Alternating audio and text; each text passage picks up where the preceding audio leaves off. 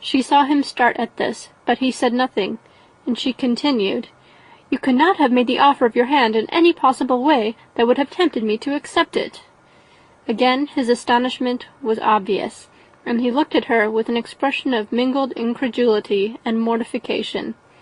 She went on, "From the very beginning, from the first moment, I may almost say, of my acquaintance with you, your manners, impressing me with the fullest belief of your arrogance, your conceit, and your selfish disdain of the feelings of others, were such as to form the groundwork of disapprobation, on which succeeding events have built so immovable a dislike, and I had not known you a month before I felt that you were the last man in the world whom I could ever be prevailed on to marry."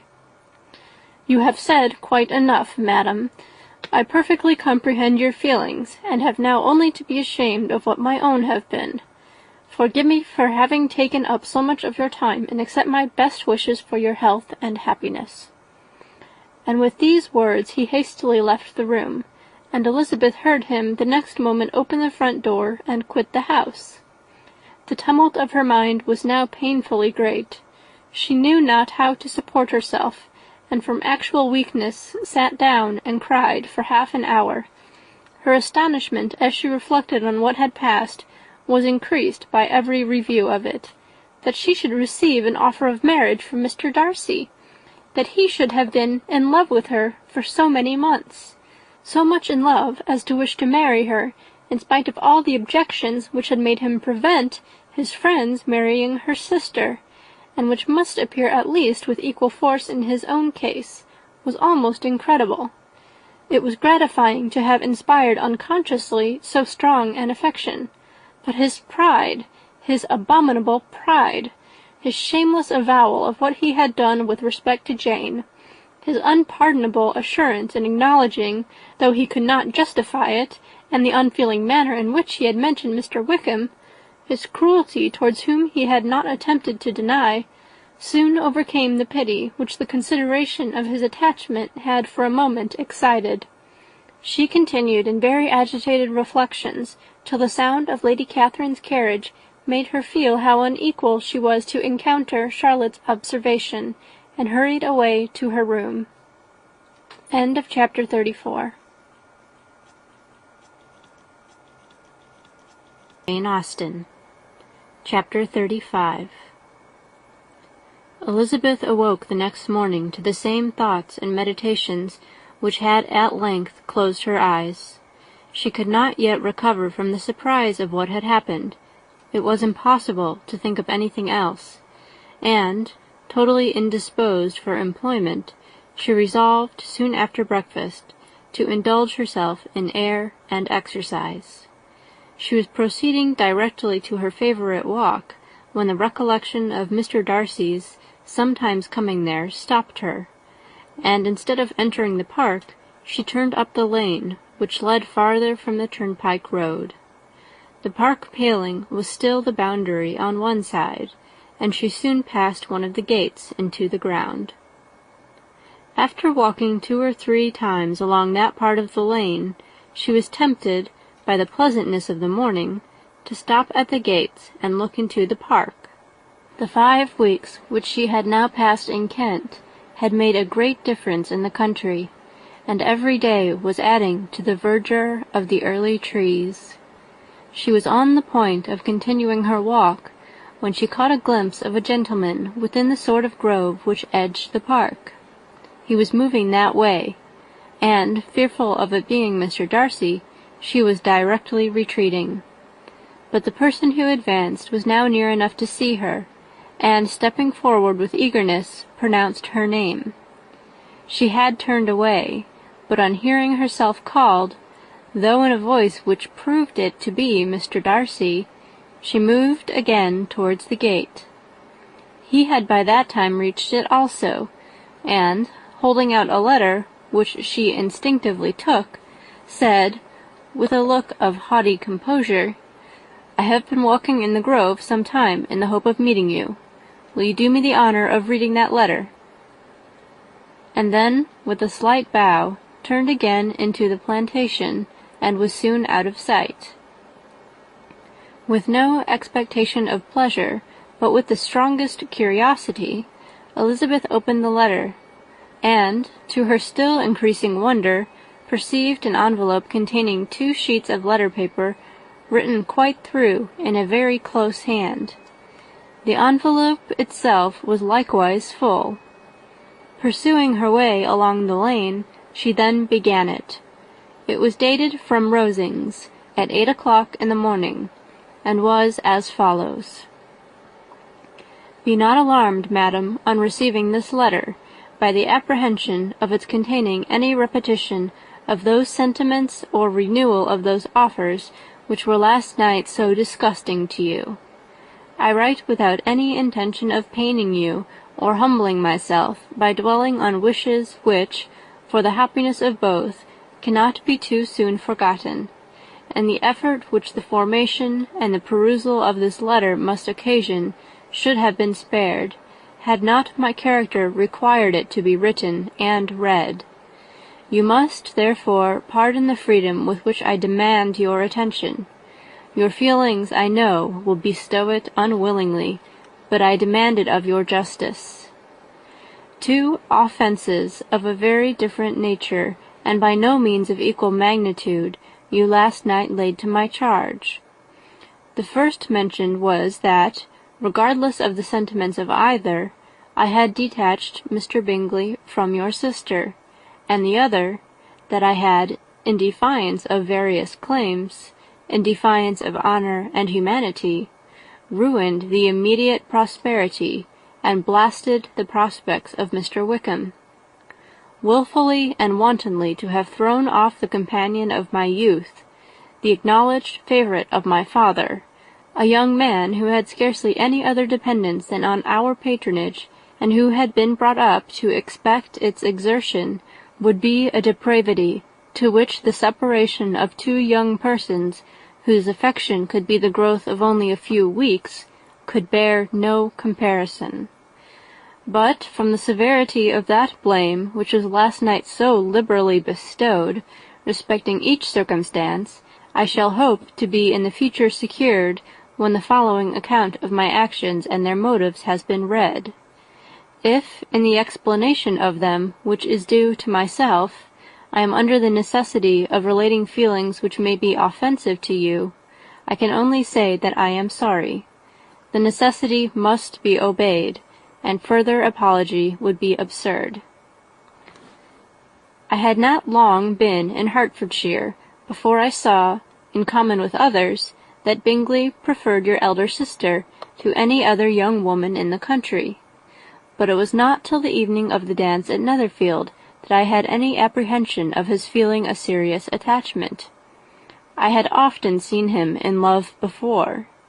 At that ball, while I had the honour of dancing with you, I was first made acquainted, by Sir William Lucas's accidental information, that Bingley's attentions to your sister had given rise to a general expectation of their marriage. He spoke of it as a certain event, of which the time alone could be undecided. From that moment I observed my friend's behaviour attentively, and I could then perceive that his partiality for Miss Bennet was beyond what I had ever witnessed in him. Your sister I also watched. Her look and manners were open, cheerful, and engaging as ever, but without any symptom of peculiar regard, and I remained convinced, from the evening's scrutiny, that, though she received his attentions with pleasure, she did not invite them by any participation of sentiment. If you have not been mistaken here, I must have been in error. If it be so, if I have been misled by such error to inflict pain on her, your resentment has not been unreasonable. But I shall not scruple to assert that the serenity of your sister's countenance and air was such as might have given the most acute observer a conviction that, however amiable her temper, her heart was not likely to be easily touched. That I was desirous of believing her indifferent is certain, but I will venture to say that my investigation and decisions are not usually influenced by my hopes or fears. I did not believe her to be indifferent because I wished it. I believed it on impartial conviction, as truly as I wished it in reason. My objections to the marriage were not merely those which I last night acknowledged to have the utmost force of passion to put aside, in my own case. The want of connection could not be so great an evil to my friend as to me. But there were other causes of repugnance, causes which, though still existing, and existing to an equal degree in both instances, I had myself endeavoured to forget, because they were not immediately before me. These causes must be stated, though briefly. The situation of your mother's family, though objectionable, was nothing in comparison to that total want of propriety so frequently, so almost uniformly betrayed by herself, by your 3 younger sisters, and occasionally even by your father. Pardon me. It pains me to offend you. But amidst your concern for the defects of your nearest relations, and your displeasure at this representation of them, let it give you consolation to consider that, to have conducted yourself so as to avoid any share of the like censure, is praise no less generally bestowed on you and your elder sister, than it is honourable to the sense and disposition of both. I will only say farther, that from what passed that evening, my opinion of all parties was confirmed, and every inducement heightened which could have led me before to preserve my friend from what I esteemed a most unhappy connection. He left Netherfield for London on the day following, as you, I am certain, remember, with the design of soon returning. The part which I acted is now to be explained. His sister's uneasiness had been equally excited with my own.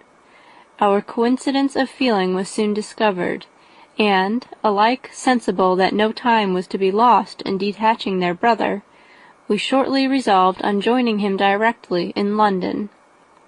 We accordingly went, and there I readily engaged in the office of pointing out to my friend the certain evils of such a choice. I described and enforced them earnestly. But, however this remonstrance might have staggered or delayed his determination, I do not suppose that it would ultimately have prevented the marriage, had it not been seconded by the assurance that I hesitated not in giving of your sister's indifference. He had before believed her to return his affection with sincere, if not with equal, regard. But Bingley has great natural modesty, with a stronger dependence on my judgment than on his own. To convince him, therefore, that he had deceived himself was no very difficult point. To persuade him against returning into Hertfordshire, when that conviction had been given, was scarcely the work of a moment. I cannot blame myself for having done thus much. There is but one part of my conduct in the whole affair on which I do not reflect with satisfaction. It is that I condescended to adopt the measures of art so far as to conceal from him your sister's being in town. I knew it myself, as it was known to Miss Bingley, but her brother is even yet ignorant of it. That they might have met without ill consequence is perhaps probable, but his regard did not appear to me enough extinguished for him to see her without some danger. Perhaps this concealment, this disguise, was beneath me. It is done, however, and it was done for the best. On this subject I have nothing more to say, no other apology to offer. If I have wounded your sister's feelings, it was unknowingly done, and though the motives which governed me may to you very naturally appear insufficient, I have not yet learnt to condemn them. With respect to that other, more weighty accusation of having injured Mr. Wickham, I can only refute it by laying before you the whole of his connection with my family. Of what he has particularly accused me, I am ignorant, but of the truth of what I shall relate, I can summon more than one witness of undoubted veracity. Mr. Wickham is the son of a very respectable man, who had for many years the management of all the Pemberley estates, and whose good conduct in the discharge of his trust naturally inclined my father to be of service to him. And on George Wickham, who was his godson, his kindness was therefore liberally bestowed. My father supported him at school, and afterwards at Cambridge, most important assistance, as his own father, always poor from the extravagance of his wife, would have been unable to give him a gentleman's education. My father was not only fond of this young man's society, whose manners were always engaging, he had also the highest opinion of him, and, hoping the church would be his profession, intended to provide for him in it. As for myself, it is many, many years since I first began to think of him in a very different manner. The vicious propensities, the want of principle which he was careful to guard from the knowledge of his best friend, could not escape the observation of a young man of nearly the same age with himself, and who had opportunities of seeing him in unguarded moments, which Mr. Darcy could not have. Here again shall give you pain, to what degree you only can tell. But whatever may be the sentiments which Mr. Wickham has created, a suspicion of their nature shall not prevent me from unfolding his real character. It adds even another motive. My excellent father died about 5 years ago, and his attachment to Mr. Wickham was to the last so steady that in his will he particularly recommended it to me to promote his advancement in the best manner that his profession might allow, and, if he took orders, desired that a valuable family living might be his as soon as it became vacant. There was also a legacy of £1,000.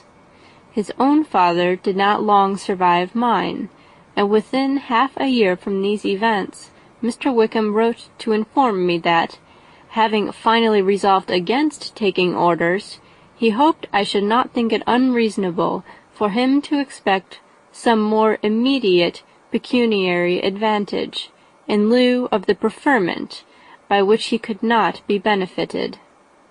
He had some intention, he added, of studying law, and I must be aware that the interest of £1,000 would be a very insufficient support therein.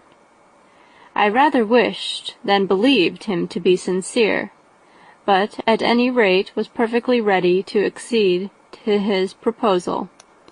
I knew that Mr. Wickham ought not to be a clergyman. The business was therefore soon settled. He resigned all claim to assistance in the church, were it possible that he could ever be in a situation to receive it, and accepted in return £3,000. All connection between us seemed now dissolved. I thought too ill of him to invite him to Pemberley, or admit his society in town. In town, I believe he chiefly lived, but his studying the law was a mere pretence, and being now free from all restraint, his life was a life of idleness and dissipation. For about 3 years I heard little of him, but on the decease of the incumbent of the living which had been designed for him, he applied to me again by letter for the presentation. His circumstances, he assured me, and I had no difficulty in believing it, were exceedingly bad. He had found the law a most unprofitable study, and was now absolutely resolved on being ordained, if I would present him to the living in question, of which he trusted there could be little doubt, as he was well assured that I had no other person to provide for, and I could not have forgotten my revered father's intentions. You will hardly blame me for refusing to comply with this entreaty, or for resisting every repetition to it. His resentment was in proportion to the distress of his circumstances, and he was doubtless as violent in his abuse of me to others as in his reproaches to myself. After this period, every appearance of acquaintance was dropped. How he lived, I know not, but last summer he was again most painfully obtruded on my notice. I must now mention a circumstance which I would wish to forget myself, and which no obligation less than the present should induce me to unfold to any human being. Having said thus much, I feel no doubt of your secrecy. My sister, who is more than 10 years my junior, was left to the guardianship of my mother's nephew, Colonel Fitzwilliam, and myself. About a year ago she was taken from school, and an establishment formed for her in London, and last summer she went with the lady who presided over it to Ramsgate, and thither also went Mr. Wickham, undoubtedly by design, for there proved to have been a prior acquaintance between him and Mrs. Young, in whose character we were most unhappily deceived, and by her connivance and aid he so far recommended himself to Georgiana, whose affectionate heart retained a strong impression of his kindness to her as a child, that she was persuaded to believe herself in love, and to consent to an elopement. She was then but 15, which must be her excuse, and after stating her imprudence, I am happy to add that I owed the knowledge of it to herself. I joined them unexpectedly a day or two before the intended elopement, and then Georgiana, unable to support the idea of grieving and offending a brother whom she almost looked up to as a father, acknowledged the whole to me. You may imagine what I felt, and how I acted. Regard for my sister's credit and feelings prevented any public exposure, but I wrote to Mr. Wickham, who left the place immediately, and Mrs. Young was of course removed from her charge. Mr. Wickham's chief object was unquestionably my sister's fortune, which is £30,000, but I cannot help supposing that the hope of revenging himself on me was a strong inducement. His revenge would have been complete indeed. This, madam, is a faithful narrative of every event in which we have been concerned together, and if you do not absolutely reject it as false, you will, I hope, acquit me henceforth of cruelty towards Mr. Wickham. I know not in what manner, under what form of falsehood he had imposed on you, but his success is not perhaps to be wondered at. Ignorant as you previously were of everything concerning either, detection could not be in your power, and suspicion certainly not in your inclination. You may possibly wonder why all this was not told you last night, but I was not then master enough of myself to know what could or ought to be revealed. For the truth of everything here related, I can appeal more particularly to the testimony of Colonel Fitzwilliam, who, from our near relationship and constant intimacy, and still more as one of the executors of my father's will, has been unavoidably acquainted with every particular of these transactions.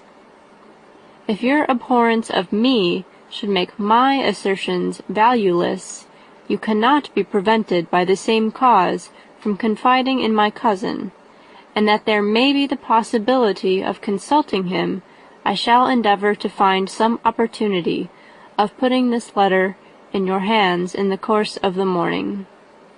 I will only add, God bless you.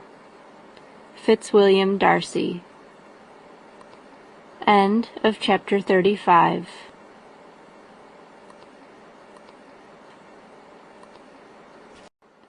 Pride and Prejudice by Jane Austen. Chapter 36. If Elizabeth, when Mr. Darcy gave her the letter, did not expect it to contain a renewal of his offers, she had formed no expectation at all of its contents. But such as they were, it may well be supposed how eagerly she went through them, and what a contrariety of emotion they excited. Her feelings as she read were scarcely to be defined. With amazement did she first understand that he believed any apology to be in his power, and steadfastly was she persuaded that he could have no explanation to give which a just sense of shame would not conceal. With a strong prejudice against everything he might say, she began his account of what had happened at Netherfield. She read with an eagerness which hardly left her power of comprehension, and from impatience of knowing what the next sentence might bring, was incapable of attending to the sense of the one before her eyes. His belief of her sister's insensibility she instantly resolved to be false, and his account of the real, the worse objections to the match, made her too angry to have any wish of doing him justice. He expressed no regret for what he had done, which satisfied her. His style was not penitent, but haughty. It was all pride and insolence. But when this subject was succeeded by his account of Mr. Wickham, when she read with somewhat clearer attention a relation of events which, if true, must overthrow every cherished opinion of his worth, and which bore so alarming an affinity to his own history of himself, her feelings were yet more acutely painful and more difficult of definition. Astonishment, apprehension, and even horror oppressed her. She wished to discredit it entirely, repeatedly exclaiming, "This must be false! This cannot be! This must be the grossest falsehood!" And when she had gone through the whole letter, though scarcely knowing anything of the last page or two, put it hastily away, protesting that she would not regard it, that she would never look in it again. In this perturbed state of mind, with thoughts that could rest on nothing, she walked on, but it would not do. In half a minute the letter was unfolded again, and collecting herself as well as she could, she again began the mortifying perusal of all that related to Wickham, and commanded herself so far as to examine the meaning of every sentence. The account of his connection with the Pemberley family was exactly what he had related himself, and the kindness of the late Mr. Darcy, though she had not before known its extent, agreed equally well with his own words. So far each recital confirmed the other, but when she came to the will, the difference was great. What Wickham had said of the living was fresh in her memory, and as she recalled his very words, it was impossible not to feel that there was gross duplicity on one side or the other, and for a few moments she flattered herself that her wishes did not err.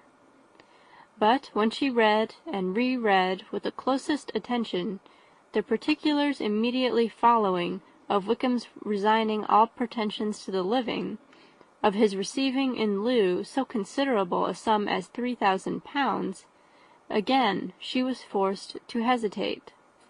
She put down the letter, weighed every circumstance with what she meant to be impartiality, deliberated on the probability of each statement, but with little success. On both sides it was only assertion. Again she read on, but every line proved more clearly that the affair, which she had believed it impossible that any contrivance could so represent as to render Mr. Darcy's conduct in it less than infamous, was capable of a turn which must make him entirely blameless throughout the whole.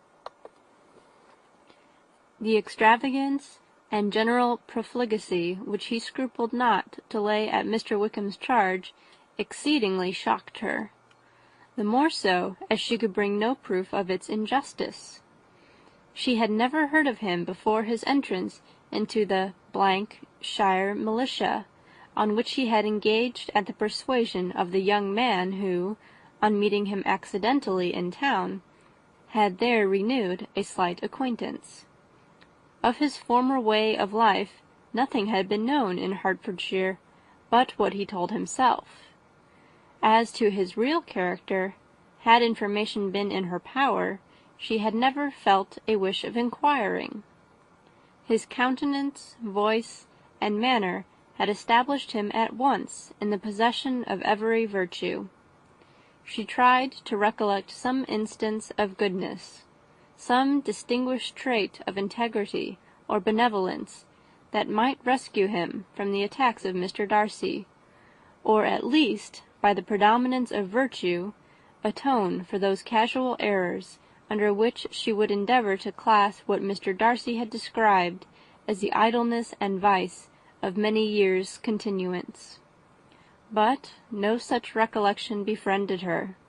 She could see him instantly before her, in every charm of air and address, but she could remember no more substantial good than the general approbation of the neighbourhood, and the regard which his social powers had gained him in the mess. After pausing on this point a considerable while, she once more continued to read. But, alas! the story which followed of his designs on Miss Darcy received some confirmation from what had passed between Colonel Fitzwilliam and herself only the morning before. And at last she was referred for the truth of every particular to Colonel Fitzwilliam himself, from whom she had previously received the information of his near concern in all his cousin's affairs, and whose character she had no reason to question. At one time she had almost resolved on applying to him, but the idea was checked by the awkwardness of the application, and at length wholly banished by the conviction that Mr. Darcy would never have hazarded such a proposal if he had not been well assured of his cousin's corroboration. She perfectly remembered everything that had passed in conversation between Wickham and herself in their first evening at Mr. Phillips's. Many of his expressions were still fresh in her memory. She was now struck with the impropriety of such communications to a stranger, and wondered it had escaped her before. She saw the indelicacy of putting himself forward as he had done, and the inconsistency of his professions with his conduct. She remembered that he had boasted of having no fear of seeing Mr. Darcy, that Mr. Darcy might leave the country, but that he should stand his ground. Yet he had avoided the Netherfield ball the very next week. She remembered also that, till the Netherfield family had quitted the country, he had told his story to no one but herself, but that after their removal it had been everywhere discussed, that he had then no reserves, no scruples in sinking Mr. Darcy's character, though he had assured her that respect for the father would always prevent his exposing the son. How differently did everything now appear in which he was concerned! His attentions to Miss King were now the consequence of views solely and hatefully mercenary, and the mediocrity of her fortune proved no longer the moderation of his wishes, but his eagerness to grasp at anything. His behaviour to herself could now have had no tolerable motive. He had either been deceived with regard to her fortune, or had been gratifying his vanity by encouraging the preference which she believed she had most incautiously shown. Every lingering struggle in his favour grew fainter and fainter, and in farther justification of Mr. Darcy she could not but allow Mr. Bingley, when questioned by Jane, had long ago asserted his blamelessness in the affair. That proud and repulsive as were his manners, she had never, in the whole course of their acquaintance, an acquaintance which had latterly brought them much together, and given her a sort of intimacy with his ways, seen anything that betrayed him to be unprincipled or unjust, anything that spoke him of irreligious or immoral habits, that among his own connections he was esteemed and valued, that even Wickham had allowed him merit as a brother, and that she had often heard him speak so affectionately of his sister as to prove him capable of some amiable feeling, that, had his actions been what Mr. Wickham represented them, so gross a violation of everything right could hardly have been concealed from the world, and that friendship between a person capable of it and such an amiable man as Mr. Bingley was incomprehensible. She grew absolutely ashamed of herself. Of neither Darcy nor Wickham could she think without feeling she had been blind, partial, prejudiced, absurd. "How despicably I have acted!" she cried. "I, who have prided myself on my discernment! I, who have valued myself on my abilities! Who had often disdained the generous candour of my sister, and gratified my vanity in useless or blamable mistrust!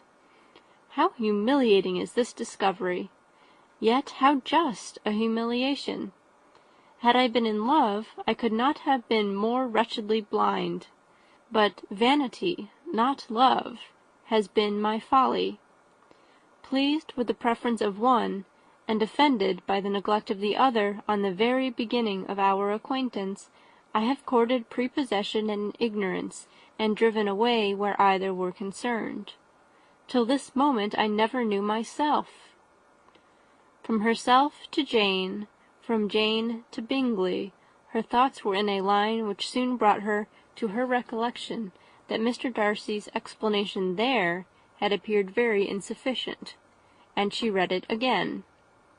Widely different was the effect of a second perusal. How could she deny that credit to his assertions in one instance which she had been obliged to give in the other? He declared himself to be totally unsuspicious of her sister's attachment, and she could not help remembering what Charlotte's opinion had always been. Neither could she deny the justice of his description of Jane. She felt that Jane's feelings, though fervent, were little displayed, and that there was a constant complacency in her air and manner not often united with great sensibility. When she came to that part of the letter in which her family were mentioned in terms of such mortifying, yet merited, reproach, her sense of shame was severe. The justice of the charge struck her too forcibly for denial, and the circumstances to which he particularly alluded as having passed at the Netherfield ball, and as confirming all his first disapprobation, could not have made a stronger impression on his mind than on hers. The compliment to herself and her sister was not unfelt. It soothed, but it could not console her for the contempt which had thus been self-attracted by the rest of her family, and as she considered that Jane's disappointment had in fact been the work of her nearest relations, and reflected how materially the credit of both must be hurt by such impropriety of conduct, she felt depressed beyond anything she had ever known before. After wandering along the lane for 2 hours, giving way to every variety of thought, reconsidering events, determining probabilities, and reconciling herself, as well as she could, to a change so sudden and so important, fatigue and a recollection of her long absence made her at length return home, and she entered the house with the wish of appearing cheerful as usual, and the resolution of repressing such reflections as must make her unfit to conversation.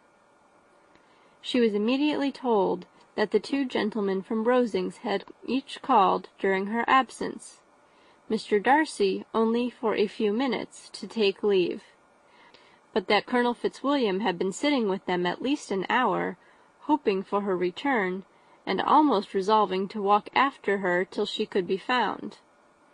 Elizabeth could but just affect concern in missing him. She really rejoiced at it. Colonel Fitzwilliam was no longer an object. She could think only of her letter. End of chapter 36. Chapter 37. The two gentlemen left Rosings the next morning, and Mr. Collins, having been in waiting near the lodges to make them his parting obeisance, was able to bring home the pleasing intelligence of their appearing in very good health, and in as tolerable spirits as could be expected, after the melancholy scene so lately gone through at Rosings. To Rosings he then hastened to console Lady Catherine and her daughter, and on his return brought back, with great satisfaction, a message from her ladyship, importing that she felt herself so dull as to make her very desirous of having them all to dine with her. Elizabeth could not see Lady Catherine without recollecting that, had she chosen it, she might by this time have been presented to her as her future niece, nor could she think, without a smile, of what her ladyship's indignation would have been. What would she have said? How would she have behaved? Were questions with which she amused herself. Their first subject was the diminution of the Rosings party. "I assure you I feel it exceedingly," said Lady Catherine. "I believe no one feels the loss of friends so much as I do. But I am particularly attached to these young men, and know them to be so much attached to me. They were excessively sorry to go. But so they always are. The dear Colonel rallied his spirits tolerably, till just at last, but Darcy seemed to feel it most acutely, more, I think, than last year. His attachment to Rosings certainly increases." Mr. Collins had a compliment and an allusion to throw in here, which were kindly smiled on by the mother and daughter. Lady Catherine observed after dinner that Miss Bennet seemed out of spirits, and immediately accounting for it by herself, by supposing that she did not like to go home again so soon, she added, "But if that is the case, you must write to your mother and beg that you may stay a little longer. Mrs. Collins will be very glad of your company, I am sure."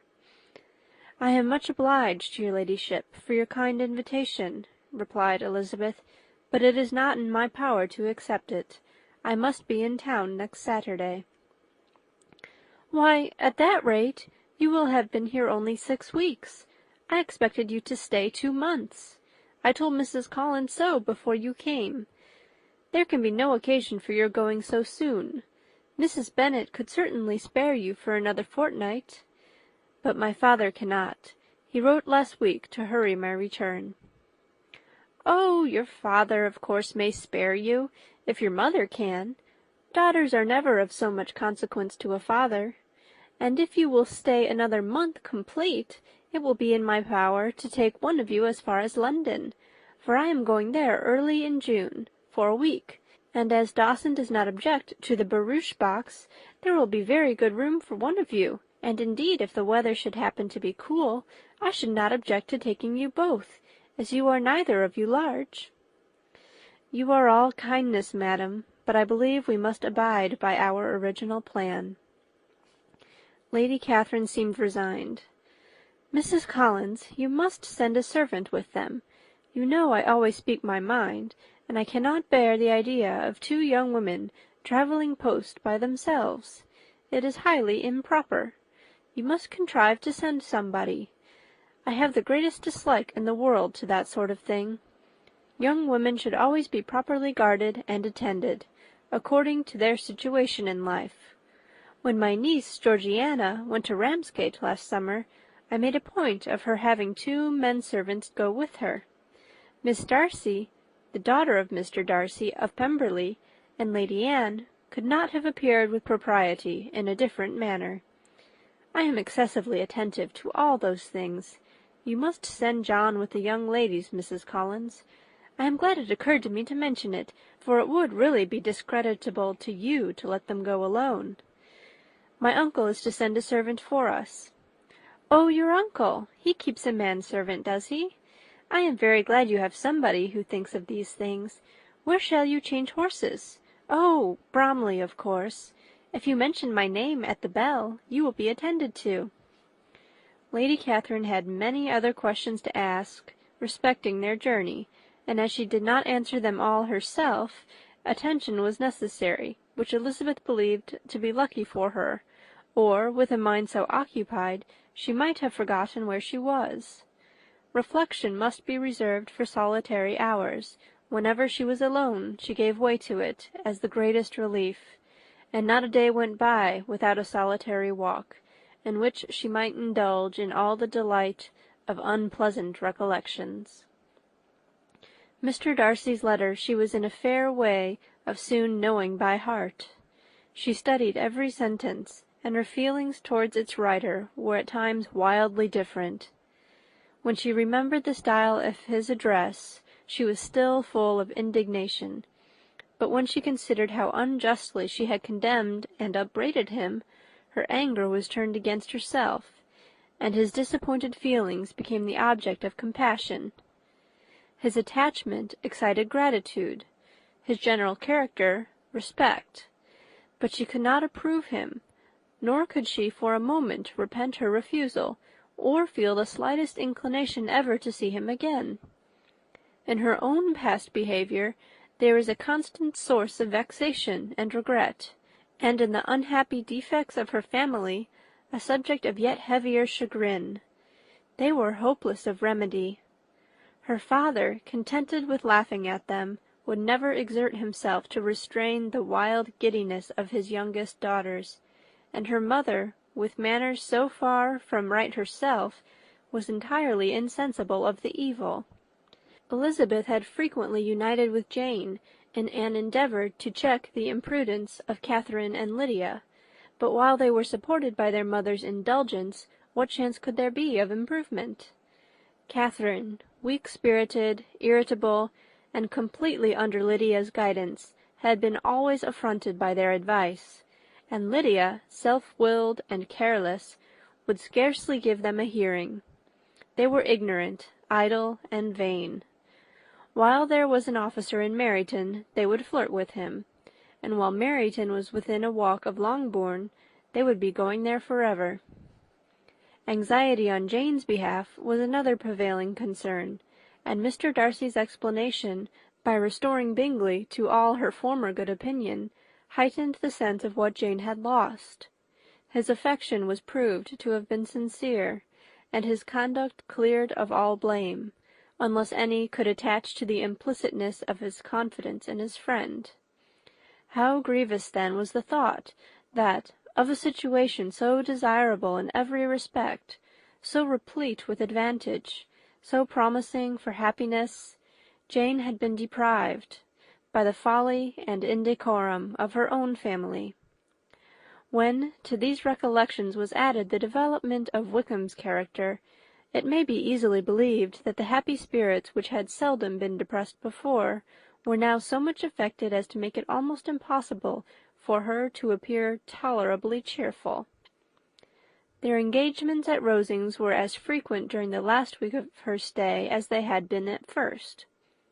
The very last evening was spent there, and her ladyship again inquired minutely into the particulars of their journey, gave them directions as to the best method of packing, and was so urgent on the necessity of placing gowns in the only right way, that Maria thought herself obliged, on her return, to undo all the work of the morning and pack her trunk afresh. When they parted, Lady Catherine, with great condescension, wished them a good journey, and invited them to come to Hunsford again next year, and Miss de Bourgh exerted herself so far as to curtsy, and hold out her hand to both. End of chapter 37.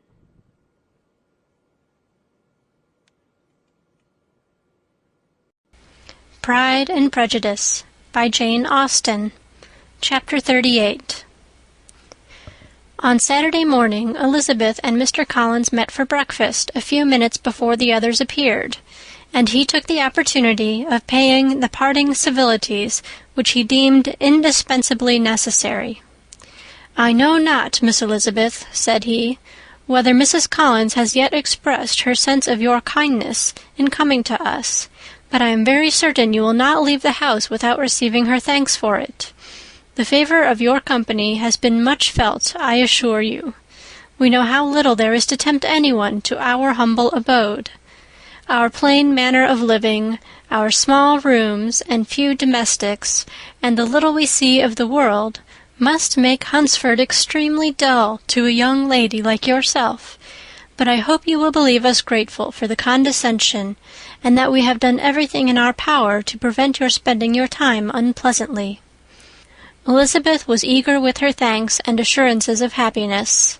She had spent 6 weeks with great enjoyment, and the pleasure of being with Charlotte, and the kind attentions she had received, must make her feel the obliged. Mr. Collins was gratified, and with a more smiling solemnity replied, "It gives me great pleasure to hear that you have passed your time not disagreeably. We have certainly done our best, and most fortunately having it in our power to introduce you to very superior society, and, from our connection with Rosings, the frequent means of varying the humble home scene, I think we may flatter ourselves that your Hunsford visit cannot have been entirely irksome. Our situation with regard to Lady Catherine's family is indeed the sort of extraordinary advantage and blessing which few can boast. You see on what a footing we are. You see how continually we are engaged there. In truth, I must acknowledge that, with all the disadvantages of this humble parsonage, I should not think anyone abiding in it an object of compassion while they are sharers of our intimacy at Rosings." Words were insufficient for the elevation of his feelings, and he was obliged to walk about the room, while Elizabeth tried to unite civility and truth in a few short sentences. "You may, in fact, carry a very favorable report of us into Hertfordshire, my dear cousin. I flatter myself at least that you will be able to do so. Lady Catherine's great attentions to Mrs. Collins you have been a daily witness of, and altogether I trust it does not appear that your friend has drawn an unfortunate— but on this point it will be as well to be silent. Only let me assure you, my dear Elizabeth, that I can from my heart most cordially wish you equal felicity in marriage. My dear Charlotte and I have but one mind, and one way of thinking. There is in everything a most remarkable resemblance of character and ideas between us. We seem to have been designed for each other." Elizabeth could safely say that it was a great happiness where that was the case, and with equal sincerity could add that she firmly believed and rejoiced in his domestic comforts. She was not sorry, however, to have the recital of them interrupted by the lady from whom they sprang. Poor Charlotte! It was melancholy to leave her to such society, but she had chosen it with her eyes open, and, though evidently regretting that her visitors were to go, she did not seem to ask for compassion. Her home and her housekeeping, her parish and her poultry, and all their dependent concerns had not yet lost their charms.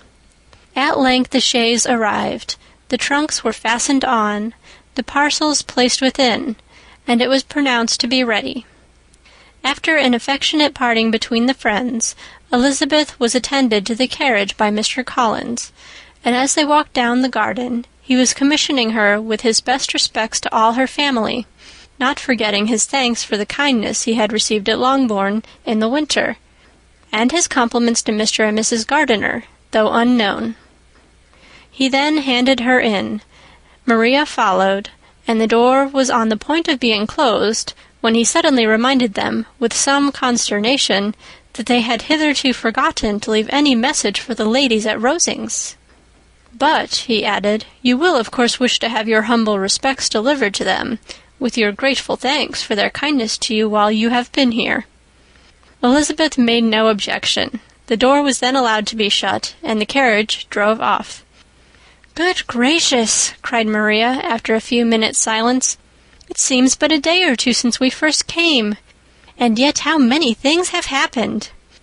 "A great many indeed," said her companion with a sigh. "We have dined 9 times at Rosings, besides drinking tea there twice. How much I shall have to tell!"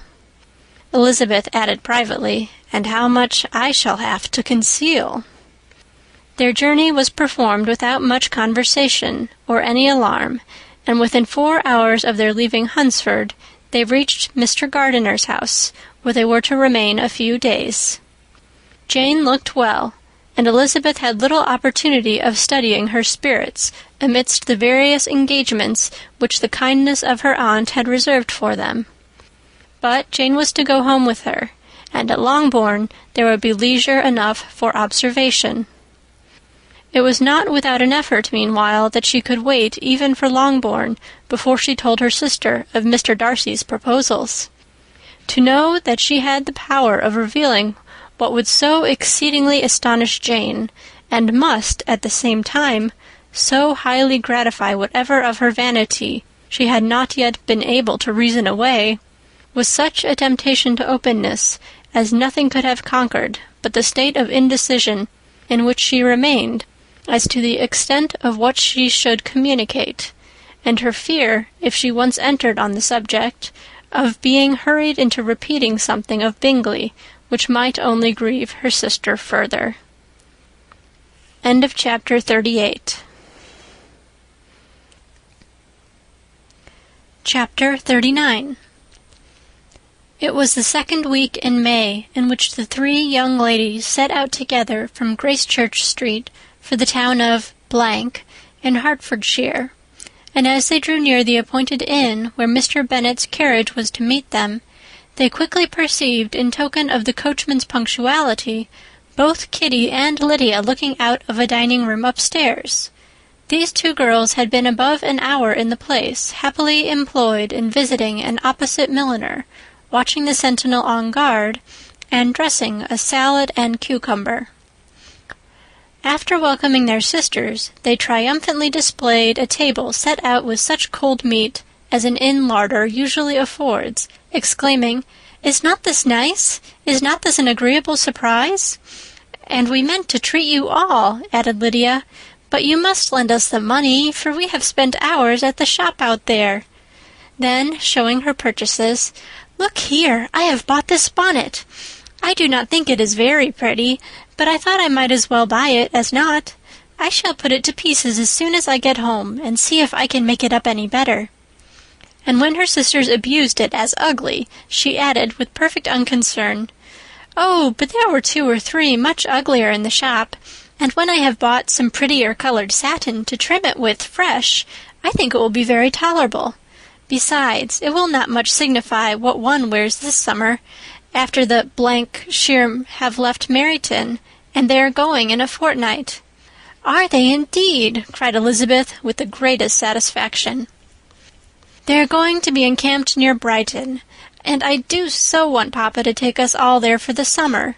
It would be such a delicious scheme, and I dare say would hardly cost anything at all. Mamma would like to go too, of all things. Only think what a miserable summer else we shall have." "Yes," thought Elizabeth, "that would be a delightful scheme indeed, and completely do for us at once. Good heaven! Brighton and a whole campful of soldiers to us, who have been overset already by one poor regiment of militia and the monthly balls of Meryton." "Now I have got some news for you," said Lydia as they sat down at table. "What do you think? It is excellent news, capital news, and about a certain person we all like." Jane and Elizabeth looked at each other, and the waiter was told he need not stay. Lydia laughed and said, "Aye, that is just like your formality and discretion. You thought the waiter must not hear, as if he cared. I dare say he often hears worse things said than I am going to say. But he is an ugly fellow. I am glad he is gone. I never saw such a long chin in my life. Well, but now for my news. It is about dear Wickham. Too good for the waiter, is it not? There is no danger of Wickham's marrying Mary King. There's for you. She is gone down to her uncle at Liverpool, gone to stay. Wickham is safe."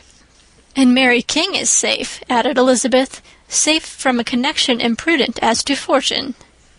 "She is a great fool for going away, if she liked him." "But I hope there is no strong attachment on either side," said Jane. "I am sure there's not on his. I will answer for it. He never cared 3 straws about her. Who could about such a nasty little freckled thing?" Elizabeth was shocked to think that, However incapable of such coarseness of expression herself, the coarseness of the sentiment was little other than her own breast had harbored and fancied liberal. As soon as all had ate and the elder ones paid, the carriage was ordered, and after some contrivance the whole party, with all their boxes, work-bags, and parcels, and the unwelcome addition of Kitty's and Lydia's purchases, were seated in it. "How nicely we are all crammed in!" cried Lydia.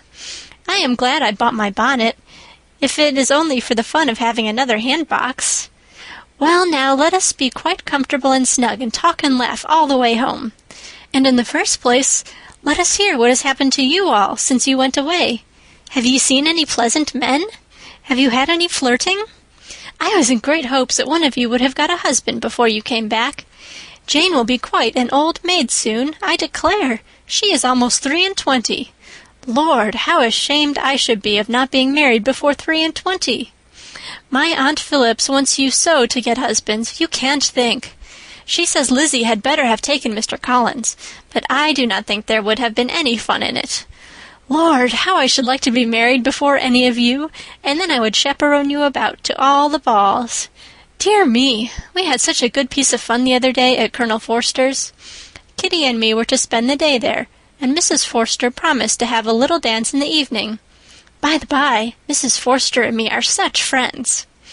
And so she asked the two Harringtons to come, but Harriet was ill, and so Pen was forced to come by herself, and then, what do you think we did? We dressed up Chamberlain in woman's clothes on purpose to pass for a lady. Only think what fun! Not a soul knew of it, but Colonel and Mrs. Forster, and Kitty and me, except my aunt, for we were forced to borrow one of her gowns, and you cannot imagine how well he looked.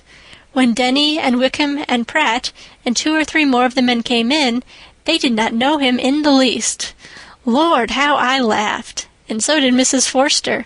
I thought I should have died. And that made the men suspect something, and then they found out what was the matter. With such kinds of histories of their parties and good jokes did Lydia, assisted by Kitty's hints and additions, endeavor to amuse her companions all the way to Longbourn. Elizabeth listened as little as she could, but there was no escaping the frequent mention of Wickham's name. Their reception at home was most kind. Mrs. Bennet rejoiced to see Jane in undiminished beauty, and more than once during dinner did Mr. Bennet say voluntarily to Elizabeth, "I am glad you are come back, Lizzie." Their party in the dining-room was large, for almost all the Lucases came to meet Maria and hear the news, and various were the subjects that occupied them.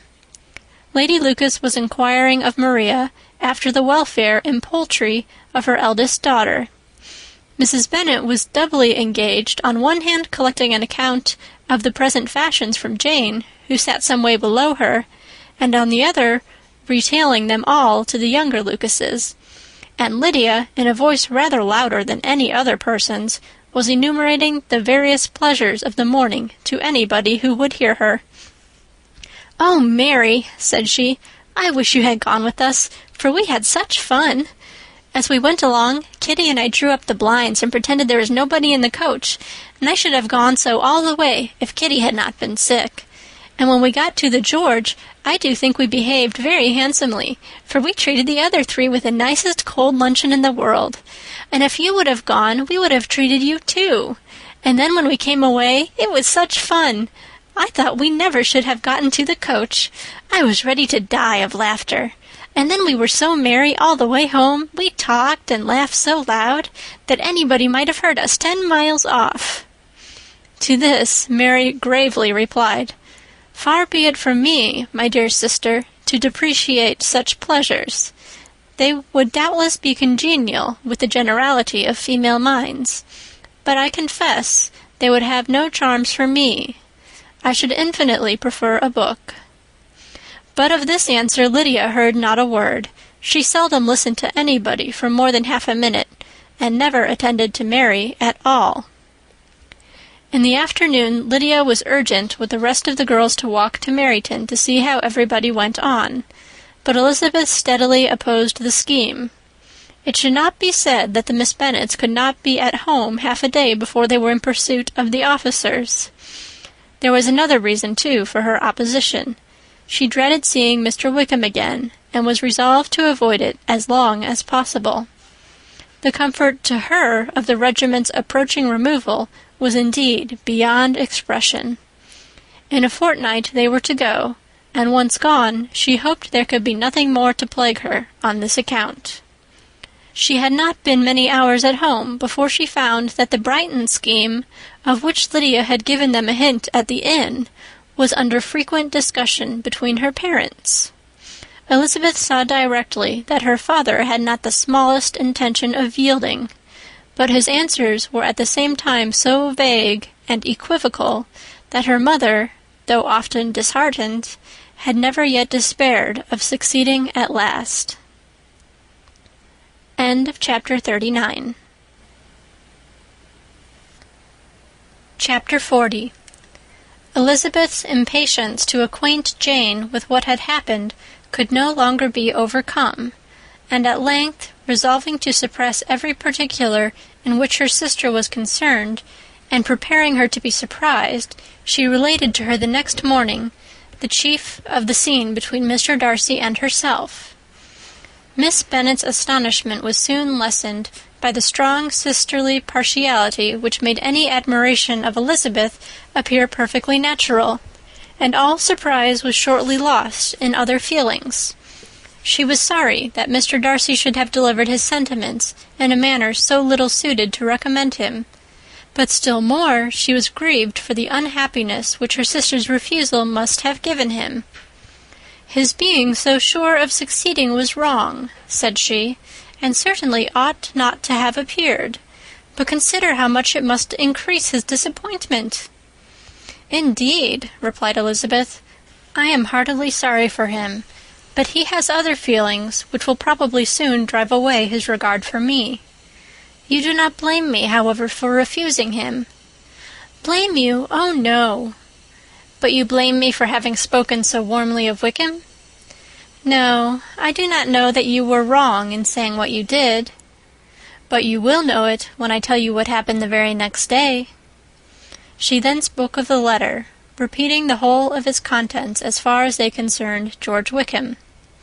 What a stroke was this for poor Jane, who would willingly have gone through the world without believing that so much wickedness existed in the whole race of mankind as was here collected in one individual. Nor was Darcy's vindication, though grateful to her feelings, capable of consoling her for such discovery. Most earnestly did she labor to prove the probability of error, and seek to clear the one without involving the other. "This will not do," said Elizabeth. "You never will be able to make both of them good for anything. Take your choice, but you must be satisfied with only one. There is but such a quantity of merit between them, just enough to make one good sort of man, and of late it has been shifting about pretty much. For my part, I am inclined to believe it all Darcy's, but you shall do as you choose." It was some time, however, before a smile could be extorted from Jane. "I do not know when I have been more shocked," said she. "Wickham so very bad. It is almost past belief. And poor Mr. Darcy! Dear Lizzie, only consider what he must have suffered. Such a disappointment, and with the knowledge of your ill opinion, too, and having to relate such a thing of his sister. It is really too distressing. I am sure you must feel it so." "Oh, no, my regret and compassion are all done away by seeing you so full of both. I know you will do him such ample justice that I am growing every moment more unconcerned and indifferent. Your profusion makes me saving, and if you lament over him much longer, my heart will be as light as a feather." "Poor Wickham! There is such an expression of goodness in his countenance, such an openness and gentleness in his manner." There certainly was some great mismanagement in the education of these two young men. One has got all the goodness, and the other all the appearance of it.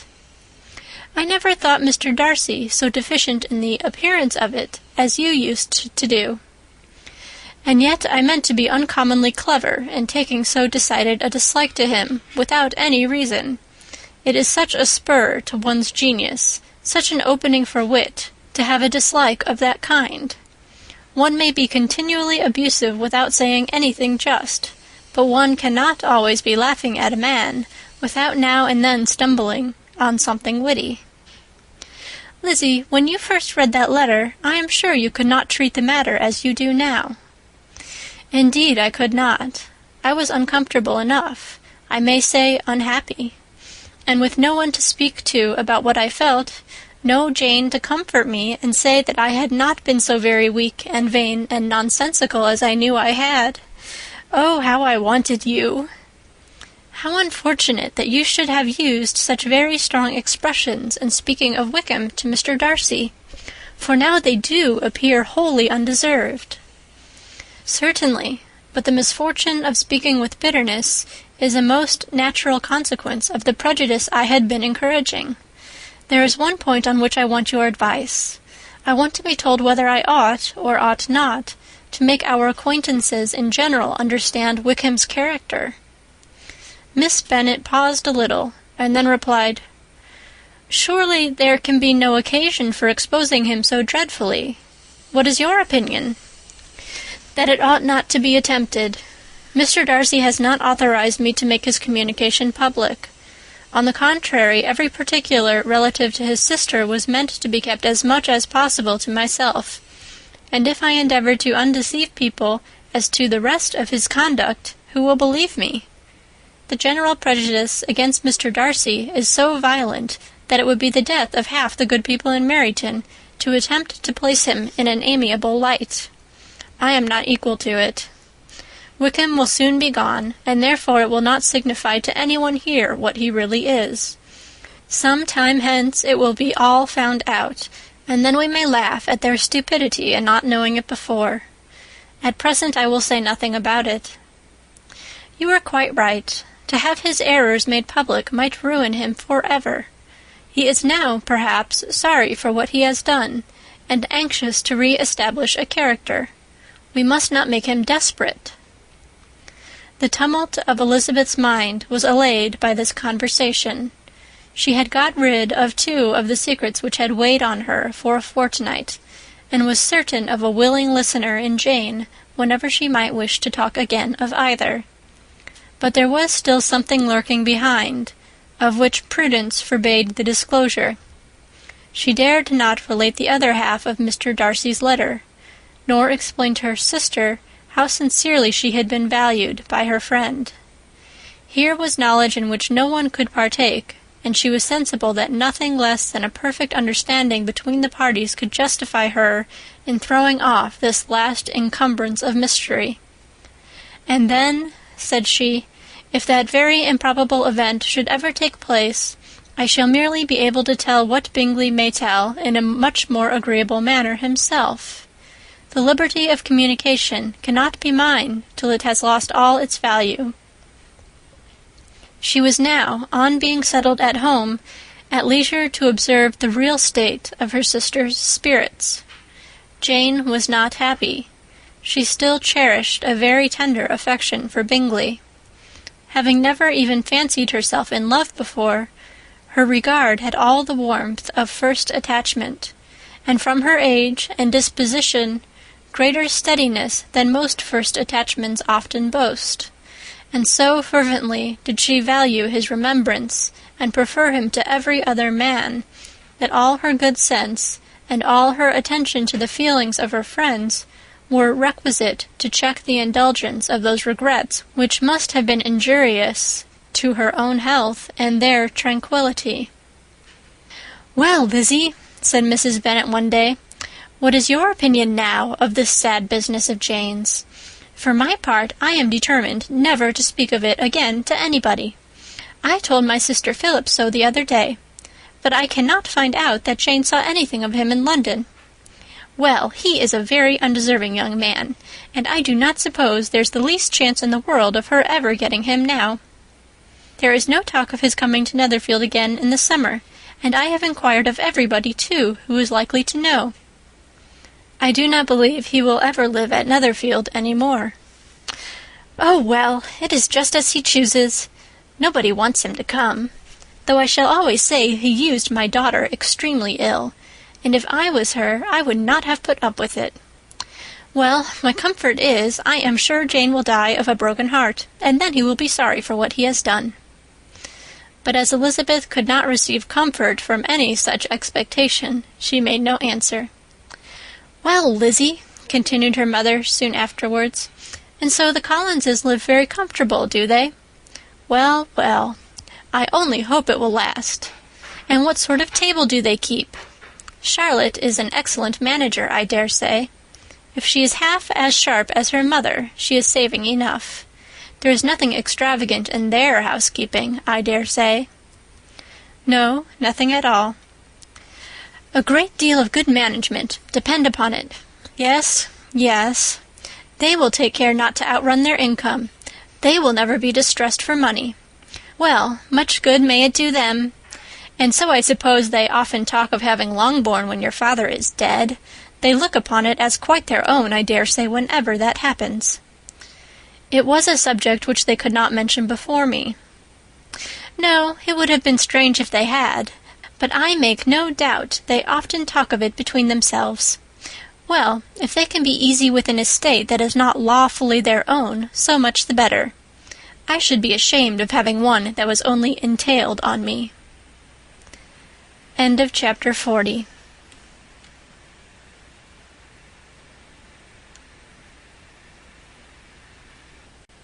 Pride and Prejudice by Jane Austen. Chapter 41. The first week of their return was soon gone. The second began. It was the last of the regiment's stay in Meryton, and all the young ladies in the neighbourhood were drooping apace. The dejection was almost universal. The elder Miss Bennets alone were still able to eat, drink, and sleep, and pursue the usual course of their employments.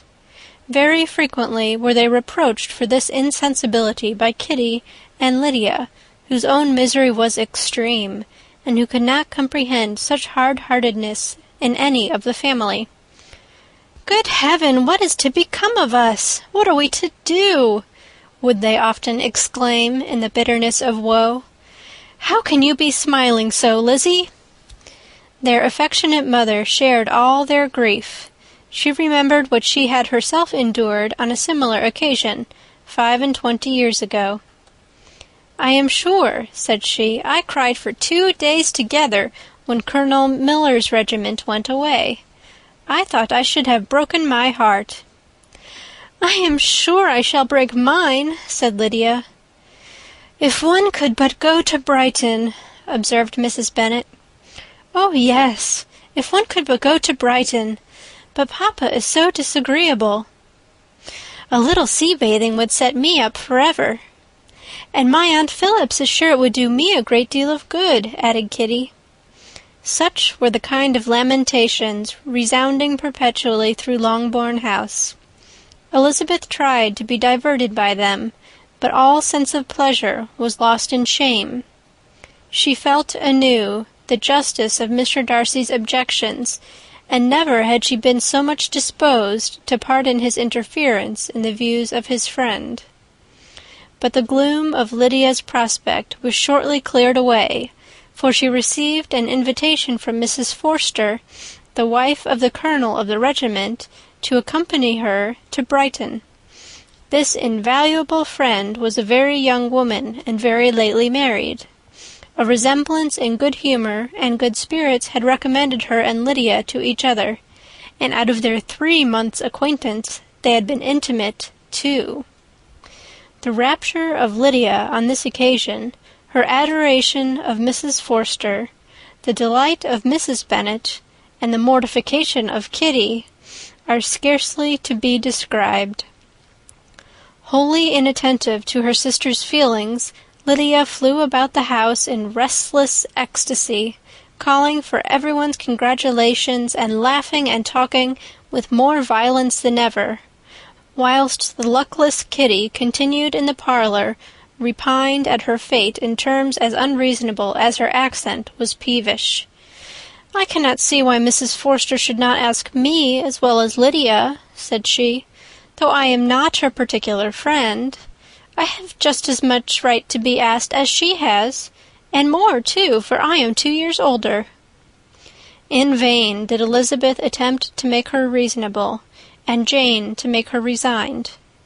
As for Elizabeth herself, this invitation was so far from exciting in her the same feelings as in her mother and Lydia, that she considered it as the death warrant of all possibility of common sense for the latter, and detestable as such a step must make her, were it known, she could not help secretly advising her father not to let her go.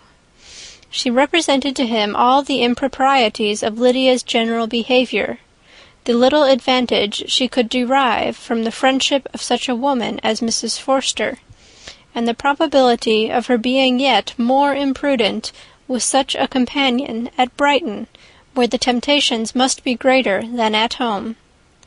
He heard her attentively, and then said, "Lydia will never be easy until she has exposed herself in some public place or other, and we can never expect her to do it with so little expense or inconvenience to her family as under the present circumstances."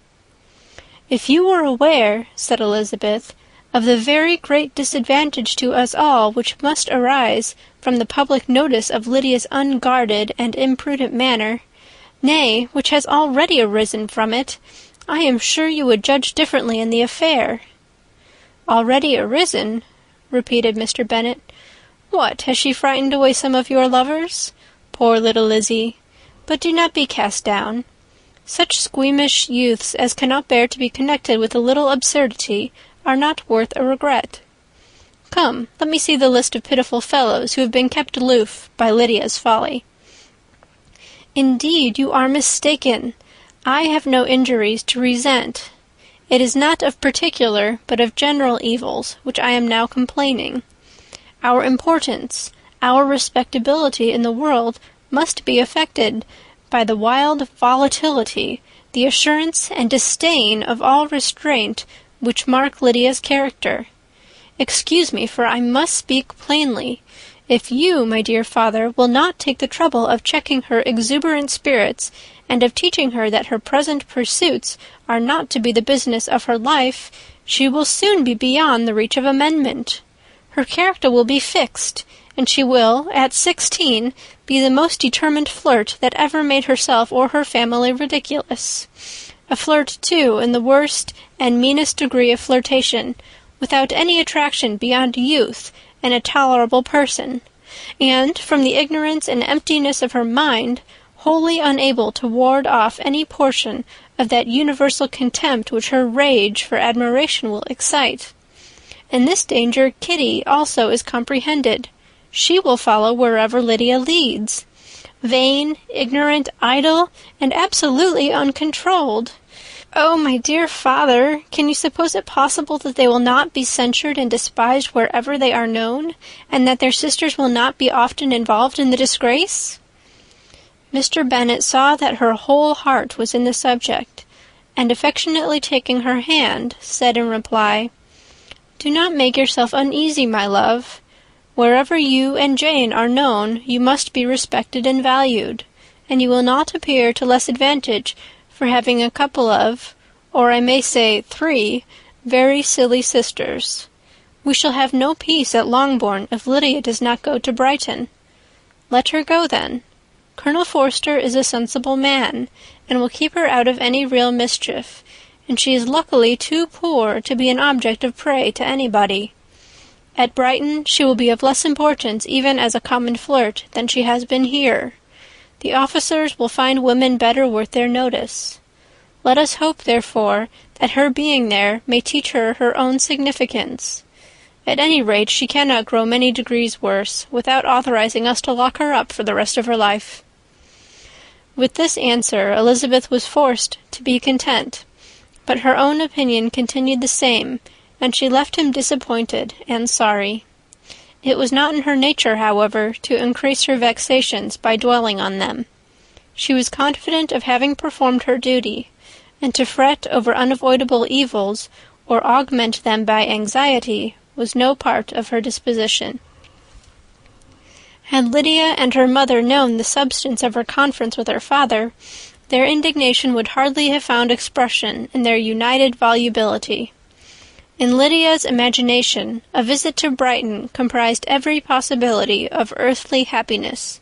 She saw, with the creative eye of fancy, the streets of that gay bathing-place covered with officers. She saw herself the object of attention to tens and to scores of them at present unknown. She saw all the glories of the camp, its tents stretched forth in beauteous uniformity of lines, crowded with the young and the gay, and dazzling with scarlet. And, to complete the view, she saw herself seated beneath a tent, tenderly flirting with at least 6 officers at once.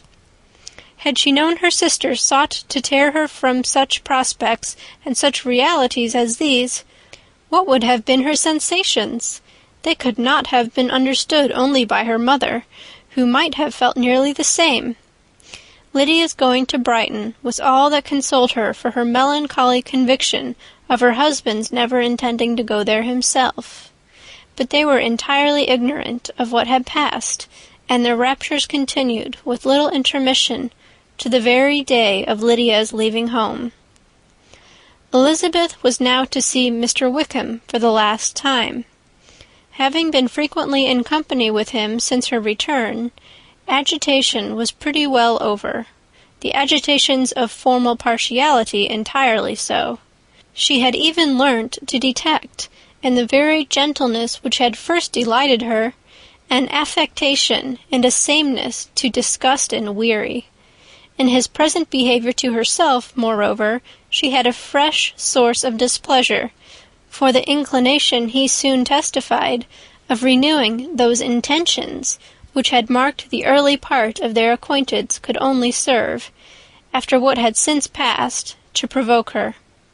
She lost all concern for him in finding herself thus selected as the object of such idle and frivolous gallantry, and while she steadily repressed it, could not but feel the reproof contained in his believing that however long, and for whatever cause, his attentions had been withdrawn, her vanity would be gratified, and her preference secured at any time by their renewal.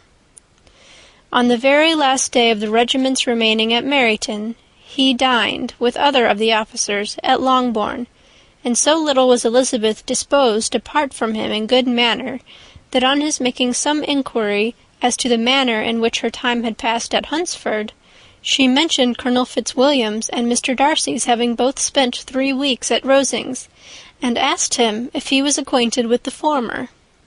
He looked surprised, displeased, alarmed, but with a moment's recollection and a returning smile, replied that he had formerly seen him often, and after observing that he was a very gentlemanlike man, asked her how she had liked him.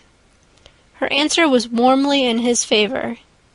With an air of indifference, he soon afterwards added, "How long did you say he was at Rosings?" "Nearly 3 weeks." "And you saw him frequently?" "Yes, almost every day." "His manners are very different from his cousin's." "Yes, very different. But I think Mr. Darcy improves upon acquaintance." "Indeed!" cried Mr. Wickham, with a look which did not escape her. "And pray, may I ask," but checking himself, he added in a gayer tone, "is it in address that he improves? Has he deigned to add aught of civility to his ordinary style? For I dare not hope," he continued in a lower and more serious tone, "that he is improved in essentials." "Oh, no," said Elizabeth. "In essentials I believe he is very much what he ever was." While she spoke, Wickham looked as if scarcely knowing whether to rejoice over her words or to distrust their meaning. There was a something in her countenance which made him listen with an apprehensive and anxious attention, while she added, "When I said that he improved on acquaintance, I did not mean that his mind or his manners were in a state of improvement, but that, from knowing him better, his disposition was better understood." Wickham's alarm now appeared in a heightened complexion and agitated look. For a few minutes he was silent, till, shaking off his embarrassment, he turned to her again, and said in the gentlest of accents, "You, who so well know my feelings towards Mr. Darcy, will readily comprehend how sincerely I must rejoice that he is wise enough to assume even the appearance of what is right. His pride in that direction may be of service, if not to himself, to many others, for it must only deter him from such foul misconduct as I have suffered by.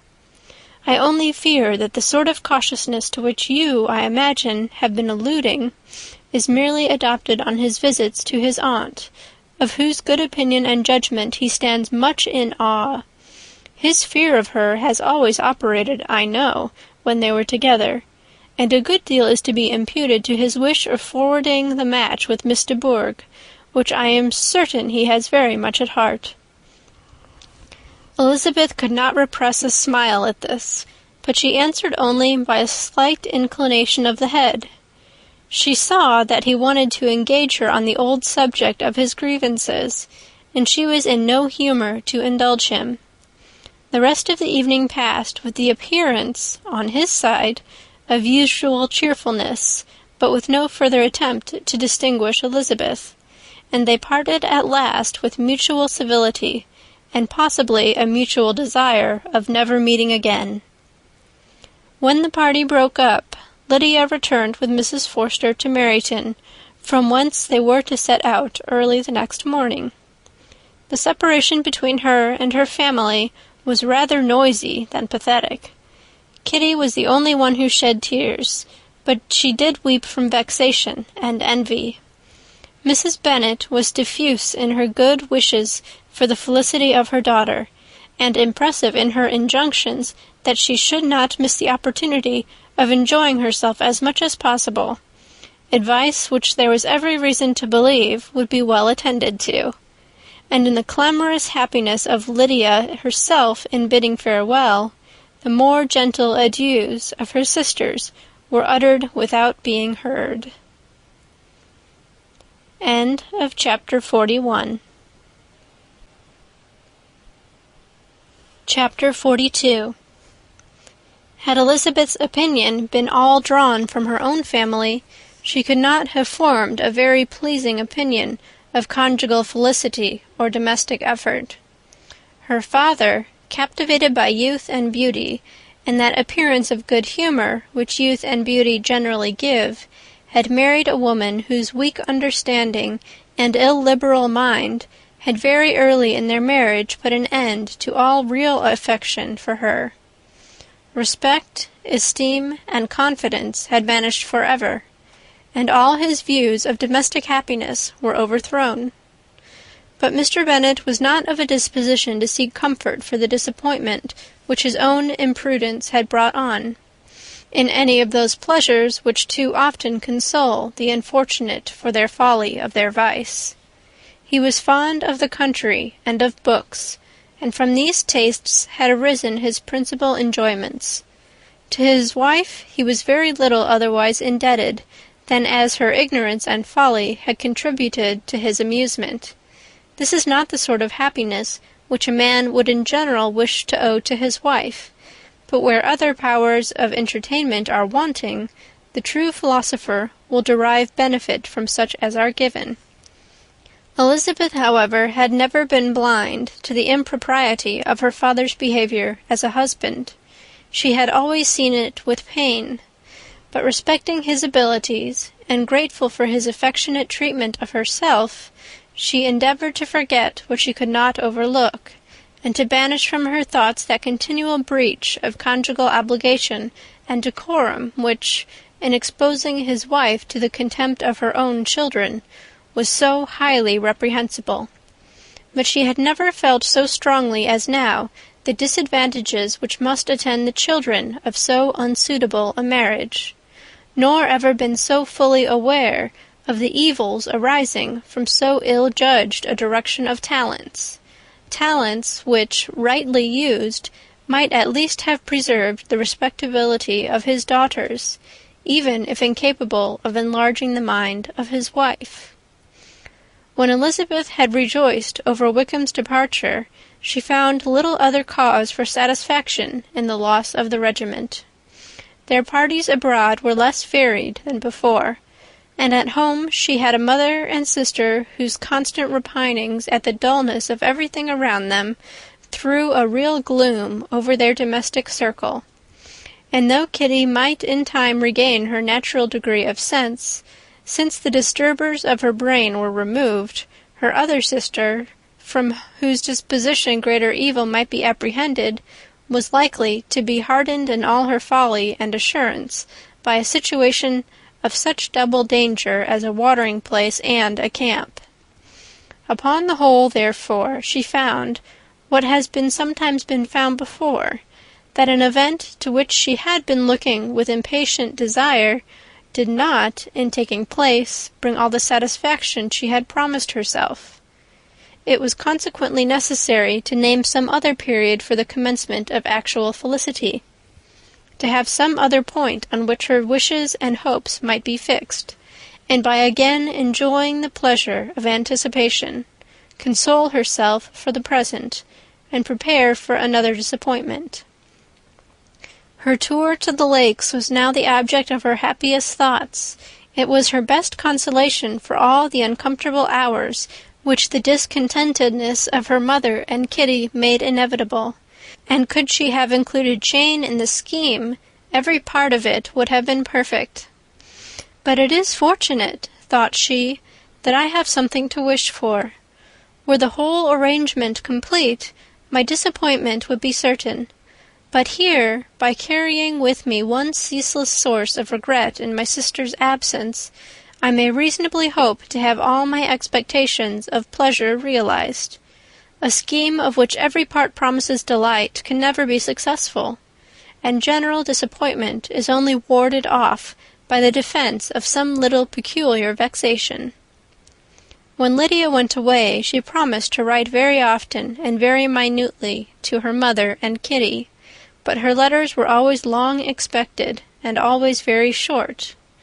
Those to her mother contained little else than that they were just returned from the library, where such and such officers had attended them, and where she had seen such beautiful ornaments as made her quite wild, that she had a new gown, or a new parasol, which she would have described more fully, but was obliged to leave off in a violent hurry, as Mrs. Forster called her, and they were going off to the camp, and from her correspondence with her sister there was still less to be learnt, for her letters to Kitty, though rather longer, were much too full of lines under the words to be made public. After the first fortnight or 3 weeks of her absence, health, good humour, and cheerfulness began to reappear at Longbourn. Everything wore a happier aspect. The families who had been in town for the winter came back again, and summer finery and summer engagements arose. Mrs. Bennet was restored to her usual querulous serenity, and, by the middle of June, Kitty was so much recovered as to be able to enter Meryton without tears, an event of such happy promise as to make Elizabeth hope that by the following Christmas she might be so tolerably reasonable as not to mention an officer above once a day, unless by some cruel and malicious arrangement at the War Office another regiment should be quartered in Meryton. The time fixed for the beginning of their northern tour was now fast approaching, and a fortnight only was wanting of it, when a letter arrived from Mrs. Gardiner, which at once delayed its commencement and curtailed its extent.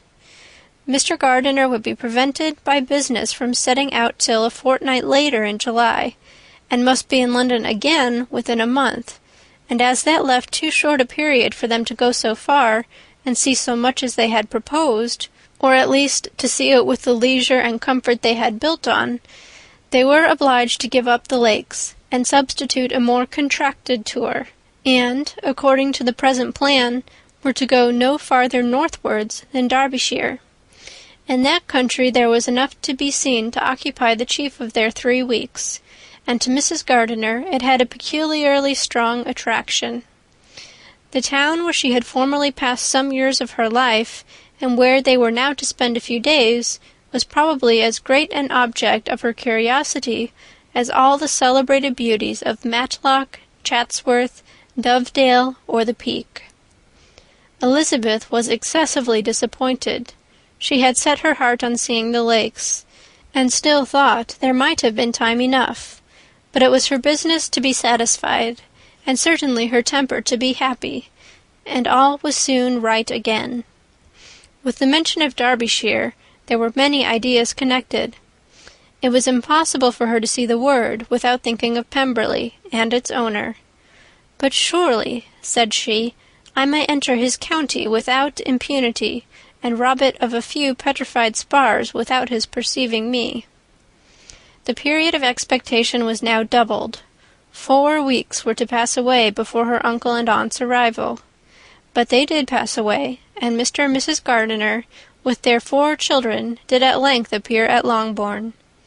The children, 2 girls of 6 and 8 years old, and 2 younger boys, were to be left under the particular care of their cousin Jane, who was the general favourite, and whose steady sense and sweetness of temper exactly adapted her for attending to them in every way, teaching them, playing with them, and loving them.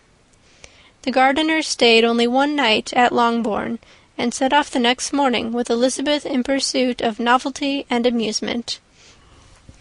One enjoyment was certain, that of suitableness of companions, a suitableness which comprehended health and temper to bear inconveniences, cheerfulness to enhance every pleasure, and affection and intelligence, which might supply it among themselves, if there were disappointments abroad. It is not the object of this work to give a description of Derbyshire, nor of any of the remarkable places through which their route thither lay. Oxford, Blenheim, Warwick, Kenilworth, Birmingham, etc., are sufficiently known. A small part of Derbyshire is all the present concern.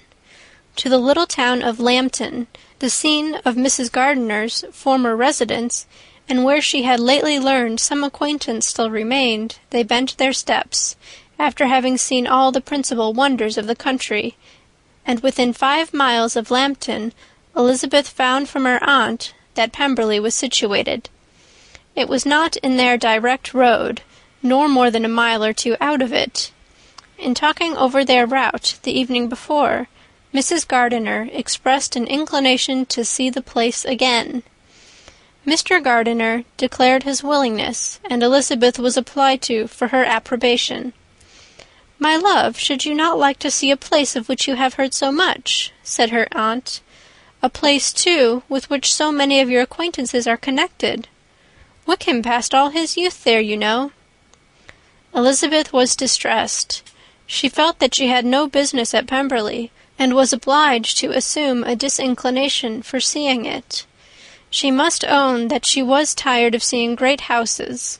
After going over so many, she really had no pleasure in fine carpets or satin curtains. Mrs. Gardiner abused her stupidity. "If it were merely a fine house richly furnished," said she, "I should not care about it myself. But the grounds are delightful. They have some of the finest woods in the country." Elizabeth said no more, but her mind could not acquiesce. The possibility of meeting Mr. Darcy while viewing the place instantly occurred. It would be dreadful. She blushed at the very idea, and thought it would be better to speak openly to her aunt than to run such a risk. But against this there were objections, and she finally resolved that it could be the last resource if her private inquiries to the absence of the family were unfavourably answered. Accordingly, when she retired at night, she asked the chambermaid whether Pemberley were not a very fine place, what was the name of its proprietor, and, with no little alarm, whether the family were down for the summer.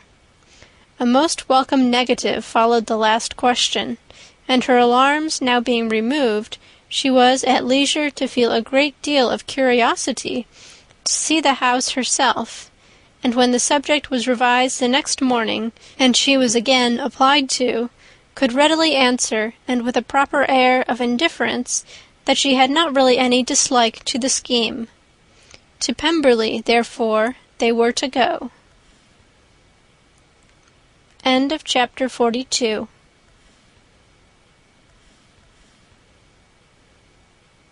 Pride and Prejudice by Jane Austen. Chapter 43.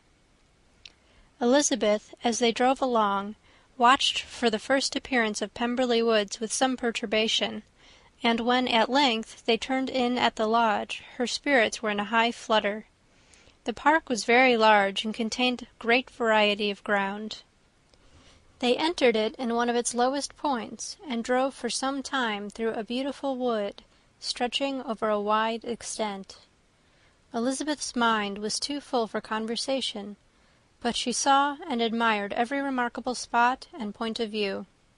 They gradually ascended for 1/2 mile, and then found themselves at the top of a considerable eminence, where the wood ceased, and the eye was instantly caught by Pemberley House, situated on the opposite side of a valley, into which the road with some abruptness wound. It was a large, handsome stone building, standing well on rising ground, and backed by a ridge of high, woody hills, and in front a stream of some natural importance was swelling into greater, but without any artificial appearance. Its banks were neither formal nor falsely adorned. Elizabeth was delighted. She had never seen a place for which nature had done more, or where natural beauty had been so little counteracted by an awkward taste. They were all of them warm in their admiration, and at that moment she felt that, to be mistress of Pemberley, might be something. They descended the hill, crossed the bridge, and drove to the door, and, while examining the nearer aspect of the house, all her apprehension of meeting its owner returned. She dreaded lest the chambermaid had been mistaken. On applying to see the place, they were admitted into the hall, and Elizabeth, as they waited for the housekeeper, had leisure to wonder at her being where she was. The housekeeper came, a respectable-looking elderly woman, much less fine and more civil than she had any notion of finding her. They followed her into the dining-parlour. It was a large, well-proportioned room, handsomely fitted up. Elizabeth, after slightly surveying it, went to a window to enjoy its prospect. The hill, crowned with wood, which they had descended, receiving increased abruptness from the distance, was a beautiful object. Every disposition of the ground was good, and she looked on the whole scene, the river, the trees scattered on its banks, and the winding of the valley, as far as she could trace it, with delight. As they passed into other rooms, these objects were taking different positions, but from every window there were beauties to be seen. The rooms were lofty and handsome, and their furniture suitable to the fortune of its proprietor, but Elizabeth saw, with admiration of his taste, that it was neither gaudy nor uselessly fine, with less of splendor and more real elegance than the furniture of Rosings. "And of this place," thought she, "I might have been mistress. With these rooms I might now have been familiarly acquainted. Instead of viewing them as a stranger, I might have rejoiced in them as my own, and welcomed to them as visitors my uncle and aunt. But no," recollecting herself, "that could never be. My uncle and aunt would have been lost to me. I should not have been allowed to invite them." This was a lucky recollection. It saved her from something very like regret. She longed to inquire of the housekeeper whether her master was really absent, but had not the courage for it. At length, however, the question was asked by her uncle, and she turned away with alarm, while Mrs. Reynolds replied that he was, adding, "But we expect him to-morrow, with a large party of friends." How rejoiced was Elizabeth that their own journey had not by any circumstance been delayed a day! Her aunt called her to look at a picture. She approached and saw the likeness of Mr. Wickham, suspended amongst several other miniatures, over the mantelpiece. Her aunt asked her smilingly how she liked it. The housekeeper came forward and told them it was a picture of a young gentleman, the son of her late master's steward, who had been brought up by him at his own expense. He is now gone into the army, she added, but I am afraid he has turned out very wild." Mrs. Gardiner looked at her niece with a smile, but Elizabeth could not return it. "And that," said Mrs. Reynolds, pointing to another of the miniatures, "is my master, and very like him. It was drawn at the same time as the other, about 8 years ago." "I have heard much of your master's fine person," said Mrs. Gardiner, looking at the picture. "It is a handsome face. But, Lizzie, you can tell us whether it is like or not." Mrs. Reynolds' respect for Elizabeth seemed to increase on this intimation of her knowing her master. "Does that young lady know Mr. Darcy?" Elizabeth coloured, and said, "A little." "And do not you think him a very handsome gentleman, ma'am?" "Yes, very handsome." "I am sure I know none so handsome. But in the gallery upstairs you will see a finer, larger picture of him than this. This room was my late master's favourite room, and these miniatures are just as they used to be then. He was very fond of them." This accounted to Elizabeth for Mr. Wickham's being among them. Mrs. Reynolds then directed their attention to one of Miss Darcy, drawn when she was only 8 years old. "And is Miss Darcy as handsome as her brother?" said Mrs. Gardiner. "Oh, yes, the handsomest young lady that ever was seen, and so accomplished. She plays and sings all day long. In the next room is a new instrument just come down for her, a present from my master. She comes here to-morrow with him." Mr. Gardiner, whose manners were very easy and pleasant, encouraged her communicativeness by his questions and remarks. Mrs. Reynolds, either by pride or attachment, had evidently great pleasure in talking of her master and his sister. "Is your master much at Pemberley in the course of the year?" "Not so much as I could wish, sir, but I dare say he may spend half his time here, and Miss Darcy is always down for the summer months." "Except," thought Elizabeth, "when she goes to Ramsgate." "If your master would marry, you might see more of him." "Yes, sir, but I do not know when that will be. I do not know who is good enough for him." Mr. and Mrs. Gardiner smiled. Elizabeth could not help saying, "It is very much to his credit, I am sure, that you should think so." "I say no more than the truth, and everybody will say that knows him," replied the other.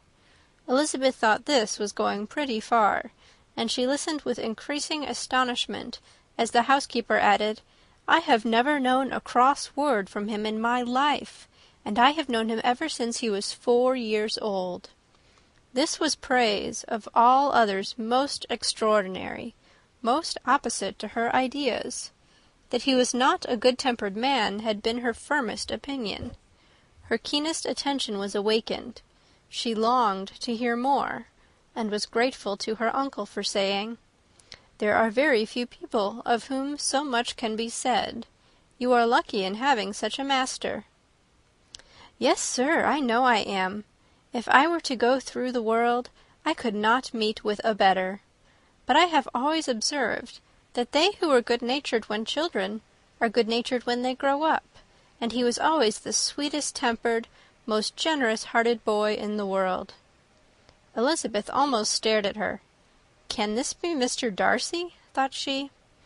"His father was an excellent man," said Mrs. Gardiner. "Yes, ma'am, that he was indeed. And his son will be just like him, just as affable to the poor." Elizabeth listened, wondered, doubted, and was impatient for more. Mrs. Reynolds could interest her on no other point. She related the subjects of the pictures, the dimensions of the rooms, and the price of the furniture, in vain. Mr. Gardiner, highly amused by the kind of family prejudice to which he attributed her excessive commendation of her master, soon led again to the subject, and she dwelt with energy on his many merits as they proceeded together up the great staircase. "He is the best landlord and the best master," said she, "that ever lived. Not like the wild young men nowadays, who think of nothing but themselves. There is not one of his tenants or servants but will give him a good name. Some people call him proud, but I am sure I never saw anything of it. To my fancy, it is only because he does not rattle away like other young men." "In what an amiable light does this place him!" thought Elizabeth.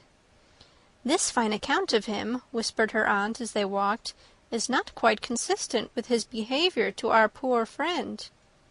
Perhaps we might be deceived." "That is not very likely. Our authority was too good."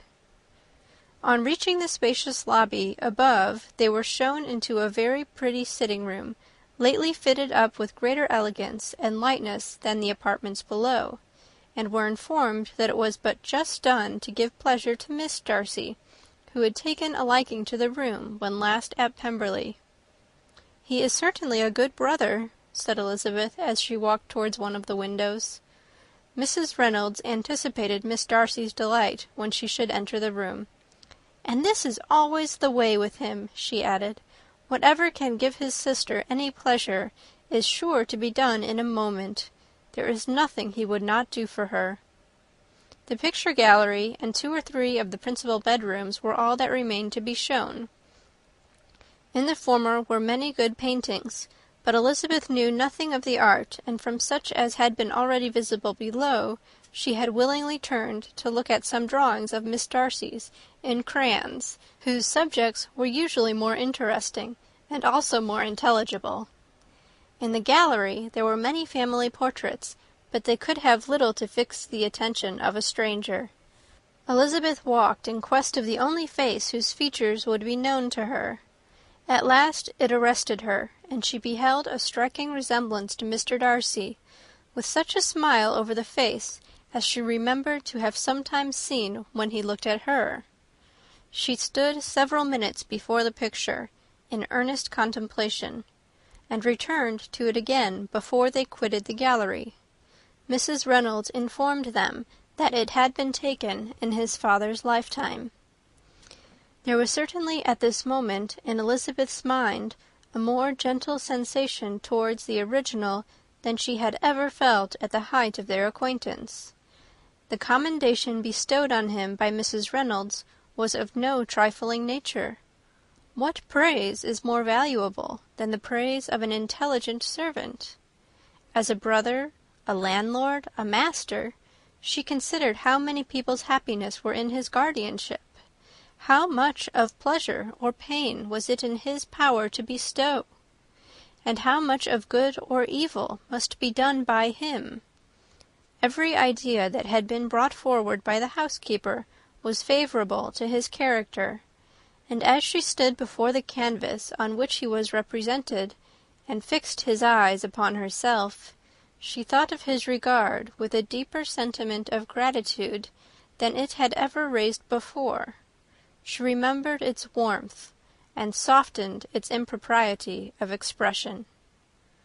When all of the house that was open to general inspection had been seen, they returned downstairs, and, taking leave of the housekeeper, were consigned over to the gardener, who met them at the hall door.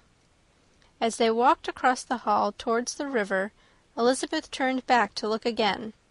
Her uncle and aunt stopped also, and while the former was conjecturing as to the date of the building, the owner of it himself suddenly came forward from the road, which led behind it to the stables. They were within 20 yards of each other, and so abrupt was his appearance that it was impossible to avoid his sight. Their eyes instantly met, and the cheeks of both were overspread with the deepest blush. He absolutely started, and for a moment seemed immovable from surprise, but shortly recovering himself, advanced towards the party, and spoke to Elizabeth, if not in terms of perfect composure, at least of perfect civility. She had instinctively turned away, but, stopping on his approach, received his compliments with an embarrassment impossible to be overcome. Had his first appearance, or his resemblance to the picture they had just been examining, been insufficient to assure the other two that they now saw Mr. Darcy, the gardener's expression of surprise on beholding his master must immediately have told it. They stood a little aloof while he was talking to their niece, who, astonished and confused, scarcely dared lift her eyes to his face, and knew not what answer she returned to his civil inquiries after her family. Amazed at the alteration of his manner since they last parted, every sentence that he uttered was increasing her embarrassment, and every idea of the impropriety of her being found there recurring to her mind. The few minutes in which they continued were some of the most uncomfortable in her life, nor did he seem much more at ease. When he spoke, his accent had none of its usual sedateness, and he repeated his inquiries as to the time of her having left Longbourn, and of her having stayed in Derbyshire, so often and in so hurried a way as plainly spoke the distraction of his thoughts. At length every idea seemed to fail him, and after standing a few moments without saying a word, he suddenly recollected himself and took leave. The others then joined her, and expressed admiration of his figure, but Elizabeth heard not a word, and, wholly engrossed by her feelings, followed them in silence. She was overpowered by shame and vexation. Her coming there was the most uncomfortable, the most ill-judged thing in the world. How strange it must appear to him! In what a disgraceful light might it not strike so vain a man! It might seem as if she had purposely thrown herself in his way again. Oh, why did she come? Or why did he thus come a day before he was expected? Had they been only 10 minutes sooner, they should have been beyond the reach of his discrimination, for it was plain that he was that moment arrived, that moment alighted from his horse or his carriage. She blushed again and again over the perverseness of the meeting. And his behaviour, so strikingly altered, what could it mean? That he should even speak to her was amazing, but to speak with such civility, to inquire after her family! Never in her life had she seen his manners so little dignified. Never had he spoken with such gentleness as on this unexpected meeting. What a contrast did it offer to his last address in Rosings Park, when he put his letter into her hand! She knew not what to think, or how to account for it. They had now entered a beautiful walk by the side of the water, and every step was bringing forward a nobler fall of ground, or a finer reach of the woods to which they were approaching, but it was some time before Elizabeth was sensible of any of it, and, though she answered mechanically to the repeated appeals of her uncle and aunt, and seemed to direct her eyes to such objects as they pointed out, she distinguished no part of the scene. Her thoughts were all fixed on that one spot of Pemberley House, whichever it may be, where Mr. Darcy then was. She longed to know what at the moment was passing in his mind, in what manner he thought of her, and whether, in defiance of everything, she was still dear to him.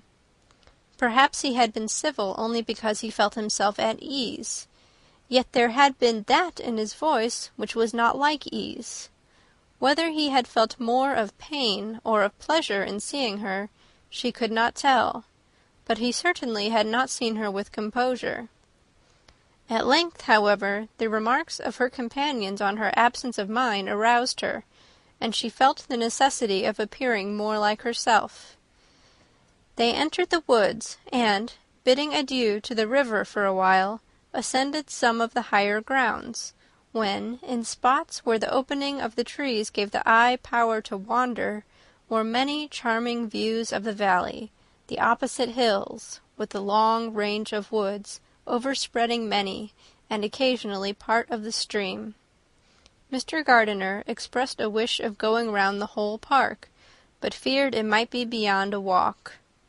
With a triumphant smile they were told that it was 10 miles around. It settled the matter, and they pursued the accustomed circuit, which brought them again, after some time, in a descent among hanging woods, to the edge of the water, and one of its narrowest parts. They crossed it by a simple bridge, in character with the general air of the scene. It was a spot less adorned than any they had yet visited, and the valley, here contracted into a glen, allowed room only for the stream, and a narrow walk amidst the rough coppice-wood which bordered it. Elizabeth longed to explore its windings, but when they had crossed the bridge and perceived their distance from the house, Mrs. Gardiner, who was not a great walker, could go no farther, and thought only of returning to the carriage as quickly as possible. Her niece was therefore obliged to submit, and they took their way towards the house on the opposite side of the river in the nearest direction. But their progress was slow, for Mr. Gardiner, though seldom able to indulge the taste, was very fond of fishing, and was so much engaged in watching the occasional appearance of some trout in the water, and talking to the man about them, that he advanced but little. Whilst wandering on in this slow manner, they were again surprised, and Elizabeth's astonishment was quite equal to what it had been at first, by the sight of Mr. Darcy approaching them, and at no great distance. The walk here, being less sheltered than on the other side, allowed them to see him before they met. Elizabeth, however astonished, was at least more prepared for an interview than before, and resolved to appear and to speak with calmness, if he really intended to meet them. For a few moments, indeed, she felt that he would probably strike into some other path. The idea lasted while a turning in the walk concealed him from their view. The turning past, he was immediately before them.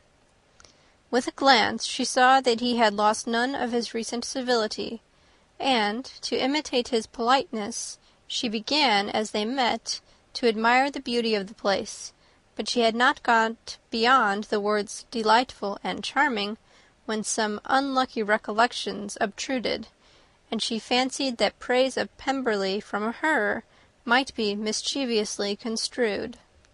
Her colour changed, and she said no more. Mrs. Gardiner was standing a little behind, and on her pausing, he asked her if she would do him the honour of introducing him to her friends. This was a stroke of civility for which she was quite unprepared, and she could hardly suppress a smile at his being now seeking the acquaintance of some of those very people against whom his pride had revolted in his offer to herself. What will be his surprise, thought she, when he knows who they are? He takes them now for people of fashion. The introduction, however, was immediately made, and as she named their relationship to herself, she stole a sly look at him, to see how he bore it, and was not without the expectation of his decamping as fast as he could from such disgraceful companions. That he was surprised by the connection was evident. He sustained it, however, with fortitude, and so far from going away, turned his back with them, and entered into conversation with Mr. Gardiner. Elizabeth could not but be pleased, could not but triumph. It was consoling that he should know she had some relations for whom there was no need to blush. She listened most attentively to all that passed between them, and gloried in every expression, every sentence of her uncle which marked his intelligence, his taste, or his good manners. The conversation soon turned upon fishing, and she heard Mr. Darcy invite him, with the greatest civility, to fish there as often as he chose while he continued in the neighbourhood, offering at the same time to supply him with fishing tackle, and pointing out those parts of the stream where there was usually more sport. Mrs. Gardiner, who was walking arm in arm with Elizabeth, gave her a look expressive of wonder. Elizabeth said nothing, but it gratified her exceedingly. The compliment must be all for herself. Her astonishment, however, was extreme, and continually was she repeating, "Why is he so altered? From what can it proceed? It cannot be for me. It cannot be for my sake that his manners are thus softened. My reproofs at Hunsford could not work such a change as this. It is impossible that he should still love me." After walking some time in this way, the two ladies in front, the two gentlemen behind, on resuming their places, after descending to the brink of the river for the better inspection of some curious water plant, there chanced to be a little alteration. It originated in Mrs. Gardiner, who, fatigued by the exercise of the morning, found Elizabeth's arm inadequate to her support, and consequently preferred her husband's. Mr. Darcy took her place by her niece, and they walked on together. After a short silence, the lady first spoke. She wished him to know that she had been assured of his absence before she came to the place, and accordingly began by observing that his arrival had been very unexpected. "For your housekeeper," she added, "informed us that you would certainly not be here till tomorrow, and indeed, before we left Bakewell, we understood that you were not immediately expected in the country." He acknowledged the truth of it all, and said that business with his steward had occasioned his coming forward a few hours before the rest of the party with whom he had been travelling. "They will join me early tomorrow," he continued, "and among them are some who will claim an acquaintance with you, Mr. Bingley and his sisters." Elizabeth answered only by a slight bow. Her thoughts were instantly driven back to the time when Mr. Bingley's name had been the last mentioned between them, and, if she might judge by his complexion, his mind was not very differently engaged. "There is also one other person in the party," he continued after a pause, "who more particularly wishes to be known to you. Will you allow me, or do I ask too much, to introduce my sister to your acquaintance during your stay at Lambton?" The surprise of such an application was great indeed. It was too great for her to know in what manner she acceded to it. She immediately felt that whatever desire Miss Darcy might have of being acquainted with her must be the work of her brother, and without looking farther, it was satisfactory. It was gratifying to know that his resentment had not made him think really ill of her. They now walked on in silence, each of them deep in thought. Elizabeth was not comfortable. That was impossible. But she was flattered and pleased. His wish of introducing his sister to her was a compliment of the highest kind. They soon outstripped the others, and when they had reached the carriage, Mr. and Mrs. Gardiner were half a quarter of a mile behind. He then asked her to walk into the house, but she declared herself not tired, and they stood together on the lawn. At such a time much might have been said, and silence was very awkward. She wanted to talk, but there seemed to be an embargo on every subject. At last she recollected that she had been travelling, and they talked of Matlock and Dovedale with great perseverance. Yet time and her aunt moved slowly, and her patience and her ideas were nearly worn out before the tete-a-tete was over. On Mr. and Mrs. Gardiner's coming up, they were all pressed to go into the house and take some refreshment, but this was declined, and they parted on each side with utmost politeness. Mr. Darcy handed the ladies into the carriage, and when it drove off, Elizabeth saw him walking slowly towards the house. The observations of her uncle and aunt now began, and each of them pronounced him to be infinitely superior to anything they had expected. "He is perfectly well behaved, polite, and unassuming," said her uncle. "There is something a little stately in him, to be sure," replied her aunt, "but it is confined to his air, and is not unbecoming. I can now say with the housekeeper, that though some people may call him proud, I have seen nothing of it." "I was never more surprised than by his behaviour to us. It was more than civil. It was really attentive, and there was no necessity for such attention. His acquaintance with Elizabeth was very trifling." "To be sure, Lizzie," said her aunt, "he is not so handsome as Wickham, or rather he has not Wickham's countenance, for his features are perfectly good. But how came you to tell me that he was so disagreeable?"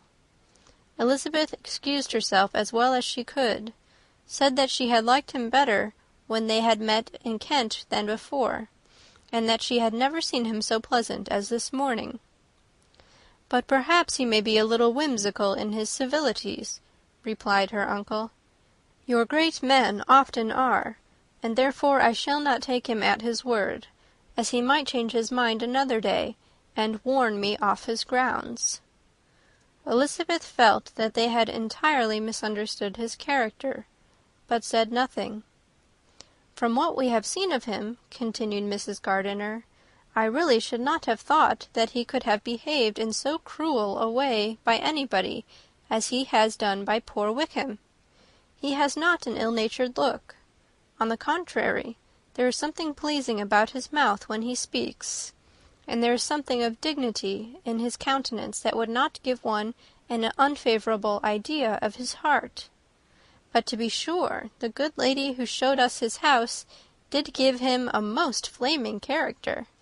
I could hardly help laughing aloud sometimes. But he is a liberal master, I suppose, and that, in the eye of a servant, comprehends every virtue." Elizabeth here felt herself called on to say something in vindication of his behaviour to Wickham, and therefore gave them to understand, in as guarded a manner as she could, that by what she had heard from his relations in Kent, his actions were capable of a very different construction, and that his character was by no means so faulty, nor Wickham so amiable, as they had been considered in Hertfordshire. In confirmation of this, she related the particulars of all the pecuniary transactions in which they had been connected, without actually naming her authority, but stating it to be such as might be relied on. Mrs. Gardiner was surprised and concerned, but as they were now approaching the scene of her former pleasures, every idea gave way to the charm of recollection, and she was too much engaged in pointing out to her husband all the interesting spots in its environs to think of anything else. Fatigued as she had been by the morning's walk, they had no sooner dined than she set off again in quest of her former acquaintance, and the evening was spent in the satisfactions of an intercourse renewed after many years' discontinuance. The occurrences of the day were too full of interest to leave Elizabeth much attention for any of these new friends, and she could do nothing but think, and think with wonder, of Mr. Darcy's civility, and above all, of his wishing her to be acquainted with his sister. End of chapter 43.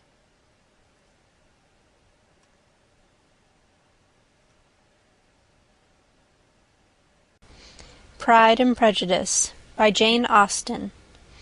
Chapter 44. Elizabeth had settled it that Mr. Darcy would bring his sister to visit her the very day after her reaching Pemberley, and was consequently resolved not to be out of sight of the inn the whole of that morning. But her conclusion was false, for on the very morning after their arrival at Lambton, these visitors came.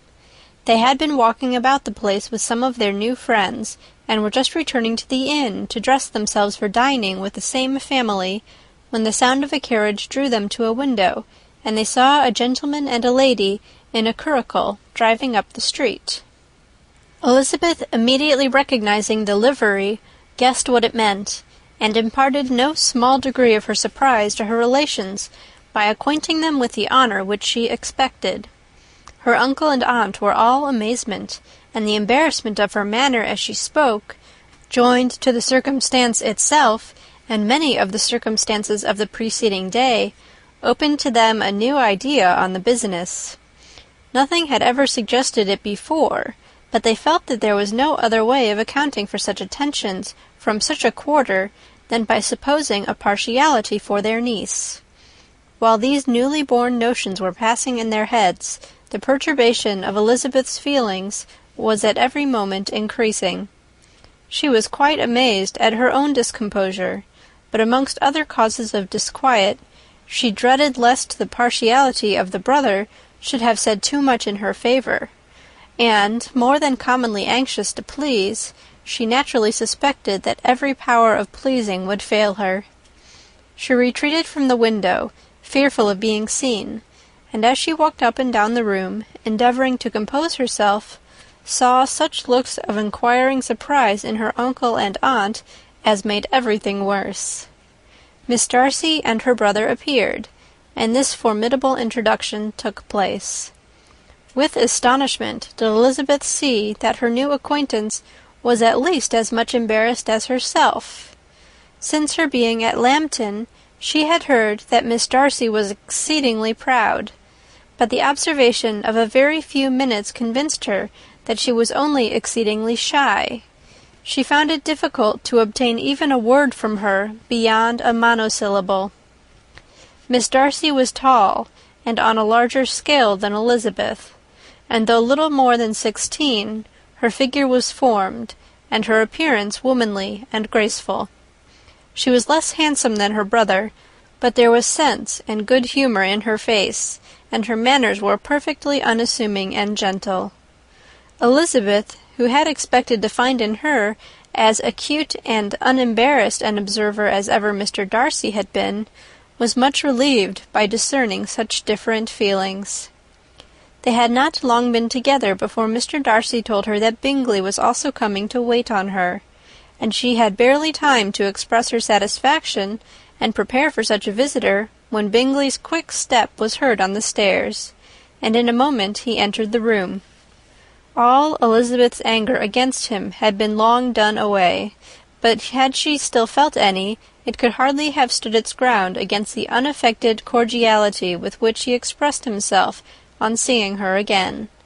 He inquired in a friendly, though general, way after her family, and looked and spoke with the same good-humoured ease that he had ever done. To Mr. and Mrs. Gardiner he was scarcely a less interesting personage than to herself. They had long wished to see him. The whole party before them, indeed, excited a lively attention. The suspicions which had just arisen of Mr. Darcy and their niece directed their observation towards each with an earnest though guarded inquiry, and they soon drew from those inquiries the full conviction that one of them at least knew what it was to love. Of the lady's sensations they remained a little in doubt, but that the gentleman was overflowing with admiration was evident enough. Elizabeth, on her side, had much to do. She wanted to ascertain the feelings of each of her visitors. She wanted to compose her own, and to make herself agreeable to all, and in the latter object, where she feared most to fail, she was most sure of success, for those to whom she endeavoured to give pleasure were prepossessed in her favour. Bingley was ready, Georgiana was eager, and Darcy determined to be pleased. In seeing Bingley, her thoughts naturally flew to her sister, and oh, how ardently did she long to know whether any of his were directed in a like manner. Sometimes she could fancy that he talked less than on former occasions, and once or twice pleased herself with the notion that, as he looked at her, he was trying to trace a resemblance. But though this might be imaginary, she could not be deceived as to his behaviour to Miss Darcy, who had been set up as a rival to Jane. No look appeared on either side that spoke particular regard. Nothing occurred between them that could justify the hopes of his sister. On this point she was soon satisfied, and 2 or 3 little circumstances occurred ere they parted, which, in her anxious interpretation, denoted a recollection of Jane, not untinctured by tenderness, and a wish of saying more that might lead to the mention of her, had he dared. He observed to her, at a moment when the others were talking together, and in a tone which had something of real regret, that it was a very long time since he had had the pleasure of seeing her, and before she could reply, he added, "It is above 8 months. We have not met since the 26th of November, when we were all dancing together at Netherfield." Elizabeth was pleased to find his memory so exact, and he afterwards took occasion to ask her, when unattended to by any of the rest, whether all her sisters were at Longbourn. There was not much in the question, nor in the preceding remark, but there was a look and a manner which gave them meaning. It was not often that she could turn her eyes on Mr. Darcy himself, but whenever she did catch a glimpse, she saw an expression of general complacence, and in all that he said she heard an accent so removed from hauteur or disdain of his companions, as convinced her that the improvement of manners which she had yesterday witnessed, however temporary its existence might prove, had at least outlived one day. When she saw him thus seeking the acquaintance and courting the good opinion of people with whom any intercourse a few months ago would have been a disgrace, when she saw him thus civil, not only to herself, but to the very relations whom he had openly disdained, and recollected their last lively scene in Hunsford Parsonage, the difference, the change was so great, and struck so forcibly on her mind, that she could hardly restrain her astonishment from being visible. Never, even in the company of his dear friends at Netherfield, or his dignified relations at Rosings, had she seen him so desirous to please, so free from self-consequence or unbending reserve, as now, when no importance could result from the success of his endeavours, and when even the acquaintance of those to whom his attentions were addressed would draw down the ridicule and censure of the ladies both of Netherfield and Rosings. Their visitors stayed with them above half an hour, and when they arose to depart, Mr. Darcy called on his sister to join him in expressing their wish of seeing Mr. and Mrs. Gardiner and Miss Bennet to dinner at Pemberley before they left the country. Miss Darcy, though with a diffidence which marked her little in the habit of giving invitations, readily obeyed. Mrs. Gardiner looked at her niece, desirous of knowing how she, whom the invitation most concerned, felt disposed as to its acceptance, but Elizabeth had turned away her head. Presuming, however, that this studied avoidance spoke rather a momentary embarrassment than any dislike of the proposal, and seeing in her husband, who was fond of society, a perfect willingness to accept it, she ventured to engage for her attendance, and the day after the next was fixed on. Bingley expressed great pleasure in the certainty of seeing Elizabeth again, having still a great deal to say to her, and many inquiries to make after all their Hertfordshire friends. Elizabeth, construing all this into a wish of hearing her speak of her sister, was pleased, and on this account, as well as some others, found herself, when their visitors left them, capable of considering the last half-hour with some satisfaction, though while it was passing, the enjoyment of it had been little. Eager to be alone, and fearful of inquiries or hints from her uncle and aunt, she stayed with them only long enough to hear their favourable opinion of Bingley, and then hurried away to dress. But she had no reason to fear Mr. and Mrs. Gardiner's curiosity. It was not their wish to force her communication. It was evident that she was much better acquainted with Mr. Darcy than they had before any idea of. It was evident that he was very much in love with her. They saw much to interest, but nothing to justify inquiry. Of Mr. Darcy it was now a matter of anxiety to think well, and as far as their acquaintance reached, there was no fault to find. They could not be untouched by his politeness, and had they drawn his character from their own feelings and his servant's report, without any reference to any other account, the circle in Hertfordshire to which he was known would not have recognized it for Mr. Darcy. There was now an interest, however, in believing the housekeeper, and they soon became sensible that the authority of a servant who had known him since he was 4 years old, and whose own manners indicated respectability, was not to be hastily rejected. Neither had anything occurred in the intelligence of their Lambton friends that could materially lessen its weight. They had nothing to accuse him of but pride. Pride he probably had, and if not, it would certainly be imputed by the inhabitants of a small market-town where the family did not visit. It was acknowledged, however, that he was a liberal man, and did much good among the poor.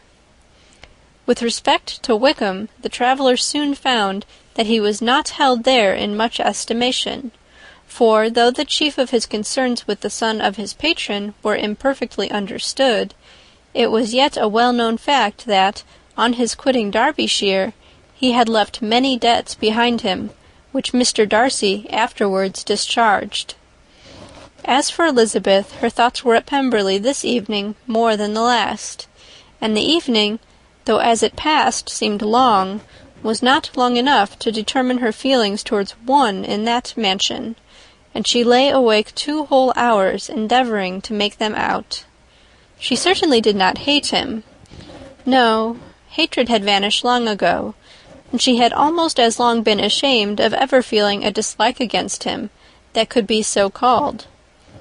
The respect created by the conviction of his valuable qualities, though at first unwillingly admitted, had for some time ceased to be repugnant to her feeling, and it was now heightened into somewhat of a friendlier nature by the testimony so highly in his favour, and bringing forward his disposition in so amiable a light, which yesterday had produced.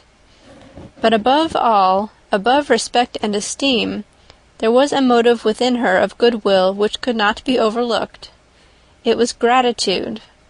Gratitude, not merely for having once loved her, but for loving her still well enough to forgive all the petulance and acrimony of her manner in rejecting him, and all the unjust accusations accompanying her rejection.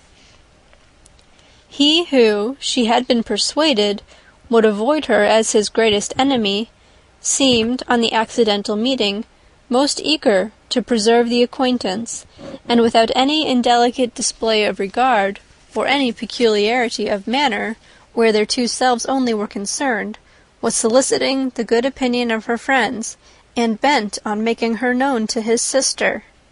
Such a change in a man of so much pride, exciting not only astonishment but gratitude, for to love, ardent love, it must be attributed, and as such its impression on her was of a sort to be encouraged, as by no means unpleasing, though it could not be exactly defined. She respected, she esteemed, she was grateful to him. She felt a real interest in his welfare, and she only wanted to know how far she wished that welfare to depend upon herself, and how far it would be for the happiness of both that she should employ the power, which her fancy told her she still possessed, of bringing on her the renewal of his addresses. It had been settled in the evening between the aunt and the niece that such a striking civility as Miss Darcy's in coming to see them on the very day of her arrival at Pemberley, for she had reached it only to a late breakfast, ought to be imitated, though it could not be equalled, by some exertion of politeness on their side, and consequently that it would be highly expedient to wait on her at Pemberley the following morning. They were, therefore, to go. Elizabeth was pleased, though when she asked herself the reason, she had very little to say in reply.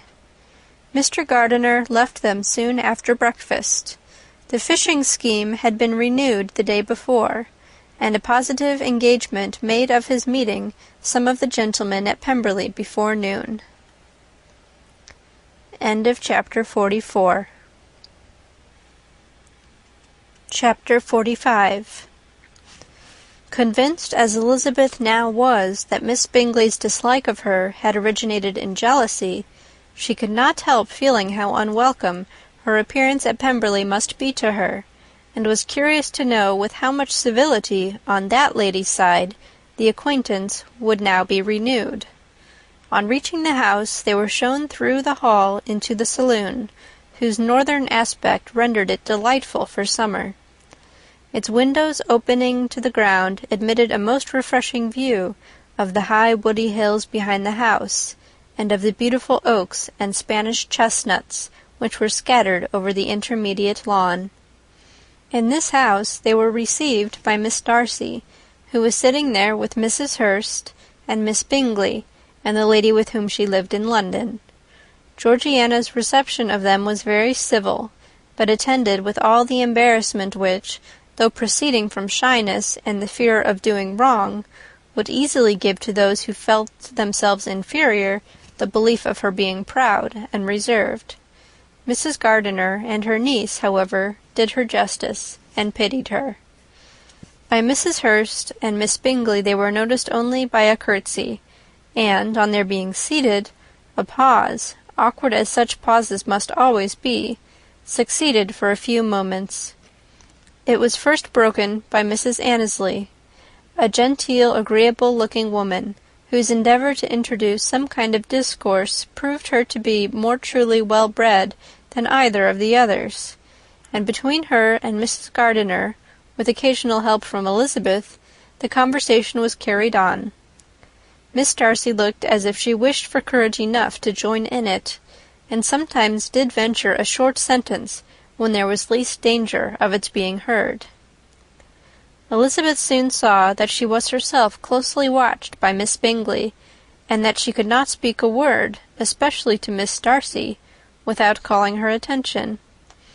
This observation would not have prevented her from trying to talk to the latter, had they not been seated at an inconvenient distance, but she was not sorry to be spared the necessity of saying much. Her own thoughts were employing her. She expected every moment that some of the gentlemen would enter the room. She wished, she feared that the master of the house might be amongst them, and whether she wished or feared it most, she could scarcely determine. After sitting in this manner a quarter of an hour without hearing Miss Bingley's voice, Elizabeth was roused by receiving from her a cold inquiry after the health of her family. She answered with equal indifference and brevity, and the others said no more. The next variation which their visit afforded was produced by the entrance of servants with cold meat, cake, and a variety of all the finest fruits in season. But this did not take place till after many a significant look and smile from Mrs. Annesley to Miss Darcy had been given, to remind her of her post.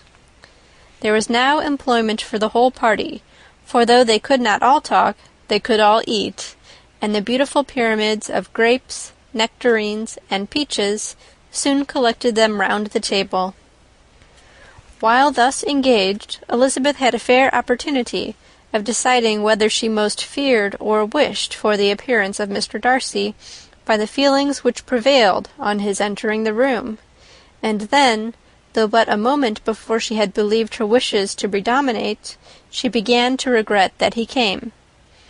He had been some time with Mr. Gardiner, who, with 2 or 3 other gentlemen from the house, was engaged by the river, and had left him only on learning that the ladies of the family intended a visit to Georgiana that morning.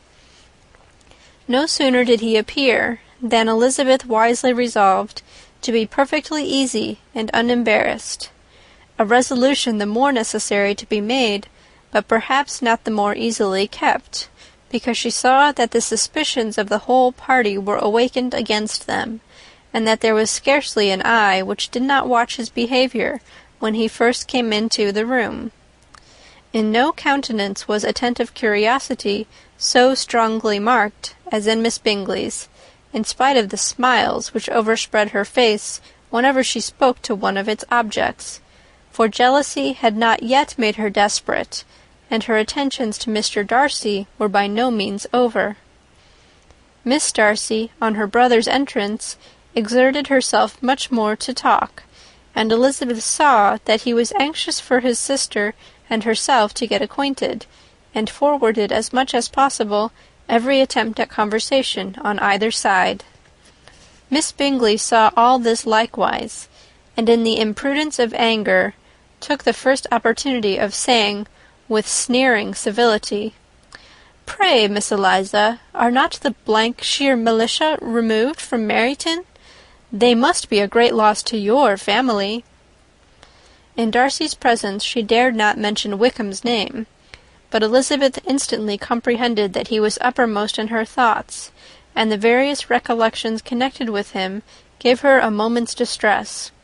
But, exerting herself vigorously to repel the ill-natured attack, she presently answered the question in a tolerably detached tone.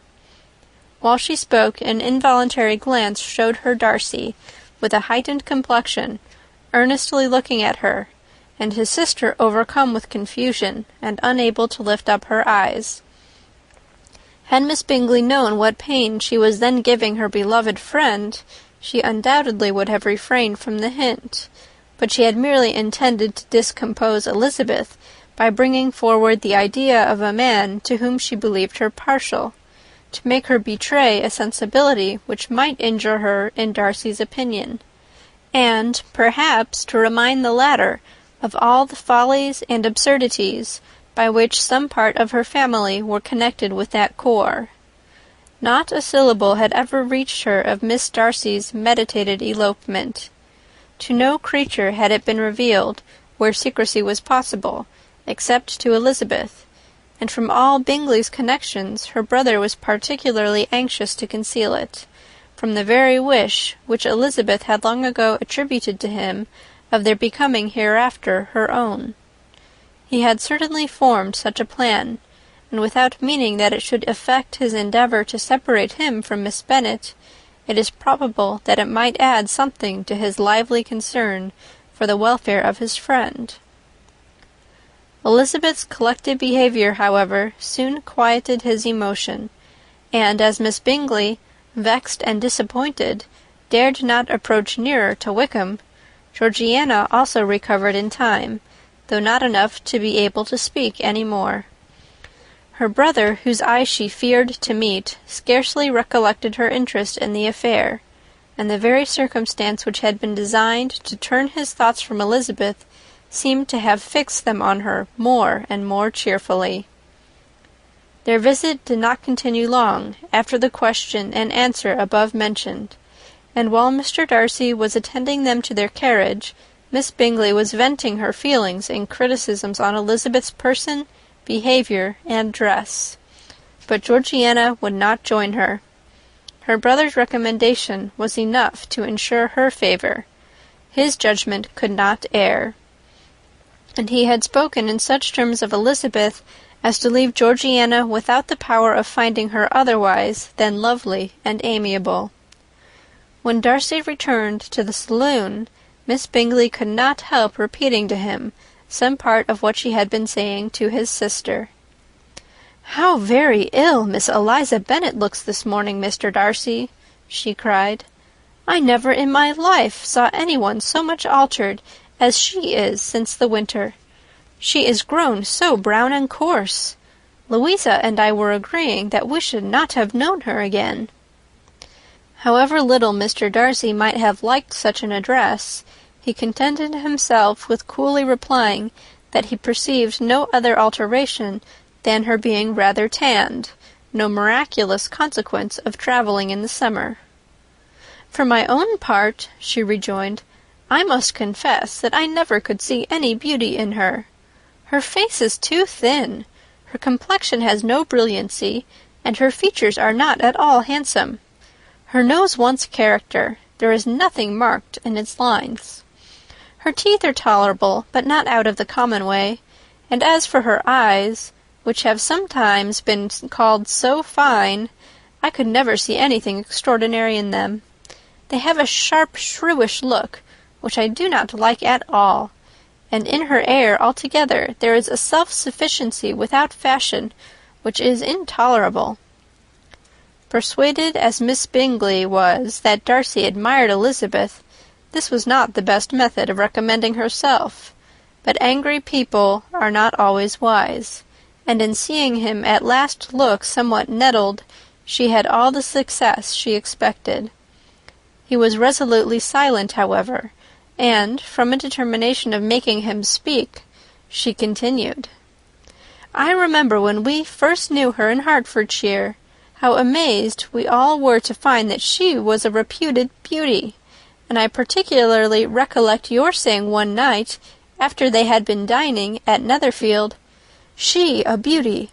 I should as soon call her mother a wit.' But afterwards she seemed to improve on you, and I believe you thought her rather pretty at one time." "Yes," replied Darcy, who could contain himself no longer, "but that was only when I first saw her, for it is many months since I have considered her as one of the handsomest women of my acquaintance." He then went away, and Miss Bingley was left to all the satisfaction of having forced him to say what gave no one any pain but herself. Mrs. Gardiner and Elizabeth talked of all that had occurred during their visit, as they returned, except would have particularly interested them both. The look and behavior of everybody they had seen were discussed, except of the person who had mostly engaged their attention. They talked of his sister, his friends, his house, his fruit, of everything but himself. Yet Elizabeth was longing to know what Mrs. Gardiner thought of him, and Mrs. Gardiner would have been highly gratified by her niece's beginning the subject.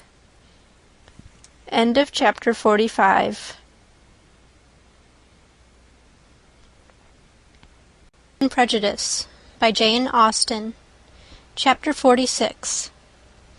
Elizabeth had been a good deal disappointed in not finding a letter from Jane on their first arrival at Lambton, and this disappointment had been renewed on each of the mornings that had now been spent there. But on the third her repining was over, and her sister justified by the receipt of 2 letters from her at once, on one of which was marked that it had been missent elsewhere. Elizabeth was not surprised at it, as Jane had written the direction remarkably ill. They had just been preparing to walk as the letters came in, and her uncle and aunt, leaving her to enjoy them in quiet, set off by themselves. The one missent must first be attended to. It had been written 5 days ago. The beginning contained an account of all their little parties and engagements, with such news as the country afforded. But the latter half, which was dated a day later, and written in evident agitation, gave more important intelligence. It was to this effect: "Since writing the above, dearest Lizzie, something has occurred of a most unexpected and serious nature. But I am afraid of alarming you. Be assured that we are all well. What I have to say relates to poor Lydia. An express came at 12 last night, just as we were all gone to bed, from Colonel Forster, to inform us that she was gone off to Scotland with one of his officers, to own the truth, with Wickham. Imagine our surprise. To Kitty, however, it does not seem so wholly unexpected. I am very, very sorry. So imprudent a match on both sides. But I am willing to hope the best, and that his character has been misunderstood. Thoughtless and indiscreet I can easily believe him, but this step, and let us rejoice over it, marks nothing bad at heart. His choice is disinterested, at least, for he must know my father can give her nothing. Our poor mother is sadly grieved. My father bears it better. How thankful am I that we never let them know what has been said against him. We must forget it ourselves. They were off Saturday night about 12, as is conjectured, but were not missed till yesterday morning at 8. The express was sent off directly. My dear Lizzie, they must have passed within 10 miles of us. Colonel Forster gives us reason to expect him here soon. Lydia left a few lines for his wife, informing her of their intention. I must conclude, for I cannot be long from my poor mother. I am afraid you will not be able to make it out, but I hardly know what I have written." Without allowing herself time for consideration, and scarcely knowing what she felt, Elizabeth, on finishing this letter, instantly seized the other, and opening it with the utmost impatience, read as follows. It had been written a day later than the conclusion of the first. "By this time, my dearest sister, you have received my hurried letter. I wish this may be more intelligible, but though not confined for time, my head is so bewildered that I cannot answer for being coherent. Dearest Lizzie, I hardly know what I would write, but I have bad news for you, and it cannot be delayed. Imprudent as the marriage between Mr. Wickham and our poor Lydia would be, we are now anxious to be assured it has taken place, for there is but too much reason to fear they are not gone to Scotland. Colonel Forster came yesterday, having left Brighton the day before, not many hours after the express. Though Lydia's short letter to Mrs. F. gave them to understand that they were going to Gretna Green, something was dropped by Denny expressing his belief that W. never intended to go there, or to marry Lydia at all, which was repeated to Colonel F., who, instantly taking the alarm, set off from B., intending to trace their route. He did trace them easily to Clapham, but no further, for on entering that place they removed into a hackney coach, and dismissed the chaise that brought them from Epsom. All that is known after this is, that they were seen to continue the London road. I know not what to think. After making every possible inquiry on that side of London, Colonel F. came on into Hertfordshire, anxiously renewing them at all the turnpikes, and at the inns in Barnet and Hatfield, but without any success. No such people had been seen to pass through. With the kindest concern he came on to Longbourn, and broke his apprehensions to us in a manner most creditable to his heart. I am sincerely grieved for him and Mrs. F., but no one can throw any blame on them. Our distress, my dear Lizzie, is very great. My father and mother believe the worst, but I cannot think so ill of him. Many circumstances might make it more eligible for them to be married privately in town than to pursue their first plan, and even if he could form such a design against a young woman of Lydia's connections, which is not likely, can I suppose her so lost to everything? Impossible. I grieve to find, however, that Colonel F. is not disposed to depend upon their marriage. He shook his head when I expressed my hopes, and said that he fears W. was not a man to be trusted. My poor mother is really ill, and keeps her room. Could she exert herself, it would be better, but this is not to be expected. And as to my father, I never in my life saw him so affected. Poor Kitty has anger for having concealed their attachment, but as it was a matter of confidence, one cannot wonder. I am truly glad, dearest Lizzie, that you have been spared something of these distressing scenes.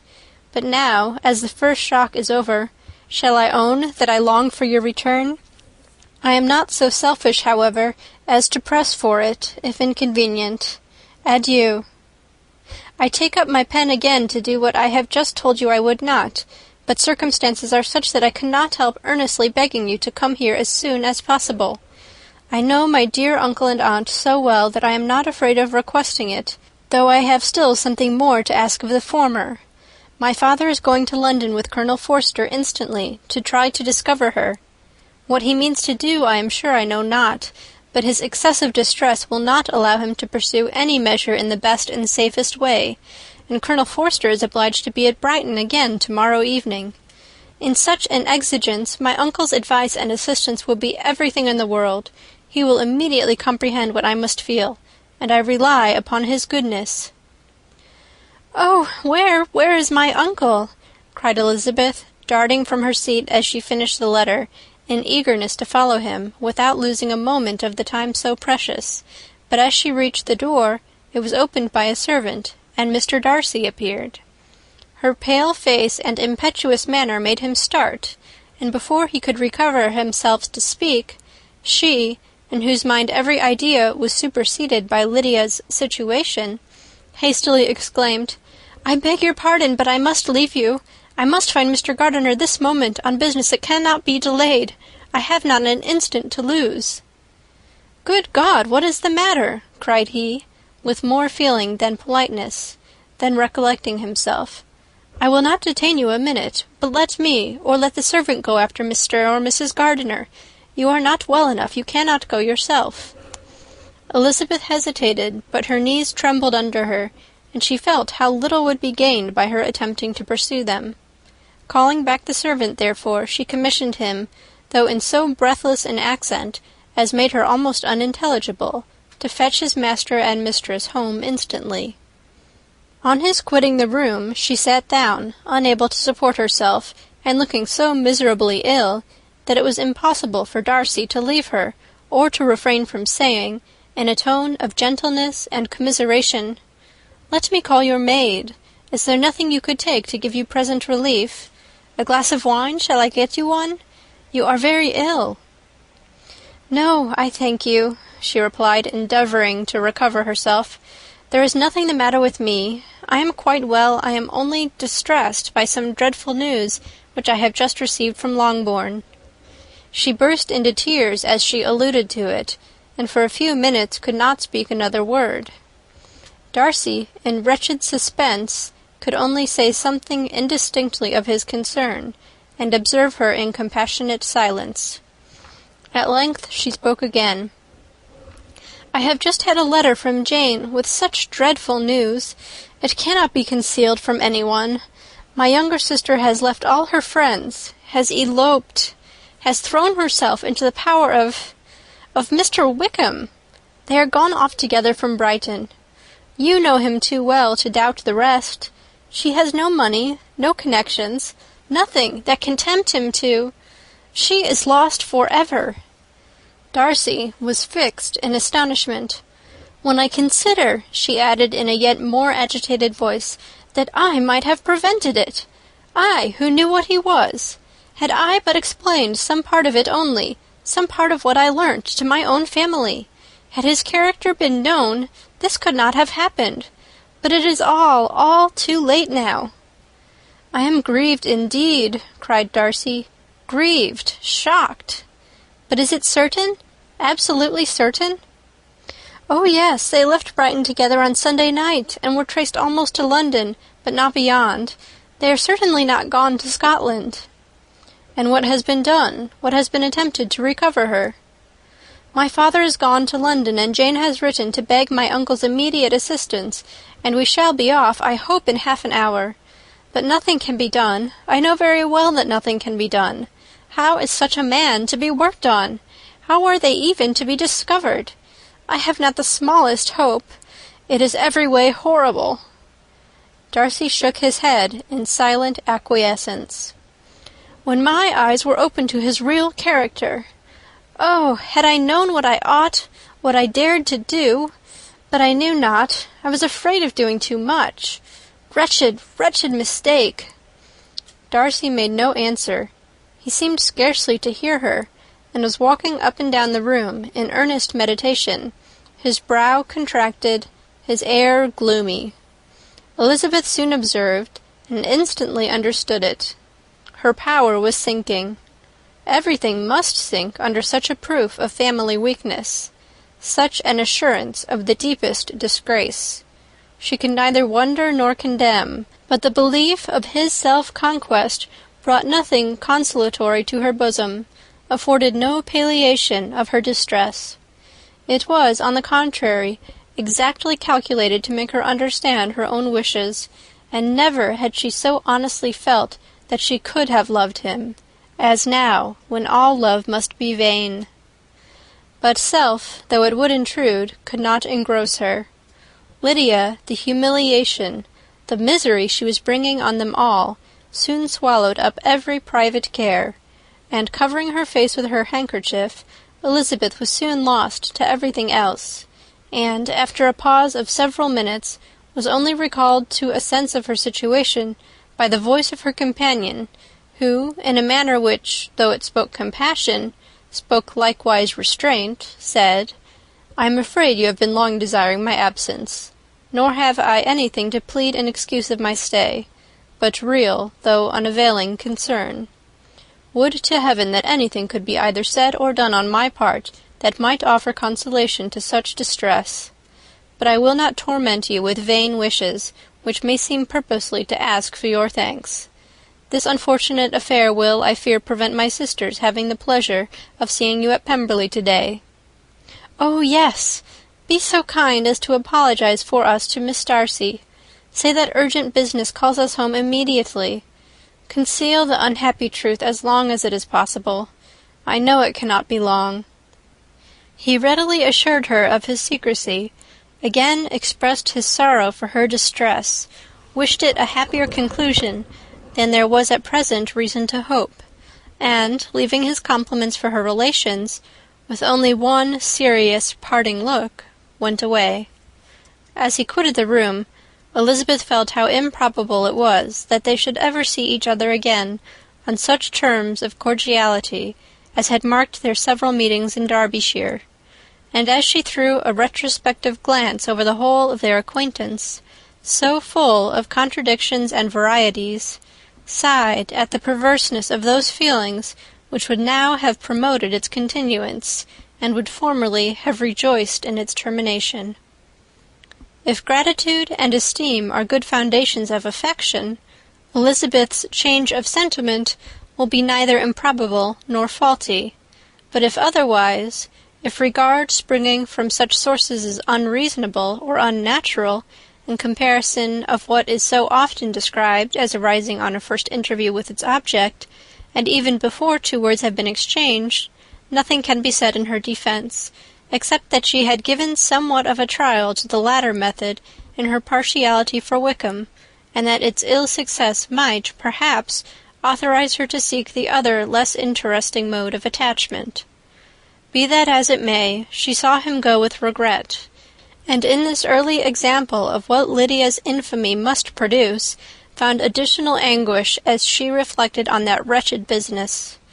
Never, since reading Jane's second letter, had she entertained a hope of Wickham's meaning to marry her. No one but Jane, she thought, could flatter herself with such an expectation. Surprise was the least of her feelings on this development. While the contents of the first letter remained in her mind, she was all surprise, all astonishment that Wickham could marry a girl whom it was impossible he could marry for money, and how Lydia could ever have attached him had appeared incomprehensible. But now it was all too natural.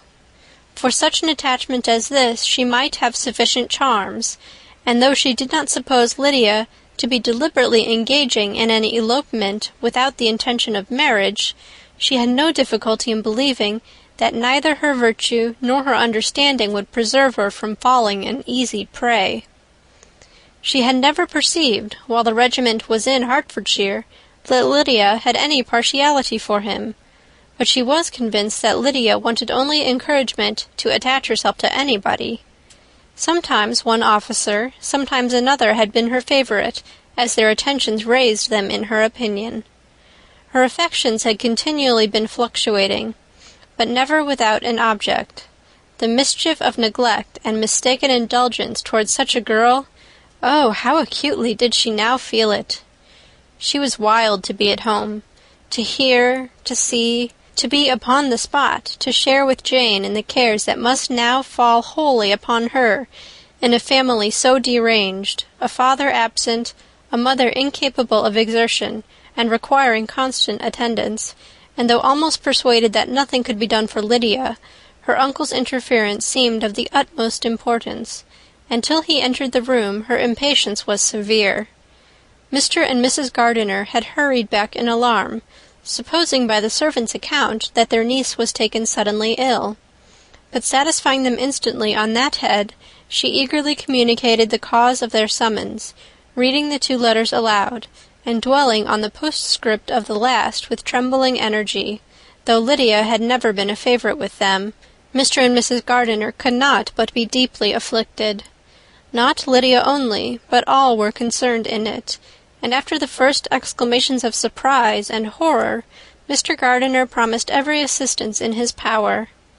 Elizabeth, though expecting no less, thanked him with tears of gratitude, and all 3 being actuated by one spirit, everything relating to their journey was speedily settled. They were to be off as soon as possible. "But what is to be done about Pemberley?" cried Mrs. Gardiner. "John told us Mr. Darcy was here when you sent for us. Was it so?" "Yes, and I told him we should not be able to keep our engagement. That is all settled." "What is all settled?" repeated the other as she ran into her room to prepare.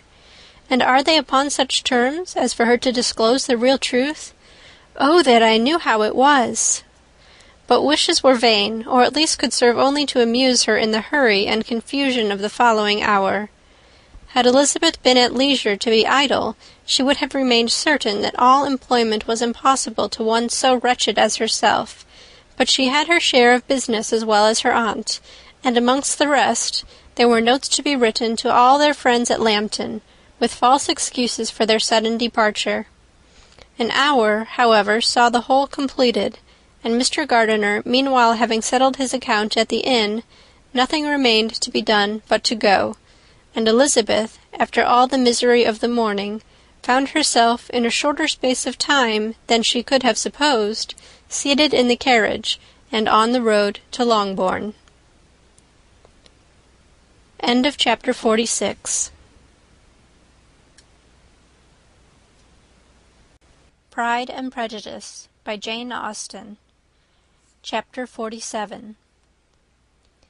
"I have been thinking it over again, Elizabeth," said her uncle, as they drove from the town, "and really, upon serious consideration, I am much more inclined than I was to judge as your eldest sister does on the matter. It appears to me so very unlikely that any young man should form such a design against a girl who is by no means unprotected or friendless, and who is actually staying in his colonel's family, that I am strongly inclined to hope the best. Could he expect that her friends would not step forward? Could he expect to be noticed again by the regiment after such an affront to Colonel Forster? His temptation is not adequate to the risk."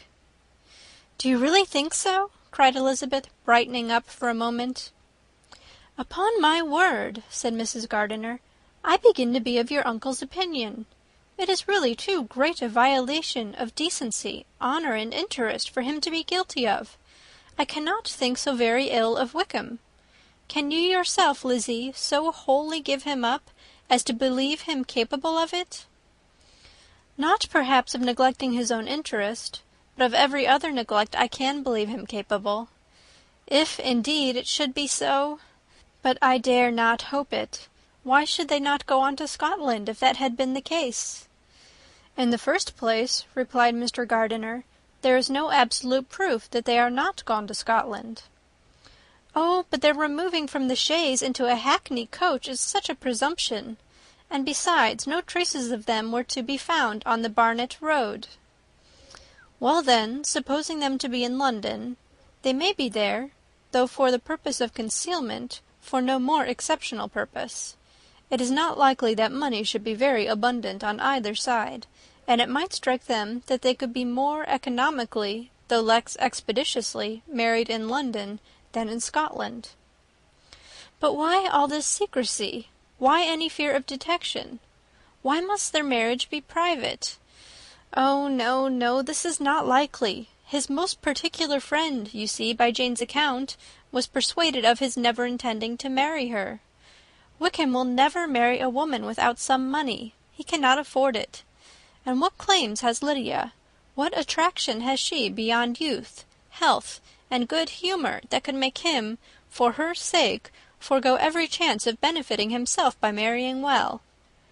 As to what restraint the apprehensions of disgrace in the corps might throw on a dishonourable elopement with her, I am not able to judge, for I know nothing of the effects that such a step might produce. But as to your other objection, I am afraid it will hardly hold good. Lydia has no brothers to step forward, and he might imagine, from my father's behaviour, from his indolence and the little attention he has ever seemed to give to what was going forward in his family, that he would do as little, and think as little about it, as any father could do in such a matter." "But can you think that Lydia is so lost to everything but love of him as to consent to live with him on any terms other than marriage?" "It does seem, and it is most shocking indeed," replied Elizabeth, with tears in her eyes, "that a sister's sense of decency and virtue in such a point should admit of doubt. But really I know not what to say. Perhaps I am not doing her justice, but she is very young. She has never been taught to think on serious subjects, and for the last half-year, nay, for a 12-month, she has been given up to nothing but amusement and vanity. She has been allowed to dispose of her time in the most idle and frivolous manner, and to adopt any opinions that came in her way. Since the Shire were first quartered in Meryton, nothing but love, flirtation, and officers have been in her head. She has been doing everything in her power by thinking and talking on the subject to give greater, what shall I call it, susceptibility to her feelings, which are naturally lively enough. And we all know that Wickham has every charm of person and address that can captivate a woman." "But you see that Jane," said her aunt, "does not think so very ill of Wickham as to believe him capable of the attempt." "Of whom does Jane ever think ill? And who is there, whatever might be their former conduct, that she would think capable of such an attempt till it were proved against them? But Jane knows, as well as I do, what Wickham really is. We both know that he has been profligate in every sense of the word, that he has neither integrity nor honour, that he is as false and deceitful as he is insinuating." "And do you really know all this?" cried Mrs. Gardiner, whose curiosity as to the mode of her intelligence was all alive. "I do indeed," replied Elizabeth, colouring. "I told you the other day of his infamous behaviour to Mr. Darcy, and you yourself, when last at Longbourn, heard in what manner he spoke of the man who had behaved with such forbearance and liberality towards him. And there are other circumstances which I am not at liberty, which it is not worth while to relate. But his lies about the whole Pemberley family are endless. From what he said of Miss Darcy, I was thoroughly prepared to see a proud, reserved, disagreeable girl. Yet he knew to the contrary himself. He must know that she was as amiable and unpretending as we have found her." "But does Lydia know nothing of this? Can she be ignorant of what you and Jane seem so well to understand?" "Oh, yes, that is the worst of all. Till I was in Kent, and saw so much both of Mr. Darcy and his relation Colonel Fitzwilliam, I was ignorant of the truth myself. And when I returned home, the shear was to leave Meryton in a week or fortnight time. As that was the case, neither Jane, to whom I related the whole, nor I thought it necessary to make our knowledge public. For of what use could it apparently be to anyone, that the good opinion which all the neighbourhood had of him should then be overthrown? And even when it was settled that Lydia should go with Mrs. Forster, the necessity of opening her eyes to his character never occurred to me. That she could be in any danger from the deception never entered my head. That such a consequence as this could ensue, you may easily believe, was far enough from my thoughts." "When they are all removed to Brighton, therefore you had no reason, I suppose, to believe them fond of each other?" "Not the slightest. I can remember no symptom of affection on either side, and had anything of the kind been perceptible, you must be aware that ours is not a family on which it could be thrown away. When he first entered the corps, she was ready enough to admire him, but so we all were. Every girl in or near Meryton was out of her senses about him for the first 2 months, but he never distinguished her by any particular attention, and consequently, after a moderate period of extravagant and wild admiration, her fancy for him gave way, and others of the regiment, who treated her with more distinction, again became her favourites."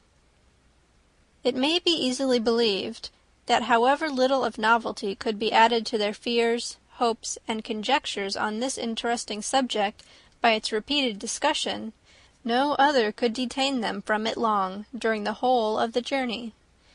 From Elizabeth's thoughts it was never absent. Fixed there by the keenest of all anguish, self-reproach, she could find no interval of ease or forgetfulness. They travelled as expeditiously as possible, and sleeping one night on the road, reached Longbourn by dinner-time the next day. It was a comfort to Elizabeth to consider that Jane could not have been wearied by long expectations.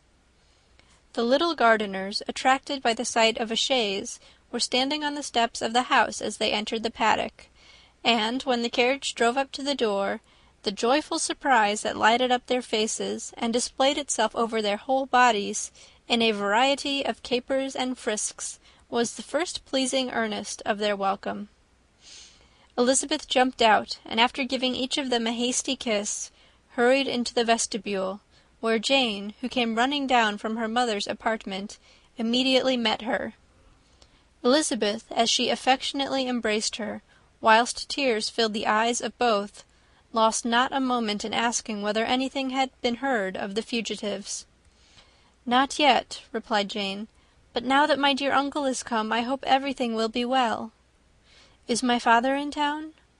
"Yes, he went on Tuesday, as I wrote you word." "And have you heard from him often?"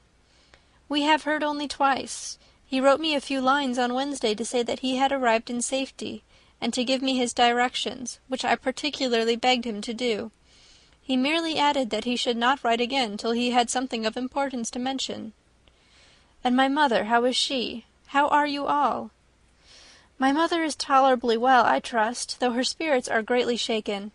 She is upstairs, and will have great satisfaction in seeing you all. She does not yet leave her dressing-room. Mary and Kitty, thank heaven, are quite well." "But you, how are you?" cried Elizabeth. "You look pale. How much you must have gone through!" Her sister, however, assured her of being perfectly well, and their conversation, which had been passing while Mr. and Mrs. Gardiner were engaged with their children, was now put an end to by the approach of the whole party. Jane ran to her uncle and aunt, and welcomed and thanked them both, with alternate smiles and tears. When they were all in the drawing-room, the questions which Elizabeth had already asked were of course repeated by the others, and they soon found that Jane had no intelligence to give. The sanguine hope of good, however, which the benevolence of her heart suggested, had not yet deserted her. She still expected that it would all end well, and that every morning would bring some letter, either from Lydia or her father, to explain their proceedings, and, perhaps, announce their marriage. Mrs. Bennet, to whose apartment they all repaired, after a few minutes' conversation together, received them exactly as might be expected. With tears and lamentations of regret, invectives against the villainous conduct of Wickham, and complaints of her own sufferings and ill usage, blaming everybody but the person to whose ill-judging indulgence the errors of her daughter must principally be owing. "If I had been able," said she, "to carry my point in going to Brighton with all my family, this would not have happened. But poor dear Lydia had nobody to take care of her. Why did the Forsters ever let her go out of their sight? I am sure there was some great neglect or other on their side, for she is not the kind of girl to do such a thing if she had been well looked after. I always thought they were very unfit to have the charge of her, but I was overruled, as I always am. Poor dear child! And now here's Mr. Bennet gone away, and I know he will fight Wickham wherever he meets him, and then he will be killed, and what is to become of us all? The Collinses will turn us out before he is cold in his grave, and if you are not kind to us, brother, I do not know what we shall do." They all exclaimed against such terrific ideas, and Mr. Gardiner, after general assurances of his affection for her and all her family, told her that he meant to be in London the very next day, and would assist Mr. Bennet in every endeavour for recovering Lydia. "Do not give way to useless alarm," added he. "Though it is right to be prepared for the worst, there is no occasion to look on it as certain. It is not quite a week since they left Brighton. In a few days more we may gain some news of them, and till we know that they are not married, and have no design of marrying, do not let us give the matter over as lost. As soon as I get to town I shall go to my brother, and make him come home with me to Gracechurch Street, and then we may consult together as to what is to be done." "Oh, my dear brother," replied Mrs. Bennet, "that is exactly what I could most wish for. And now do, when you get to town, find them out wherever they may be, and if they are not married already, make them marry. And as for wedding clothes, do not let them wait for that, but tell Lydia she shall have as much money as she chooses to buy them, after they are married. And above all, keep Mr. Bennet from fighting. Tell him what a dreadful state I am in, that I am frighted out of my wits, and have such tremblings, such flutterings all over me, such spasms in my side, and pains in my head, and such beatings at heart, that I can get no rest by night nor by day. And tell my dear Lydia not to give any directions about her clothes till she has seen me, for she does not know which are the best warehouses. Oh, brother, how kind you are! I know you will contrive it all." But Mr. Gardiner, though he assured her again of his earnest endeavours in the cause, could not avoid recommending moderation to her, as well in her hopes as her fear, and after talking with her in this manner till dinner was on the table, they all left her to vent all her feelings on the housekeeper, who attended in the absence of her daughters. Though her brother and sister were persuaded that there was no real occasion for such a seclusion from the family, they did not attempt to oppose it, for they knew that she had not prudence enough to hold her tongue before the servants while they waited at table, and judged it better that one only of the household, and the one whom they could most trust, should comprehend all her fears and solicitude on the subject. In the dining-room they were soon joined by Mary and Kitty, who had been too busily engaged in their separate apartments to make their appearance before. One came from her books, and the other from her toilette. The faces of both, however, were tolerably calm, and no change was visible in either, except that the loss of her favourite sister, or the anger which she had herself incurred in this business, had given more of fretfulness than usual to the accents of Kitty. As for Mary, she was mistress enough of herself to whisper to Elizabeth, with a countenance of grave reflection, soon after they were seated at the table, "This is a most unfortunate affair, and will probably be much talked of, but we must stem the tide of malice, and pour into the wounded bosoms of each other the balm of sisterly consolation." Then, perceiving in Elizabeth no inclination of replying, she added, "Unhappy as the event must be for Lydia, we may draw from it this useful lesson, that loss of virtue in a female is irretrievable, that one false step involves her in endless ruin, that her reputation is no less brittle than it is beautiful, and that she cannot be too much guarded in her behaviour towards the undeserving of the other sex." Elizabeth lifted up her eyes in amazement, but was too much oppressed to make any reply. Mary, however, continued to console herself with such kind of moral extractions from the evil before them. In the afternoon the two elder Miss Bennets were able to be for half an hour by themselves, and Elizabeth instantly availed herself of the opportunity of making any inquiries, which Jane was equally eager to satisfy. After joining in general lamentations over the dreadful sequel of this event, which Elizabeth considered as all but certain, and Miss Bennet could not assert to be wholly impossible, the former continued the subject by saying, "But tell me all and everything about it which I have not already heard. Give me further particulars. What did Colonel Forster say? Had they no apprehension of anything before the elopement took place? They must have seen them together for ever." "Colonel Forster did own that he had often suspected some partiality, especially on Lydia's side, but nothing to give him any alarm. I am so grieved for him. His behaviour was attentive and kind to the utmost. He was coming to us in order to assure us of his concern, before he had any idea of their not being gone to Scotland. When that apprehension first got abroad, it hastened his journey." "And was Denny convinced that Wickham would not marry? Did he know of their intending to go off? Had Colonel Forster seen Denny himself?" "Yes, but when questioned by him, Denny denied knowing anything of their plans, and would not give his real opinion about it. He did not repeat his persuasion of their not marrying, and from that I am inclined to hope he might have been misunderstood before." "And till Colonel Forster came himself, not one of you entertained a doubt, I suppose, of their being really married?"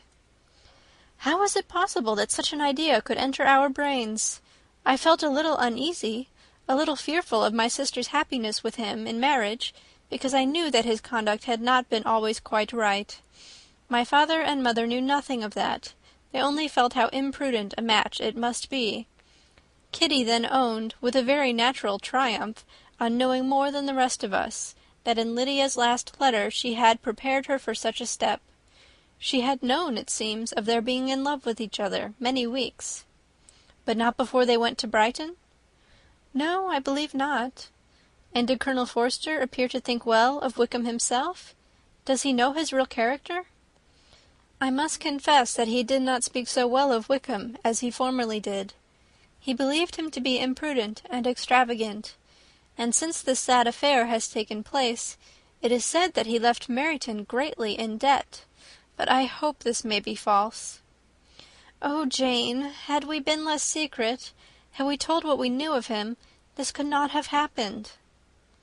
"Perhaps it would have been better," replied her sister. "But to expose the former faults of any person, without knowing what their present feelings were, seemed unjustifiable. We acted with the best intentions." "Could Colonel Forster repeat the particulars of Lydia's note to his wife?" "He brought it with him for us to see." Jane then took it from her pocket-book and gave it to Elizabeth. These were the contents. "My dear Harriet, you will laugh when you know where I am gone, and I cannot help laughing myself at your surprise to-morrow morning as soon as I am missed. I am going to Gretna Green, and if you cannot guess with who, I shall think you a simpleton, for there is but one man in the world I love, and he is an angel. I should never be happy without him, so think it no harm to be off. You need not send them word at Longbourn of my going, if you do not like it, for it will make the surprise the greater when I write to them and sign my name Lydia Wickham. What a good joke it will be! I can hardly write for laughing. Pray make my excuses to Pratt for not keeping my engagement and dancing with him tonight. Tell him I hope he will excuse me when he knows all, and tell him I will dance with him at the next ball we meet, with great pleasure. I shall send for my clothes when I get to Longbourn, but I wish you would tell Sally to mend a great slit in my worked muslin gown before they are packed up. Good-bye. Give my love to Colonel Forster. I hope you will drink to our good journey. Your affectionate friend, Lydia Bennet. "Oh, thoughtless, thoughtless Lydia!" cried Elizabeth, when she had finished it. "What a letter is this, to be written at such a moment! But at least it shows that she was serious on the subject of their journey. Whatever he might afterwards persuade her to, it was not on her side a scheme of infamy. My poor father! How he must have felt it!" "I never saw anyone so shocked. He could not speak a word for full 10 minutes. My mother was taken ill immediately, and the whole house in such confusion." "Oh, Jane," cried Elizabeth, "was there a servant belonging to it who did not know the whole story before the end of the day?" "I do not know. I hope there was. But to be guarded at such a time is very difficult. My mother was in hysterics, and though I endeavoured to give her every assistance in my power, I am afraid I did not do so much as I might have done. But the horror of what might possibly happen almost took me from my faculties. Your attendance upon her has been too much for you. You do not look well. Oh, that I had been with you! You have had every care and anxiety upon yourself alone. Mary and Kitty have been very kind, and would have shared in every fatigue, I am sure, but I did not think it right for either of them. Kitty is slight and delicate, and Mary studies so much that her hours of repose should not be broken in on. My Aunt Phillips came to Longbourn on Tuesday after my father went away, and was so good as to stay till Thursday with me. She was of great use and comfort to us all, and Lady Lucas has been very kind. She walked here on Wednesday morning to condole with us, and offered her services, or any of her daughters, if they should be of use to us." "She had better have stayed at home," cried Elizabeth. "Perhaps she meant well, but under such a misfortune as this, one cannot see too little of one's neighbours. Assistance is impossible, condolence insufferable. Let them triumph over us at a distance, and be satisfied." She then proceeded to inquire into the measures which her father had intended to pursue, while in town, for the recovery of his daughter. "He meant, I believe," replied Jane, "to go to Epsom, the place where they last changed horses, see the postilions, and try if anything could be made out from them. His principal object must be to discover the number of the hackney coach which took them from Clapham. It had come with a fare from London, and as he thought that the circumstance of a gentleman and a lady's removing from one carriage into another might be remarked, he meant to make inquiries at Clapham. If he could anyhow discover at what house the coachman had before set down his fare, he determined to make inquiries there, and hoped it might not be impossible to find out the stand and number of the coach. I do not know of any other designs that he had formed, but he was in such a hurry to be gone, and his spirits so greatly discomposed, that I had difficulty in finding out even so much as this. End of chapter 47. Chapter 48. The whole party were in hopes of a letter from Mr. Bennet the next morning, but the post came in without bringing a single line from him. His family knew him to be, on all common occasions, a most negligent and dilatory correspondent, but at such a time they had hoped for exertion. They were forced to conclude that he had no pleasing intelligence to send, but even of that they would have been glad to be certain. Mr. Gardiner had only waited for the letters before he set off. When he was gone, they were certain at least of receiving constant information of what was going on, and their uncle promised, at parting, to prevail on Mr. Bennet to return to Longbourn as soon as he could, to the great consolation of his sister, who considered it as the only security for her husband's not being killed in a duel. Mrs. Gardiner and the children were to remain in Hertfordshire a few days longer, as the former thought her presence might be serviceable to her nieces. She shared in their attendance on Mrs. Bennet, and was a great comfort to them in their hours of freedom. Their other aunt, who visited them frequently, and always, as she said, with the design of cheering and heartening them up, though as she never came without reporting some fresh instance of Wickham's extravagance or irregularity, she seldom went away without leaving them more dispirited than she found them. All Meryton seemed striving to blacken the man who, but 3 months before, had been almost an angel of light. He was declared to be in debt to every tradesman in the place, and his intrigues, all honoured with the title of seduction, had been extended into every tradesman's family. Everybody declared that he was the wickedest young man in the world, and everybody began to find out that they had always distrusted the appearance of his goodness. Elizabeth, though she did not credit above half of what was said, believed enough to make her former assurance of her sister's ruin more certain, and even Jane, who believed still less of it, became almost hopeless, more especially as the time was now come when, if they had gone to Scotland, which she had never before entirely despaired of, they must in all probability have gained some news of them. Mr. Gardiner left Longbourn on Sunday. On Tuesday his wife received a letter from him. It told them that, on his arrival, he had immediately found out his brother, and persuaded him to come to Gracechurch Street; that Mr. Bennet had been to Epsom and Clapham before his arrival, but without gaining any satisfactory information, and that he was now determined to inquire at all the principal hotels in town, as Mr. Bennet thought it possible they might have gone to one of them, on their first coming to London, before they procured lodgings. Mr. Gardiner himself did not expect any success from this measure, but as his brother was eager in it, he meant to assist him in pursuing it. He added that Mr. Bennet seemed wholly disinclined at present to leave London, and promised to write again very soon. There was also a postscript to this effect: "I have written to Colonel Forster, to desire him to find out, if possible, from some of the young man's intimates in the regiment, whether Wickham has any relations or connections who would be likely to know in what part of town he has now concealed himself. If there were any one that one could apply to with a probability of gaining such a clue as that, it might be of essential consequence. At present we have nothing to guide us. Colonel Forster will, I dare say, do everything in his power to satisfy us on this head.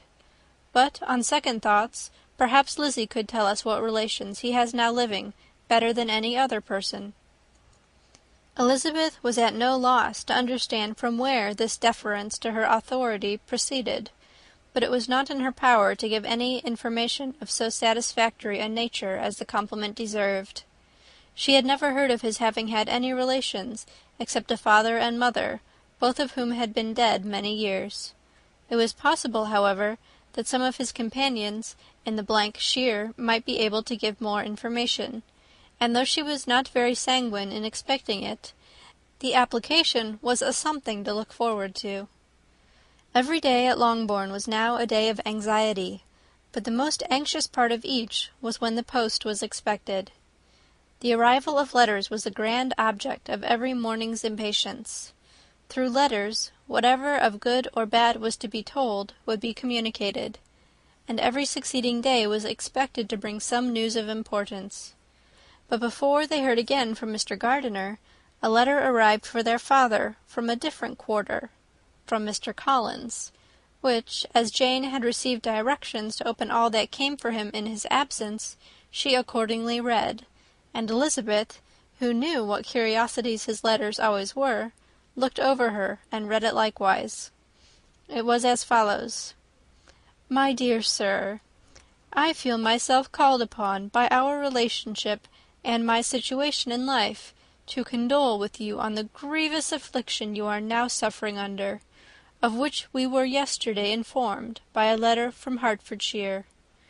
Be assured, my dear sir, that Mrs. Collins and myself sincerely sympathize with you and all your respectable family in your present distress, which must be of the bitterest kind, because proceeding from a cause which no time can remove. No arguments shall be wanting on my part that can alleviate so severe a misfortune, or that may comfort you under a circumstance that must be of all others the most afflicting to a parent's mind.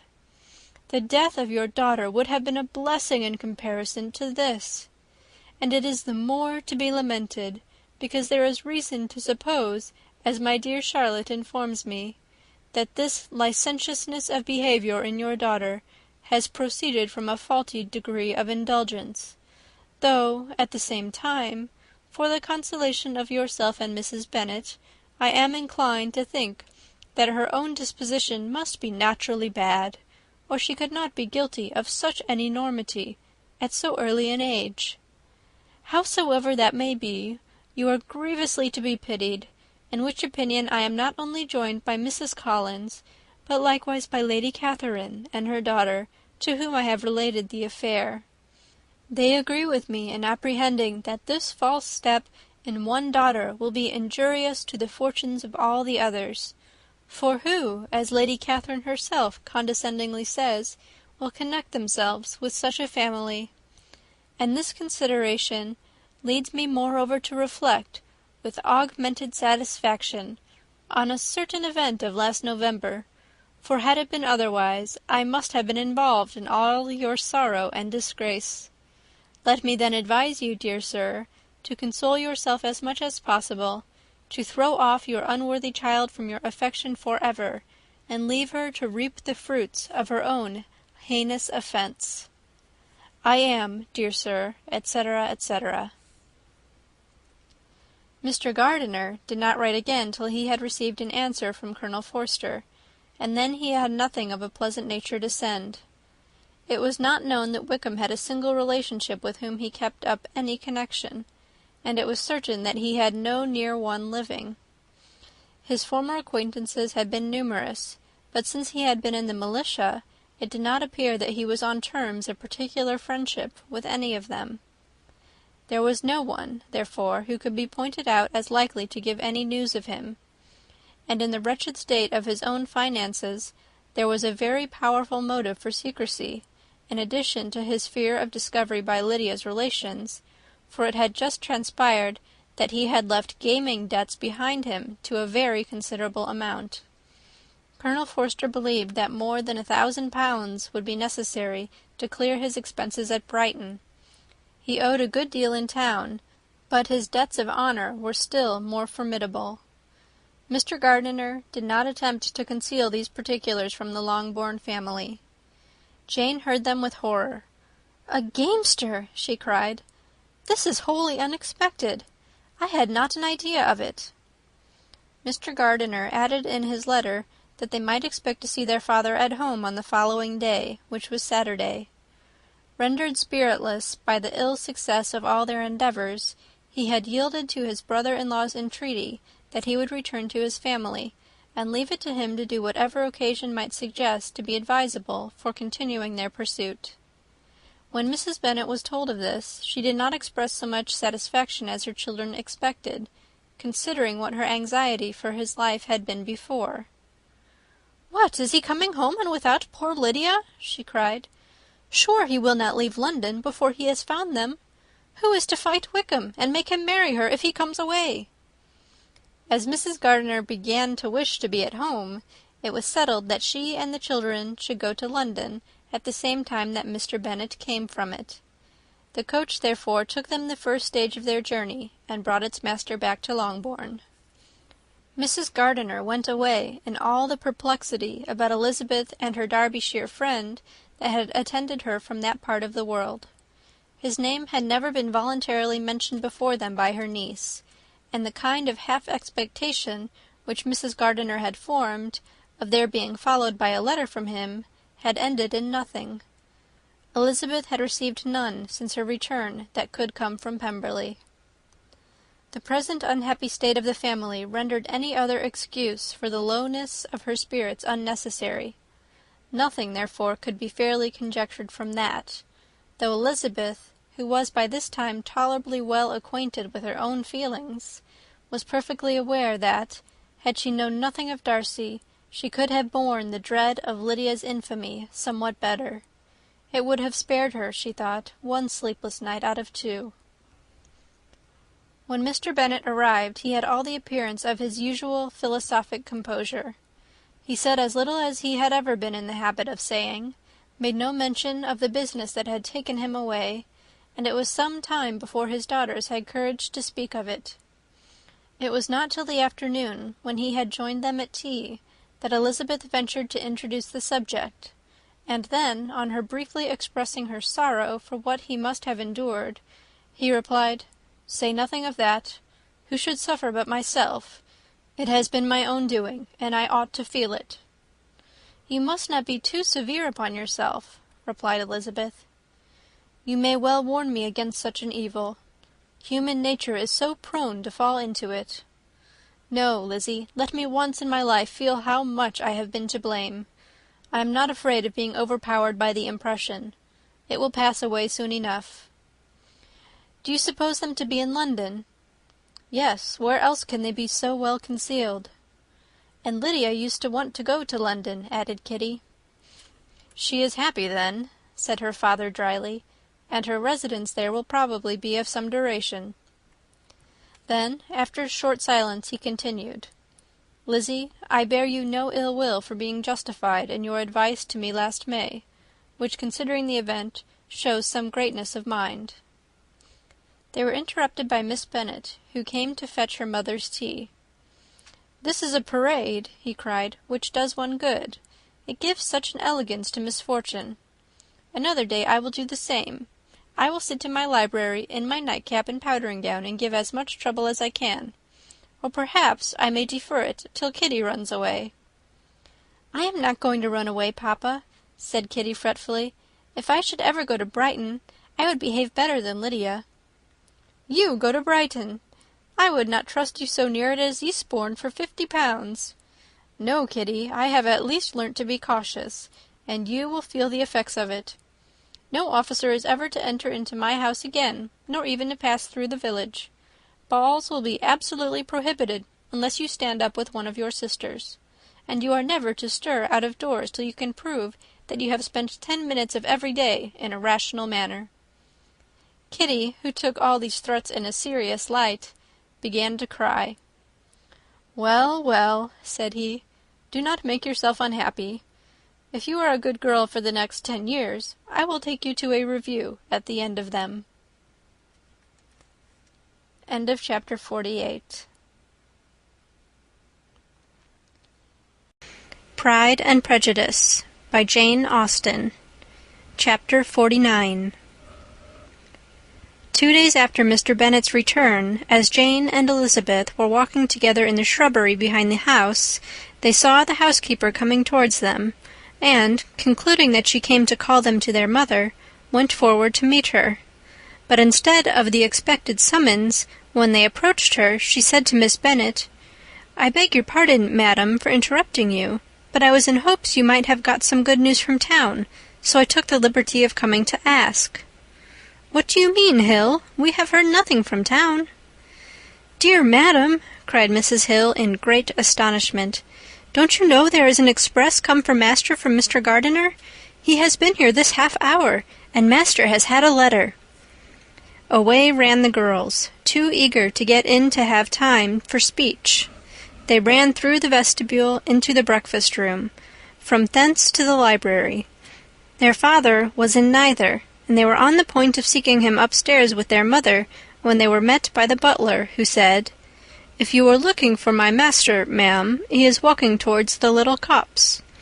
Upon this information, they instantly passed through the hall once more, and ran across the lawn after their father, who was deliberately pursuing his way towards a small wood on one side of the paddock.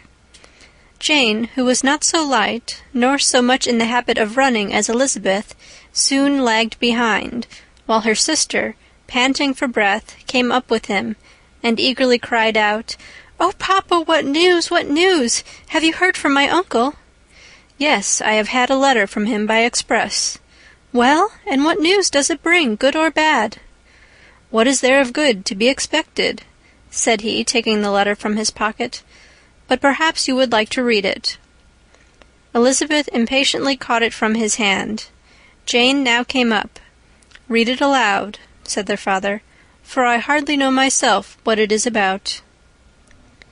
Gracechurch Street, Monday, August 2nd. My dear brother, at last I am able to send you some tidings of my niece, and such as, upon the whole, I hope it will give you satisfaction. Soon after you left me on Saturday, I was fortunate enough to find out in what part of London they were.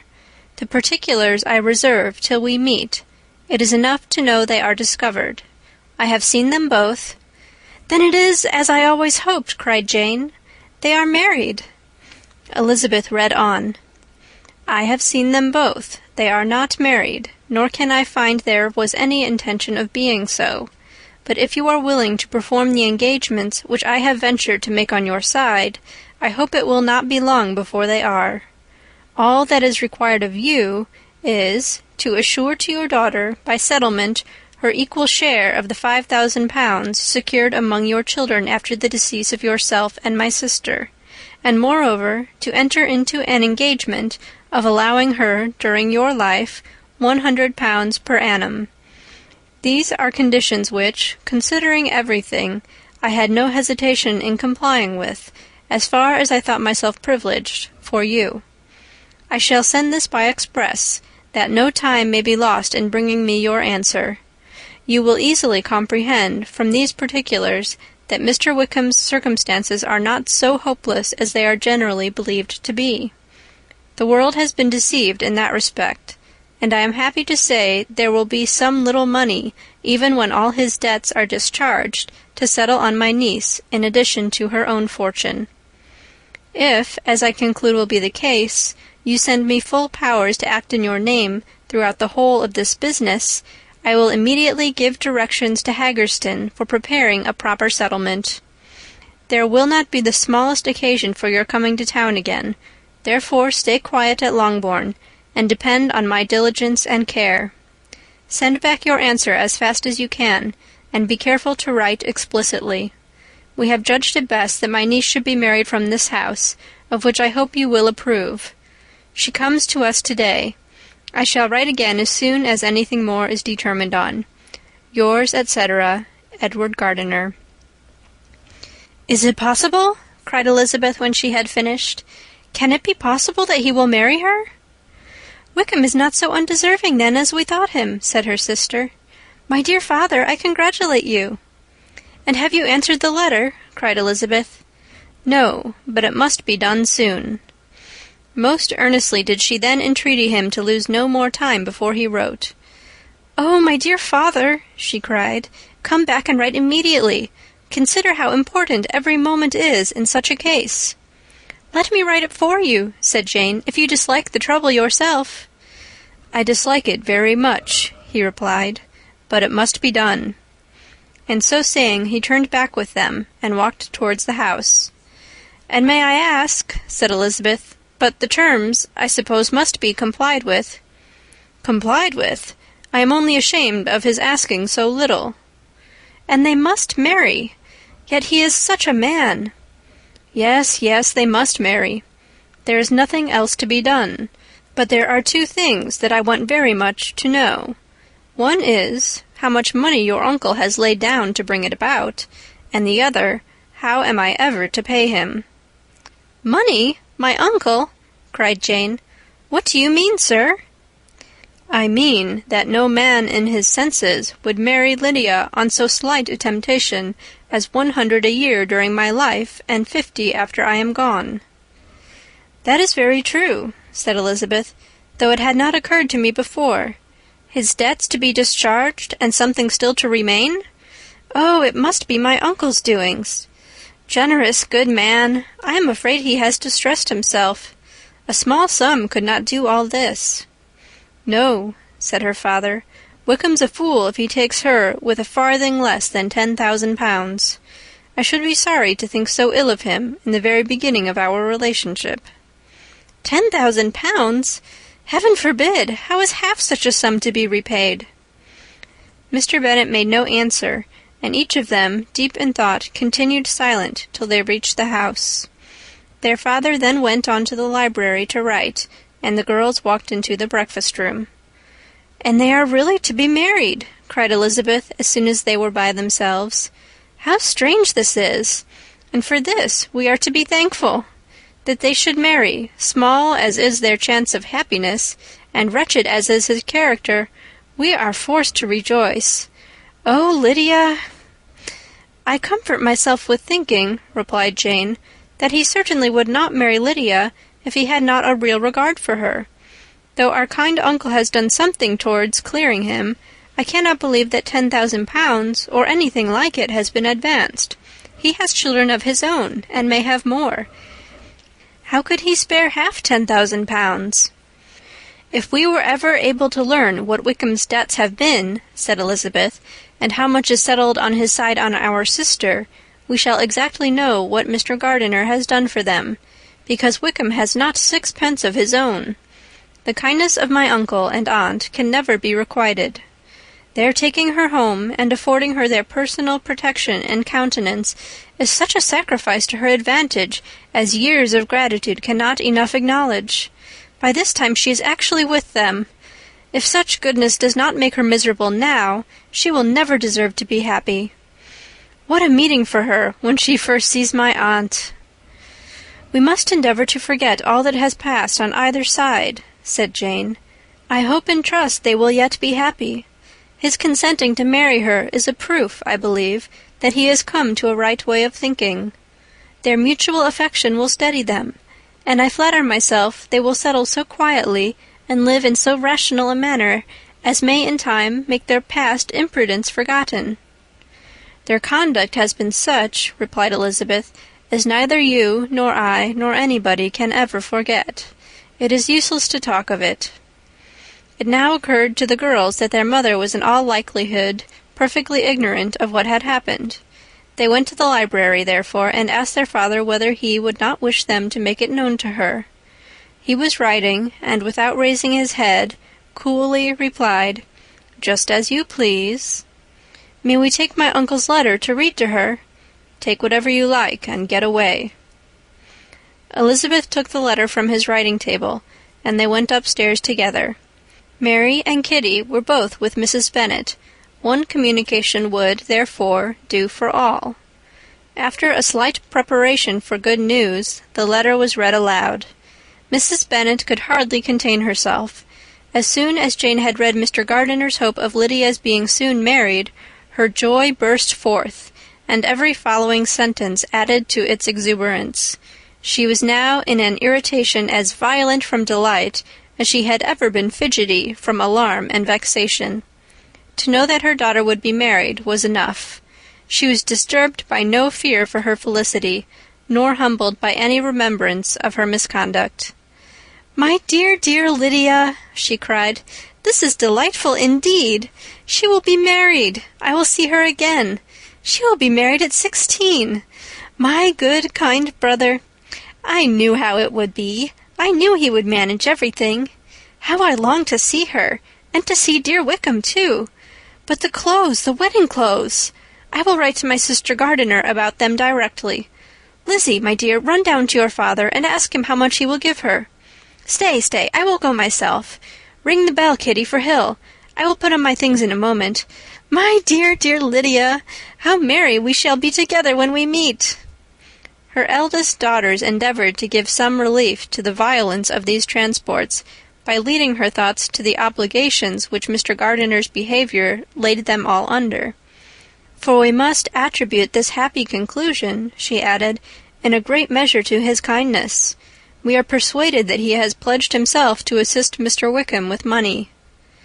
"Well," cried her mother, "it is all very right. Who should do it but her own uncle? If he had not had a family of his own, I and my children must have had all his money, you know, and it is the first time we have ever had anything from him except a few presents. Well, I am so happy. In a short time I shall have a daughter married. Mrs. Wickham, how well it sounds! And she was only 16 last June. My dear Jane, I am in such a flutter that I am sure I can't write, so I will dictate, and you write for me. We will settle with your father about the money afterwards, but the things should be ordered immediately. She was then proceeding to all the particulars of calico, muslin, and cambric, and would shortly have dictated some very plentiful orders, had not Jane, though with some difficulty, persuaded her to wait till her father was at leisure to be consulted. 1 day's delay, she observed, would be of small importance, and her mother was too happy to be quite so obstinate as usual. Other schemes, too, came into her head. "I will go to Meryton," said she, "as soon as I am dressed, and tell the good news to my sister Phillips, and as I come back I can call on Lady Lucas and Mrs. Long. Kitty, run down and order the carriage. An airing would do me a great deal of good, I am sure. Girls, can I do anything for you in Meryton? Oh, here comes Hill. My dear Hill, have you heard the good news? Miss Lydia is going to be married, and you shall all have a bowl of punch to make merry at her wedding." Mrs. Hill began instantly to express her joy. Elizabeth received her congratulations amongst the rest, and then, sick of this folly, took refuge in her own room, that she might think with freedom. Poor Lydia's situation must, at best, be bad enough, but that it was no worse she had need to be thankful. She felt it so, and though, in looking forward, neither rational happiness nor worldly prosperity could be justly expected for her sister, in looking back to what they had feared only 2 hours ago, she felt all the advantages of what they had gained. End of chapter 49. Pride and Prejudice by Jane Austen. Chapter 50. Mr. Bennet had very often wished before this period of his life that, instead of spending his whole income, he had laid by an annual sum for the better provision of his children and of his wife, if she survived him. He now wished it more than ever. Had he done his duty in that respect, Lydia need not have been indebted to her uncle for whatever of honor or credit could now be purchased for her. The satisfaction of prevailing on one of the most worthless young men in Great Britain to be her husband might then have rested in its proper place.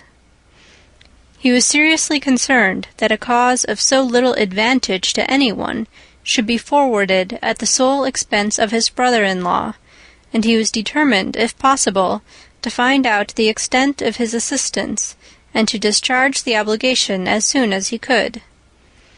When first Mr. Bennet had married, economy was held to be perfectly useless, for, of course, they were to have a son. The son was to join in cutting off the entail as soon as he should be of age, and the widow and younger children would by that means be provided for. 5 daughters successively entered the world, but yet the son was to come, and Mrs. Bennet, for many years after Lydia's birth, had been certain that he would. This event had at last been despaired of, but it was then too late to be saving. Mrs. Bennet had no turn for economy, and her husband's love of independence had alone prevented their exceeding their income. £5,000 was settled by marriage articles on Mrs. Bennet and the children. But in what proportions it should be divided amongst the latter depended on the will of the parents. This was one point, with regard to Lydia at least, which was now to be settled, and Mr. Bennet could have no hesitation in acceding to the proposal before him. In terms of grateful acknowledgment for the kindness of his brother, though expressed most concisely, he then delivered on paper his perfect approbation of all that was done, and his willingness to fulfill the engagements that had been made for him. He had never before supposed that, could Wickham be prevailed on to marry his daughter, it would be done with so little inconvenience to himself as by the present arrangement.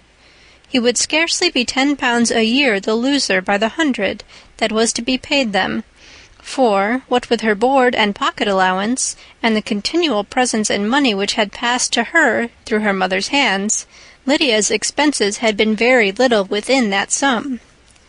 That it would be done with such trifling exertion on his side, too, was another very welcome surprise, for his wish at present was to have as little trouble in the business as possible.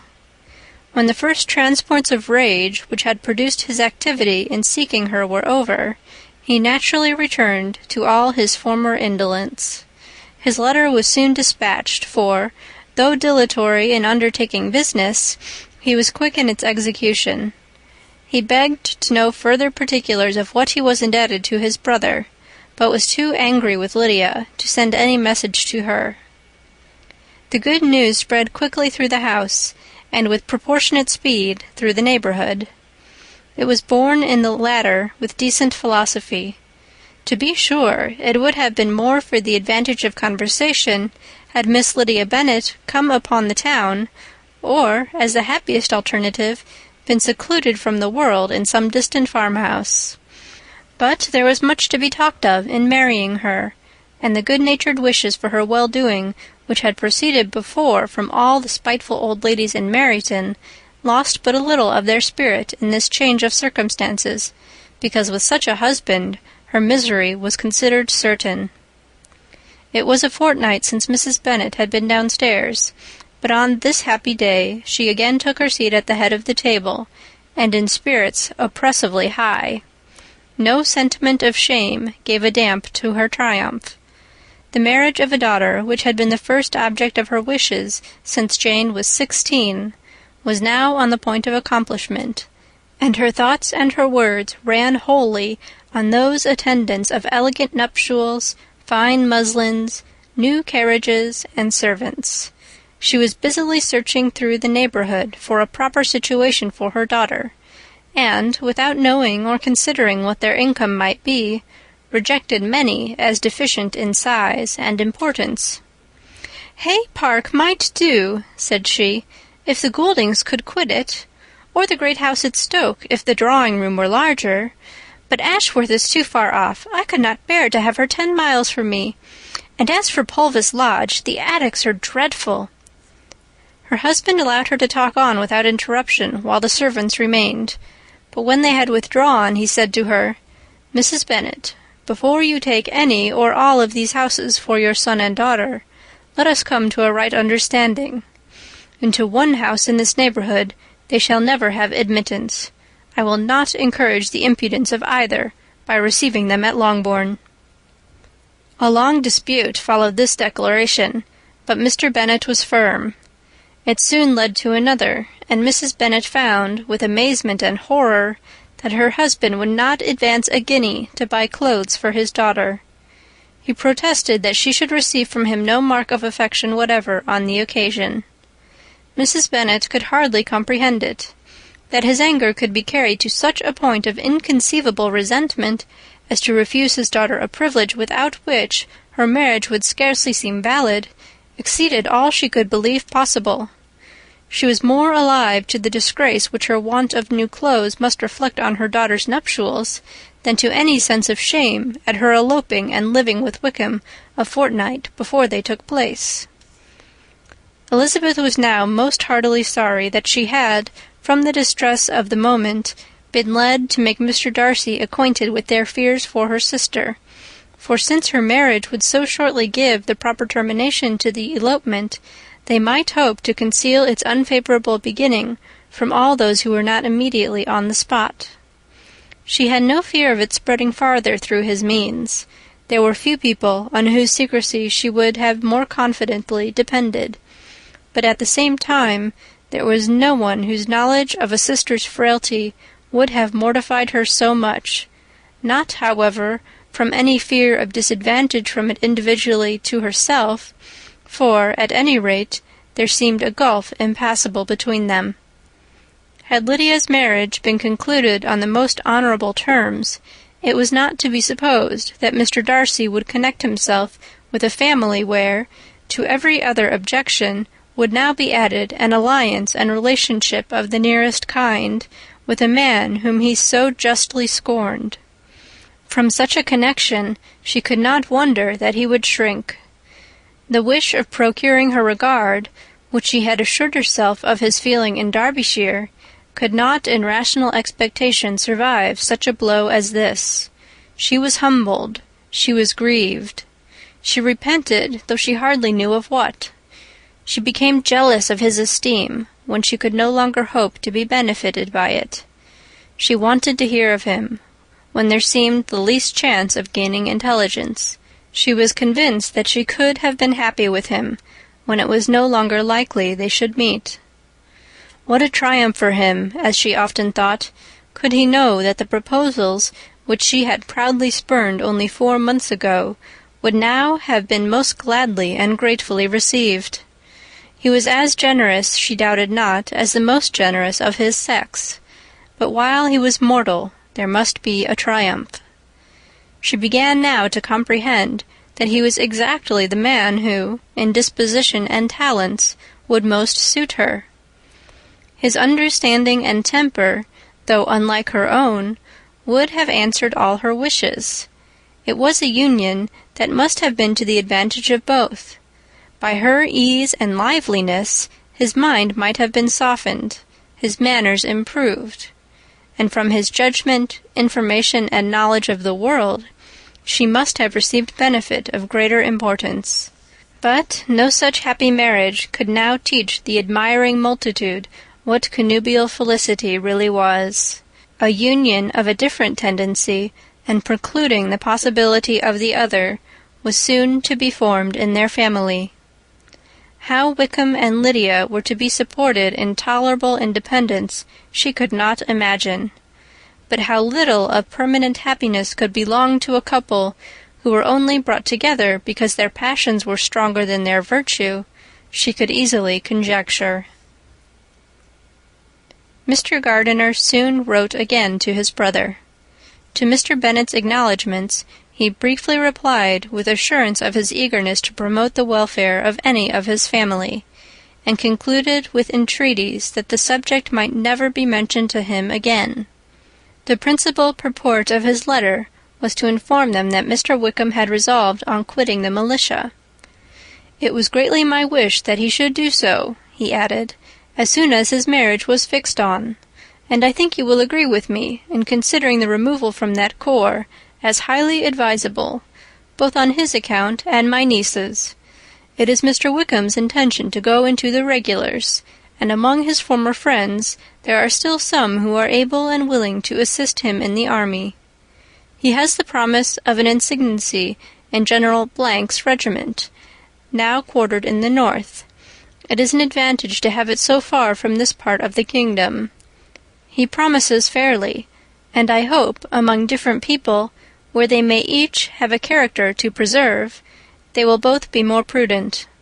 I have written to Colonel Forster to inform him of our present arrangements, and to request that he will satisfy the various creditors of Mr. Wickham in and near Brighton with assurances of speedy payment, for which I have pledged myself. And will you give yourself the trouble of carrying similar assurances to his creditors in Meryton, of whom I shall subjoin a list according to his information? He has given in all his debts. I hope at least he has not deceived us. Haggerston has our directions, and all will be completed in a week. They will then join his regiment, unless they are first invited to Longbourn, and I understand from Mrs. Gardiner that my niece is very desirous of seeing you all before she leaves the South. She is well, and begs to be dutifully remembered to you and your mother. Yours, etc., E. Gardiner. Mr. Bennet and his daughters saw all the advantages of Wickham's removal from the Blankshire as clearly as Mr. Gardiner could do. But Mrs. Bennet was not so well pleased with it. Lydia's being settled in the north, just when she had expected most pleasure and pride in her company, for she had by no means given up her plan of their residing in Hertfordshire, was a severe disappointment. And besides, it was such a pity that Lydia should be taken from a regiment where she was acquainted with everybody, and had so many favourites. "She is so fond of Mrs. Forster," said she. "It will be quite shocking to send her away. And there are several of the young men, too, that she likes very much. The officers may not be so pleasant in General —'s regiment." His daughter's request, for such it might be considered, of being admitted into her family again before she set off for the North, received at first an absolute negative. But Jane and Elizabeth, who agreed in wishing, for the sake of their sister's feelings and consequence, that she should be noticed on her marriage by her parents, urged him so earnestly, yet so rationally and so mildly, to receive her and her husband at Longbourn, as soon as they were married, that he was prevailed on to think as they thought, and act as they wished. And their mother had the satisfaction of knowing that she would be able to show her married daughter in the neighborhood before she was banished to the North. When Mr. Bennet wrote again to his brother, therefore, he sent his permission for them to come, and it was settled that as soon as the ceremony was over they should proceed to Longbourn. Elizabeth was surprised, however, that Wickham should consent to such a scheme, and had she consulted only her own inclination, any meeting with him would have been the last object of her wishes. End of Chapter 50. Chapter 51. Their sister's wedding day arrived, and Jane and Elizabeth felt for her probably more than she felt for herself. The carriage was sent to meet them at —, and they were to return in it by dinner-time. Their arrival was dreaded by the elder Miss Bennets, and Jane more especially, who gave Lydia the feelings which would have attended herself, had she been the culprit, and was wretched in the thought of what her sister must endure. They came. The family were assembled in the breakfast-room to receive them. Smiles decked the face of Mrs. Bennet as the carriage drove up to the door. Her husband looked impenetrably grave, her daughters alarmed, anxious, uneasy. Lydia's voice was heard in the vestibule. The door was thrown open, and she ran into the room. Her mother stepped forwards, embraced her, and welcomed her with rapture, gave her hand with an affectionate smile to Wickham, who followed his lady, and wished them both joy with an alacrity which showed no doubt of their happiness. Their reception from Mr. Bennet, to whom they had turned, was not quite so cordial. His countenance rather gained in austerity, and he scarcely opened his lips. The easy assurance of the young couple, indeed, was enough to provoke him. Elizabeth was disgusted, and even Miss Bennet was shocked. Lydia was Lydia still, untamed, unabashed, wild, noisy, and fearless. She turned from sister to sister, demanding their congratulations, and when at length they all sat down, looked eagerly round the room, took notice of some little alteration in it, and observed with a laugh that it was a great while since she had been there. Wickham was not at all more distressed than herself, but his manners were always so pleasing that had his character and his marriage been exactly what they ought, his smiles and his easy address, while he claimed their relationship, would have delighted them all. Elizabeth had not before believed him quite equal to such assurance, but she sat down, resolving within herself to draw no limits in future to the impudence of an impudent man. She blushed, and Jane blushed, but the cheeks of the two who caused their confusion suffered no variation of colour. There was no want of discourse. The bride and her mother could neither of them talk fast enough, and Wickham, who happened to sit near Elizabeth, began inquiring after his acquaintance in that neighbourhood, with a good-humoured ease which she felt very unable to equal in her replies. They seemed each of them to have the happiest memories in the world. Nothing of the past was recollected with pain, and Lydia led voluntarily to subjects which her sisters would not have alluded to for the world. "Only think of its being 3 months," she cried, "since I went away. It seems but a fortnight, I declare, and yet there have been things enough happened in the time. Good gracious, when I went away, I am sure I had no more idea of being married till I came back again, though I thought it would be very good fun if I was." Her father lifted up his eyes. Jane was distressed. Elizabeth looked expressively at Lydia, but she, who never heard nor saw anything of which she chose to be insensible, gaily continued, "Oh, mamma, do the people hereabouts know I am married today? I was afraid they might not, and we overtook William Goulding in his curricle, so I was determined he should know it, and so I let down the side glass next to him, and took off my glove and let my hand just rest upon the window frame, so that he might see the ring, and then I bowed and smiled like anything." Elizabeth could bear it no longer. She got up and ran out of the room, and returned no more, till she heard them passing through the hall to the dining-parlour. She then joined them soon enough to see Lydia, with anxious parade, walk up to her mother's right hand, and hear her say to her eldest sister, "Ah, Jane, I take your place now, and you must go lower, because I am a married woman." It was not to be supposed that time would give Lydia that embarrassment which from she had been so wholly free at first. Her ease and good spirits increased. She longed to see Mrs. Phillips, the Lucases, and all their other neighbors, and to hear herself called Mrs. Wickham by each of them, and in the meantime she went after dinner to show her ring, and boast of being married, to Mrs. Hill and the 2 housemaids. "Well, mamma," said she, when they were all returned to the breakfast-room, "and what do you think of my husband? Is not he a charming man? I am sure my sisters must all envy me. I only hope they may have half my good luck. They must all go to Brighton. That is the place to get husbands. What a pity it is, mamma, we did not all go." "Very true, and if I had my will, we should. But, my dear Lydia, I don't at all like your going such a way off. Must it be so?" "Oh, Lord, yes! There is nothing in that. I shall like it of all things.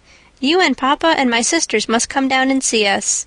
We shall be at Newcastle all the winter, and I dare say there will be some balls, and I will take care to get good partners for them all." "I should like it beyond anything," said her mother. "And then when you go away, you may leave 1 or 2 of my sisters behind you, and I dare say I shall get husbands for them before the winter is over." "I thank you for my share of the favor," said Elizabeth, "but I do not particularly like your way of getting husbands." Their visitors were not to remain above 10 days with them. Mr. Wickham had received his commission before he left London, and he was to join his regiment at the end of a fortnight. No one but Mrs. Bennet regretted that their stay would be so short, and she made the most of the time by visiting about with her daughter, and having very frequent parties at home. These parties were acceptable to all. To avoid a family circle was even more desirable to such as did think than such as did not. Wickham's affection for Lydia was just what Elizabeth had expected to find it, not equal to Lydia's for him. She had scarcely needed her present observation to be satisfied, from the reason of things, that their elopement had been brought on by the strength of her love rather than by his, and she would have wondered why, without violently caring for her, he chose to elope with her at all, had she not felt certain that his flight was rendered necessary by distress of circumstances, and if that were the case, he was not the young man to resist an opportunity of having a companion. Lydia was exceedingly fond of him. He was her dear Wickham on every occasion. No one was to be put in competition with him.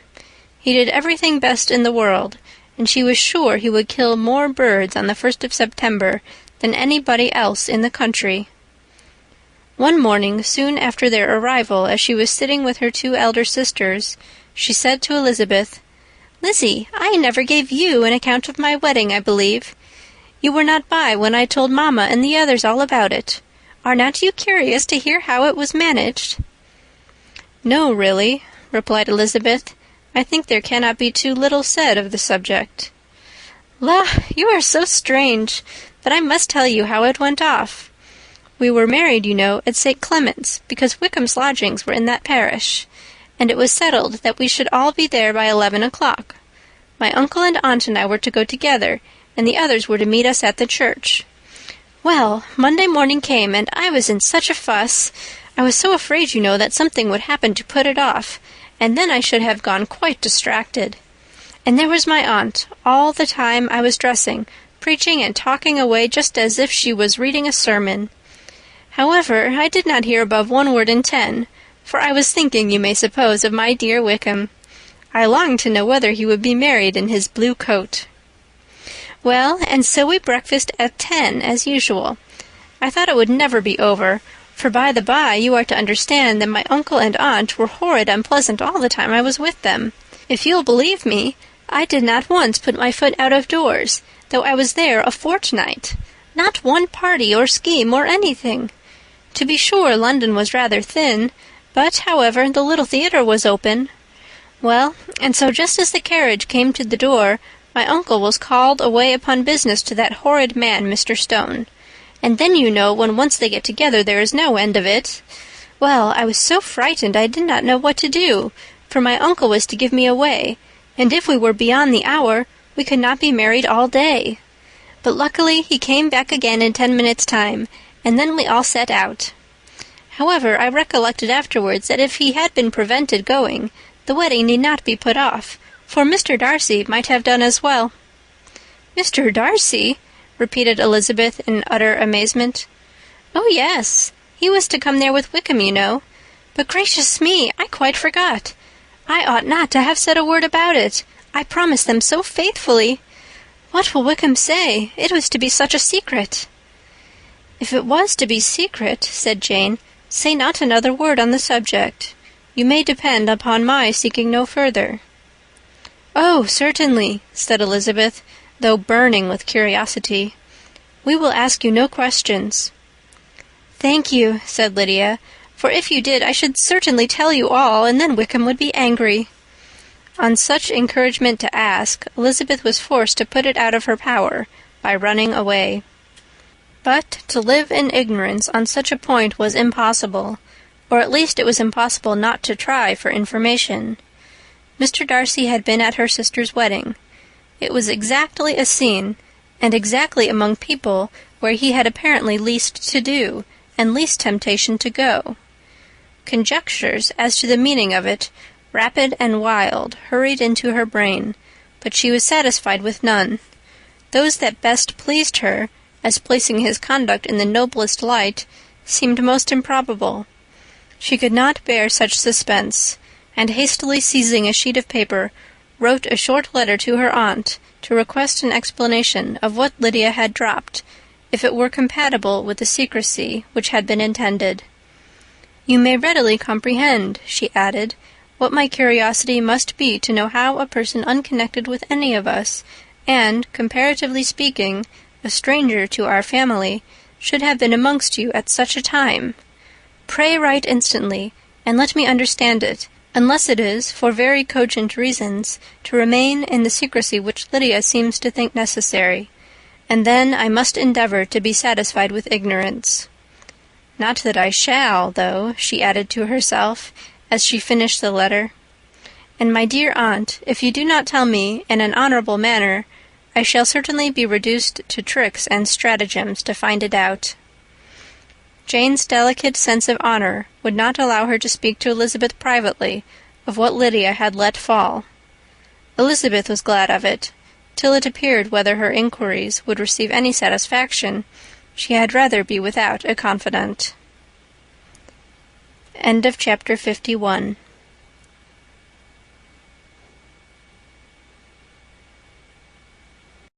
Pride and Prejudice by Jane Austen. Chapter 52. Elizabeth had the satisfaction of receiving an answer to her letter as soon as she possibly could. She was no sooner in possession of it than, hurrying into the little copse, where she was least likely to be interrupted, she sat down on one of the benches and prepared to be happy, for the length of the letter convinced her that it did not contain a denial. Gracechurch Street, September 6th. My dear niece, I have just received your letter, and shall devote this whole morning to answering it, as I foresee that a little writing will not comprise what I have to tell you. I must confess myself surprised by your application. I did not expect it from you. Don't think me angry, however, for I only mean to let you know that I had not imagined such inquiries to be necessary on your side. If you do not choose to understand me, forgive my impertinence. Your uncle is much surprised, as I am, and nothing but the belief of your being a party concerned would have allowed him to act as he has done. But if you are really innocent and ignorant, I must be more explicit. On the very day of my coming home from Longbourn, your uncle had a most unexpected visitor. Mr. Darcy called, and was shut up with him several hours. It was all over before I arrived, so my curiosity was not so dreadfully racked as yours seems to have been. He came to tell Mr. Gardiner that he had found out where your sister and Mr. Wickham were, and that he had seen and talked with them both, Wickham repeatedly, Lydia once. From what I can collect, he left Derbyshire only one day after ourselves, and came to town with the resolution of hunting for them. The motive professed was his conviction of its being owing to himself that Wickham's worthlessness had not been so well known as to make it impossible for any young woman of character to love or confide in him. He generously imputed the whole to his mistaken pride, and confessed that he had before thought it beneath him to lay his private actions open to the world.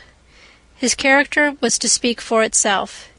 He called it, therefore, his duty to step forward and endeavour to remedy an evil which had been brought on by himself. If he had another motive, I am sure it would never disgrace him. He had been some days in town before he was able to discover them, but he had something to direct his search, which was more than we had, and the consciousness of this was another reason for his resolving to follow us. There is a lady, it seems, a Mrs. Young, who was some time ago governess to Miss Darcy, and was dismissed from her charge on some cause of disapprobation, though he did not say what. She then took a large house in Edward Street, and has since maintained herself by letting lodgings. This Mrs. Young was, he knew, intimately acquainted with Wickham, and he went to her for intelligence of him as soon as he got to town, but it was 2 or 3 days before he could get from her what he wanted. She would not betray her trust, I suppose, without bribery and corruption, for she really did know where her friend was to be found. Wickham, indeed, had gone to her on their first arrival in London, and had she been able to receive them into her house, they would have taken up their abode with her. At length, however, our kind friend procured the wished-for direction. They were in Street. He saw Wickham, and afterwards insisted on seeing Lydia. His first object with her, he acknowledged, had been to persuade her to quit her present disgraceful situation and return to her friends as soon as they could be prevailed on to receive her, offering his assistance as far as it would go.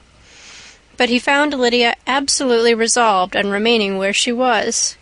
She cared for none of her friends, she wanted no help of his, she would not hear of leaving Wickham. She was sure they would be married some time or other, and it did not much signify when. Since such were her feelings, it only remained, he thought, to secure and expedite a marriage, which, in his very first conversation with Wickham, he easily learnt had never been his design. He confessed himself obliged to leave the regiment on account of some debts of honour, which were very pressing, and scrupled not to lay all the ill consequences of Lydia's flight on her own folly alone. He meant to resign his commission immediately, and as to his future situation, he could conjecture very little about it. He must go somewhere, but he did not know where, and he knew he should have nothing to live on.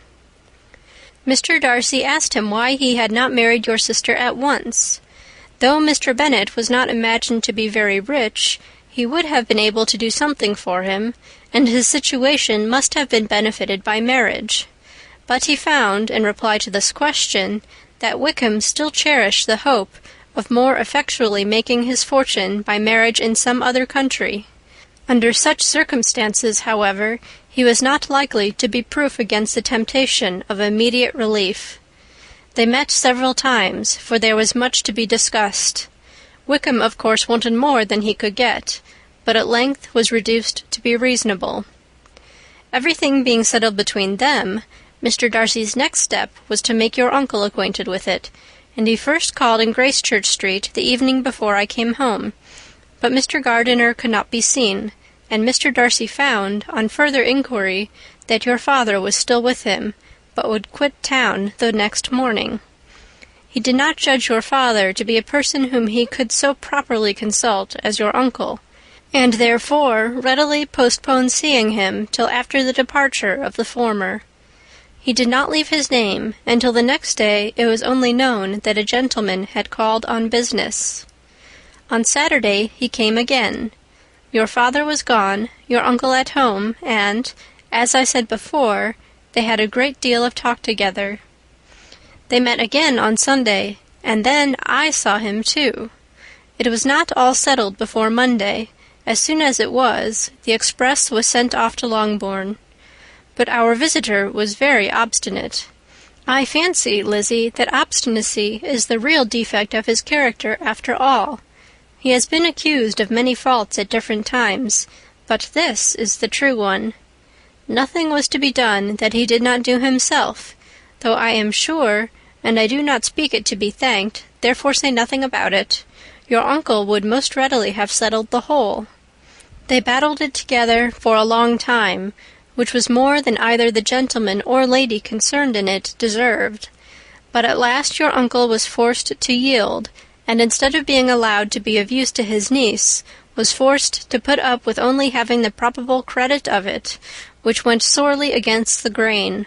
And I really believe your letter this morning gave him great pleasure, because it required an explanation that would rob him of his borrowed feathers, and give the praise where it was due. But, Lizzie, this must go no farther than yourself, or Jane at most. You know pretty well, I suppose, what has been done for the young people. His debts are to be paid, amounting, I believe, to considerably more than £1,000, another 1,000 in addition to her own settled upon her, and his commission purchased. The reason why all this was to be done by him alone was such as I have given above. It was owing to him, to his reserve and want of proper consideration, that Wickham's character had been so misunderstood, and consequently that he had been received and noticed as he was. Perhaps there was some truth in this, though I doubt whether his reserve or anybody's reserve can be answerable for the event. But in spite of all this fine talking, my dear Lizzie, you may rest perfectly assured that your uncle would never have yielded if we had not given him credit for another interest in the affair. When all this was resolved on, he returned again to his friends, who were still staying at Pemberley, but it was agreed that he should be in London once more when the wedding took place, and all money matters were then to receive the last finish. I believe I have now told you everything. It is a relation which you tell me is to give you great surprise. I hope at least it will not afford you any displeasure. Lydia came to us, and Wickham had constant admission to the house. He was exactly what he had been when I knew him in Hertfordshire, but I would not tell you how little I was satisfied with her behaviour while she stayed with us, if I had not perceived, by Jane's letter last Wednesday, that her conduct on coming home was exactly of a piece with it, and therefore what I now tell you can give you no fresh pain. I talked to her repeatedly in the most serious manner, representing to her all the wickedness of what she had done, and all the unhappiness she had brought on her family. If she heard me, it was by good luck, for I am sure she did not listen. I was sometimes quite provoked, but then I recollected my dear Elizabeth and Jane, and for their sakes had patience with her. Mr. Darcy was punctual in his return, and, as Lydia informed you, attended the wedding. He dined with us the next day, and was to leave town again on Wednesday or Thursday. Will you be very angry with me, my dear Lizzie, if I take this opportunity of saying, what I was never bold enough to say before, how much I like him? His behaviour to us has, in every respect, been as pleasing as when we were in Derbyshire. His understanding and opinions all please me. He wants nothing but a little more liveliness, and that, if he marries prudently, his wife may teach him. I thought him very sly. He hardly ever mentioned your name, but slyness seems the fashion. Pray forgive me if I have been very presuming, or at least do not punish me so far as to exclude me from Pemberley. I shall never be quite happy till I have been all round the park. A low phaeton with a nice little pair of ponies would be the very thing. But I must write no more. The children have been wanting me this half-hour. Yours very sincerely, Mrs. Gardiner. The contents of this letter threw Elizabeth into a flutter of spirits, in which it was difficult to determine whether pleasure or pain bore the greatest share. The vague and unsettled suspicion which uncertainty had produced of what Mr. Darcy might have been doing to forward her sister's match, which she had feared to encourage as an exertion of goodness too great to be probable, and at the same time dreaded to be just, from the pain of obligation, were proved beyond their greatest extent to be true. He had followed them purposely to town. He had taken on himself all the trouble and mortification attendant on such a research, in which supplication had been necessary to a woman whom he must abominate and despise, and where he was reduced to frequently meet, reason with, persuade, and finally bribe the man whom he always most wished to avoid, and whose very name it was a punishment to him to pronounce. He had done all this for a girl whom he could neither regard nor esteem. Her heart did whisper that he had done it for her, but it was a hope shortly checked by other considerations, and she soon felt that even her vanity was insufficient when required to depend on his affection for her, for a woman who had already refused him, as able to overcome a sentiment so natural as abhorrence against relationship with Wickham. Brother-in-law of Wickham! Every kind of pride must revolt from the connection. He had, to be sure, done much. She was ashamed to think how much, but he had given a reason for his interference, which asked no extraordinary stretch of belief. It was reasonable that he should feel he had been wrong. He had liberality, and he had the means of exercising it, and though she would not place herself as his principal inducement, she could, perhaps, believe that remaining partiality for her might assist his endeavours in a cause where her peace of mind must be materially concerned. It was painful, exceedingly painful, to know that they were under obligations to a person who could never receive a return. They owed the restoration of Lydia, her character, everything to him. Oh, how heartily did she grieve over every ungracious sensation she had ever encouraged, every saucy speech she had ever directed towards him. For herself she was humbled, but she was proud of him, proud that in a cause of compassion and honour he had been able to get the better of himself. She read over her aunt's commendation of him again and again. It was hardly enough, but it pleased her.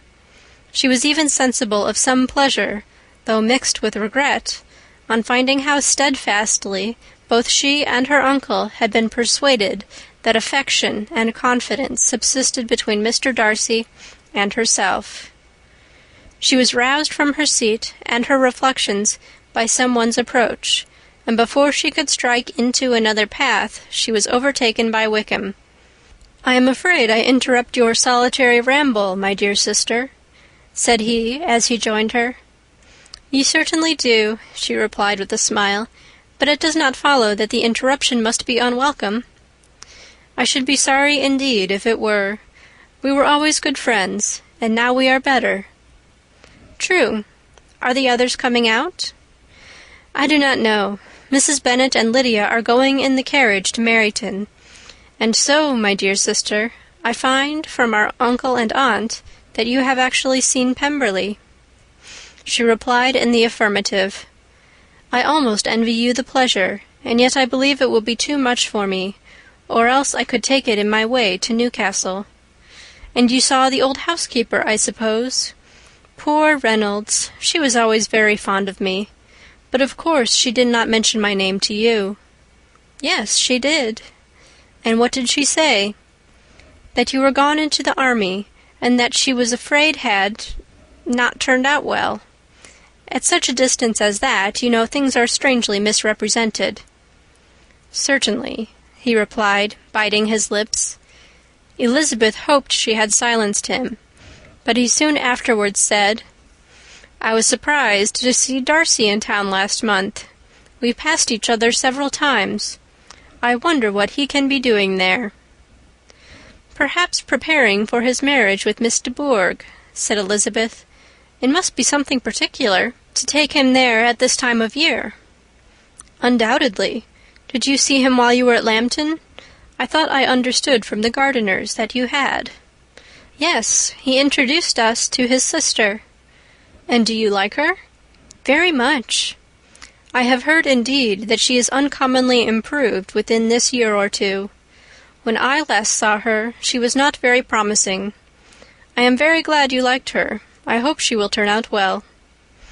"I dare say she will. She has gotten over the most trying age." "Did you go by the village of Kympton?" "I do not recollect that we did." "I mention it because it is the living which I ought to have had. A most delightful place. Excellent parsonage house. It would have suited me in every respect." "How should you have liked making sermons?" "Exceedingly well. I should have considered it as part of my duty, and the exertion would soon have been nothing. One ought not to repine. But to be sure it would have been such a thing for me. The quiet, the retirement of such a life would have answered all my ideas of happiness. But it was not to be. Did you ever hear Darcy mention the circumstance when you were in Kent?" "I have heard from authority, which I thought as good, that it was left you conditionally only, and at the will of the present patron." "You have? Yes. There was something in that. I told you so from the first, you may remember." "I did hear, too, that there was a time when sermon-making was not so palatable to you as it seems to be at present, that you actually declared your resolution of never taking orders, and that the business had been compromised accordingly." "You did, and it was not wholly without foundation. You may remember what I told you on that point when first we talked of it." They were now almost at the door of the house, for she had walked fast to get rid of him, and, unwilling, for her sister's sake, to provoke him, she only said in reply, with a good-humoured smile, "Come, Mr. Wickham, we are brother and sister, you know. Do not let us quarrel about the past. In future, I hope we shall be always of one mind." She held out her hand. He kissed it with affectionate gallantry, though he hardly knew how to look, and they entered the house. End of chapter 52. And Prejudice by Jane Austen. Chapter 53. Mr. Wickham was so perfectly satisfied with this conversation that he never again distressed himself or provoked his dear sister Elizabeth by introducing the subject of it, and she was pleased to find that she had said enough to keep him quiet.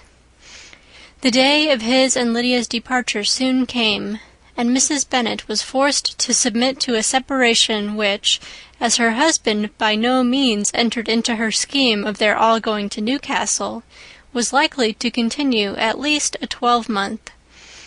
"Oh, my dear Lydia," she cried, "when shall we meet again?" "Oh, Lord, I don't know.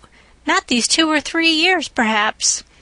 Write to me very often, my dear."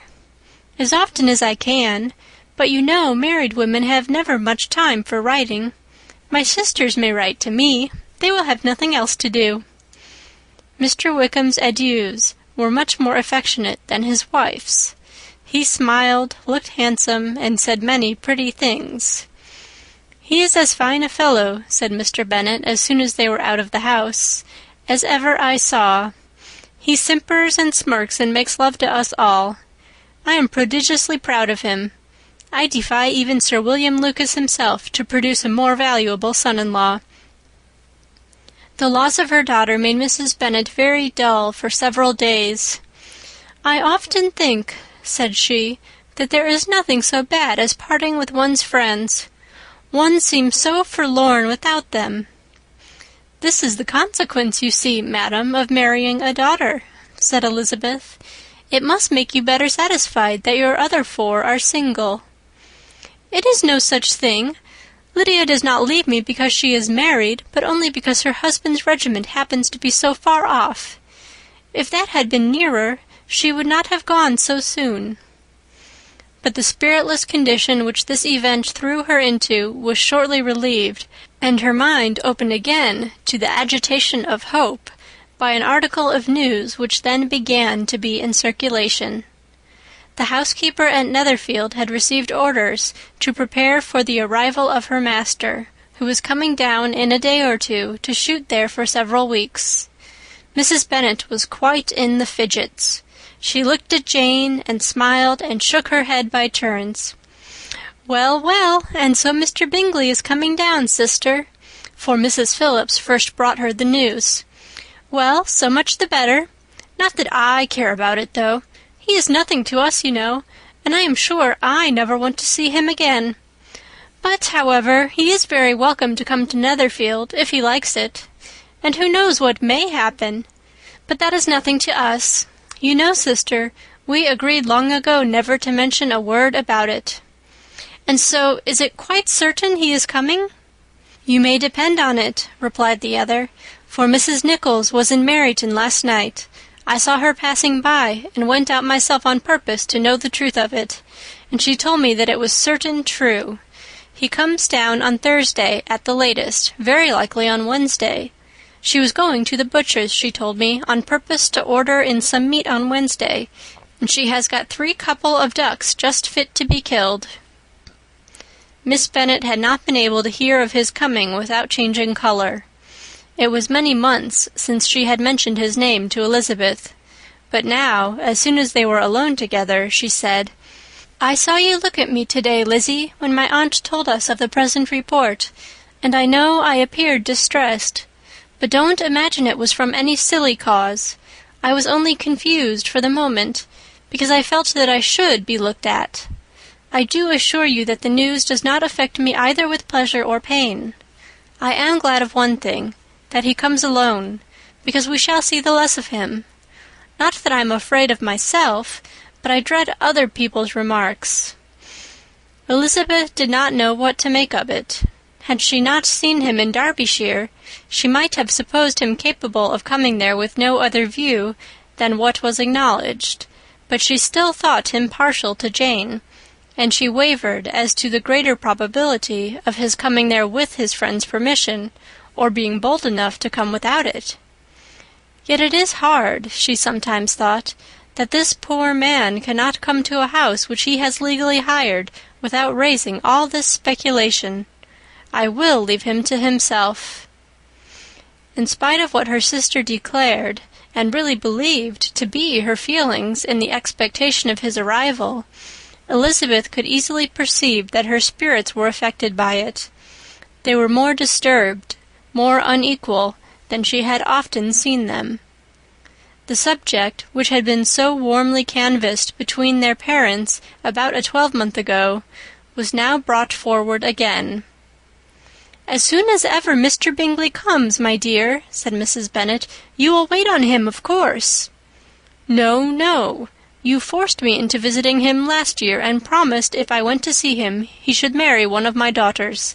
But it ended in nothing, and I will not be sent on a fool's errand again." His wife represented to him how absolutely necessary such an attention would be from all the neighbouring gentlemen on his returning to Netherfield. "'Tis an etiquette I despise," said he. "If he wants our society, let him seek it. He knows where we live. I will not spend my hours in running after my neighbours every time they go away and come back again." "Well, all I know is that it will be abominably rude if you do not wait on him. But, however, that shan't prevent my asking him to dine here. I am determined. We must have Mrs. Long and the Gouldings soon. That will make 13 with ourselves, so there will be just room at table for him." Consoled by this resolution, she was the better able to bear her husband's incivility, though it was very mortifying to know that her neighbours might all see Mr. Bingley in consequence of it before they did. as the day of his arrival drew near. "I begin to be sorry that he comes at all," said Jane to her sister. "It would be nothing. I could see him with perfect indifference, but I can hardly bear to hear it thus perpetually talked of. My mother means well, but she does not know, no one can know how much I suffer from what she says. Happy shall I be when his stay at Netherfield is over." "I wish I could say anything to comfort you," replied Elizabeth, "but it is wholly out of my power. You must feel it, and the usual satisfaction of preaching patience to a sufferer is denied me, because you have always so much." Mr. Bingley arrived. Mrs. Bennet, through the assistance of servants, contrived to have the earliest tidings of it, that the period of anxiety and fretfulness on her side might be as long as it could. She counted the days that must intervene before their invitation could be sent, hopeless of seeing him before. But on the third morning after his arrival in Hertfordshire, she saw him, from her dressing-room window, enter the paddock and ride towards the house. Her daughters were eagerly called to partake of her joy. Jane resolutely kept her place at the table, but Elizabeth, to satisfy her mother, went to the window. She looked. She saw Mr. Darcy with him, and sat down again by her sister. "There is a gentleman with him, mamma," said Kitty. "Who can it be?" "Some acquaintance or other, my dear, I supposed. I am sure I do not know." "La!" replied Kitty, "it looks just like that man that used to be with him before. Mr. What's-his-name, that tall, proud man." "Good gracious, Mr. Darcy! And so it does, I vow. Well, any friend of Bingley's will always be welcome here, to be sure, but else I must say that I hate the very sight of him." Jane looked at Elizabeth with surprise and concern. She knew but little of their meeting in Derbyshire, and therefore felt for the awkwardness which must attend her sister in seeing him almost for the first time after receiving his explanatory letter. Both sisters were uncomfortable enough. Each felt for the other, and of course for themselves, and their mother talked on, of her dislike of Mr. Darcy, and her resolution to be civil to him only as Mr. Bingley's friend, without being heard by either of them. But Elizabeth had sources of uneasiness which could not be suspected by Jane, to whom she had never yet had courage to show Mrs. Gardiner's letter, or to relate her own change of sentiment towards him. To Jane he could be only a man whose proposals she had refused, and whose merit she had undervalued. But to her own more extensive information, he was the person to whom the whole family were indebted for the first of benefits, and whom she regarded herself with an interest, if not quite so tender, at least as reasonable and just as what Jane felt for Bingley. Her astonishment at his coming to Netherfield, to Longbourn, and voluntarily seeking her again, was almost equal to what she had known on first witnessing his altered behaviour in Derbyshire. The colour which had been driven from her face returned for half a minute with an additional glow, and a smile of delight added lustre to her eyes, as she thought for that space of time that his affection and wishes must still be unshaken. But she would not be secure. "Let me first see how he behaves," said she. "It will then be early enough for expectation." She sat intently at work, striving to be composed, and without daring to lift up her eyes, till anxious curiosity carried them to the face of her sister as the servant was approaching the door. Jane looked a little paler than usual, but more sedate than Elizabeth had expected. On the gentlemen's appearing, her colour increased, yet she received them with tolerable ease, and with a propriety of behaviour equally free from any symptom of resentment or any unnecessary complaisance. Elizabeth said as little to either as civility would allow, and sat down again to her work, with an eagerness which it did not often command. She had ventured only one glance at Darcy. He looked serious, as usual, and she thought more as he had been used to look in Hertfordshire than as she had seen him at Pemberley. But perhaps he could not in her mother's presence be what he was before her uncle and aunt. It was a painful, but not an improbable, conjecture. Bingley she had likewise seen for an instant, and in that short period saw him looking both pleased and embarrassed. He was received by Mrs. Bennet with a degree of civility which made her two daughters ashamed, especially when contrasted with the cold and ceremonious politeness of her curtsy and address to his friend. Elizabeth particularly, who knew that her mother owed to the latter the preservation of her favourite daughter from irremediable infamy, was hurt and distressed to a most painful degree by a distinction so ill applied. Darcy, after inquiring of her how Mr. and Mrs. Gardiner did, a question which she could not answer without confusion, said scarcely anything. He was not seated by her. Perhaps that was the reason of his silence, but it had not been so in Derbyshire. There he had talked to her friends when he could not to herself. But now several minutes elapsed without bringing the sound of his voice, and when, occasionally, unable to resist the impulse of curiosity, she raised her eyes to his face, she as often found him looking at Jane as at herself, and frequently on no object but the ground. More thoughtfulness and less anxiety to please than when they last met were plainly expressed. She was disappointed, and angry with herself for being so. "Could I expect it to be otherwise?" said she. "Yet why did he come?" She was in no humour for conversation with anyone but himself, and to him she had hardly courage to speak. She inquired after his sister, but could do no more. "It is a long time, Mr. Bingley, since you went away," said Mrs. Bennet. He readily agreed to it. "I began to be afraid you would never come back again. People did say you meant to quit the place entirely at Michaelmas, but, however, I hope it is not true. A great many changes have happened in the neighbourhood since you went away. Miss Lucas is married and settled, and one of my own daughters. I suppose you have heard of it. Indeed, you must have seen it in the papers. It was in the Times and the Courier, I know, though it was not put in as it ought to be.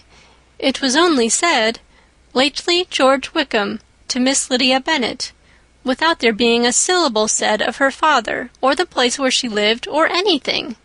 It was my brother Gardiner's drawing up, too, and I wonder how he came to make such an awkward business of it. Did you see it?" Bingley replied that he did, and made his congratulations. Elizabeth dared not lift up her eyes. How Mr. Darcy looked, therefore, she could not tell. "It is a delightful thing, to be sure, to have a daughter well married," continued her mother, "but at the same time, Mr. Bingley, it is very hard to have her taken such a way from me. They are gone down to Newcastle, a place quite northward, it seems, and there they are to stay, I do not know how long. His regiment is there, for I suppose you have heard of his leaving the shire, and of his being gone into the regulars. Thank heaven he has some friends, though perhaps not so many as he deserves." Elizabeth, who knew this to be levelled at Mr. Darcy, was in such misery of shame that she could hardly keep her seat. It drew from her, however, the exertion of speaking, which nothing else had so effectually done before, and she asked Bingley whether he meant to make any stay in the country at present. A few weeks, he believed. "When you have killed all your own birds, Mr. Bingley," said her mother, "I beg you will come here and shoot as many as you please on Mr. Bennet's manor. I am sure he will be vastly happy to oblige you, and will save all the best of the coveys for you." Elizabeth's misery increased at such unnecessary, such officious attention. Were the same fair prospect to arise at present as had flattered them a year ago, everything, she was persuaded, would be hastening to the same vexatious conclusion. At that instant she felt that years of happiness could not make Jane or herself amends for moments of such painful confusion. "The first wish of my heart," she said to herself, "is never more to be in company with either of them. Their society can afford no pleasure that will atone for such wretchedness as this. Let me never see either one or the other again." Yet the misery, for which years of happiness were to offer no compensation, received soon afterwards material relief from observing how much the beauty of her sister rekindled the admiration of her former lover. When first he came in, he had spoken to her but little, but every 5 minutes seemed to be giving her more of his attention. He found her as handsome as she had been last year, as good-natured and as unaffected, though not quite so chatty. Jane was anxious that no difference should be perceived in her at all, and was really persuaded that she talked as much as ever. But her mind was so busily engaged that she did not always know when she was silent. When the gentlemen rose to go away, Mrs. Bennet was mindful of her intended civility, and they were invited and engaged to dine at Longbourn in a few days' time. "You are quite a visit in my debt, Mr. Bingley," she added, "for when you went to town last winter, you promised to take a family dinner with us as soon as you returned. I have not forgot, you see, and I assure you I was very much disappointed that you did not come back and keep your engagement." Bingley looked a little silly at this reflection, and said something of his concern at having been prevented by business. They then went away. Mrs. Bennet had been strongly inclined to ask them to stay and dine there that day, but, though she always kept a very good table, she did not think anything less than 2 courses could be enough for a man on whom she had such anxious designs, or satisfy the appetite and pride of one who had 10,000 a year. End of chapter 53. Chapter 54. As soon as they were gone, Elizabeth walked out to recover her spirits, or in other words, to dwell without interruption on those subjects that must deaden them more. Mr. Darcy's behaviour astonished and vexed her. "Why, if he came only to be silent, grave, and indifferent," said she, "did he come at all?" She could settle it in no way that gave her pleasure. "He could be still amiable, still pleasing to my uncle and aunt when he was in town, and why not to me? If he fears me, why come hither? If he no longer cares for me, why silent? Teasing, teasing man! I will think no more about him." Her resolution was for a short time involuntarily kept by the approach of her sister, who joined her with a cheerful look, which showed her better satisfied with their visitors than Elizabeth. "Now," said she, "that this first meeting is over, I feel perfectly easy. I know my own strength, and I shall never be embarrassed again by his coming. I am glad he dines here on Tuesday. It will then be publicly seen that, on both sides, we meet only as common and indifferent acquaintance."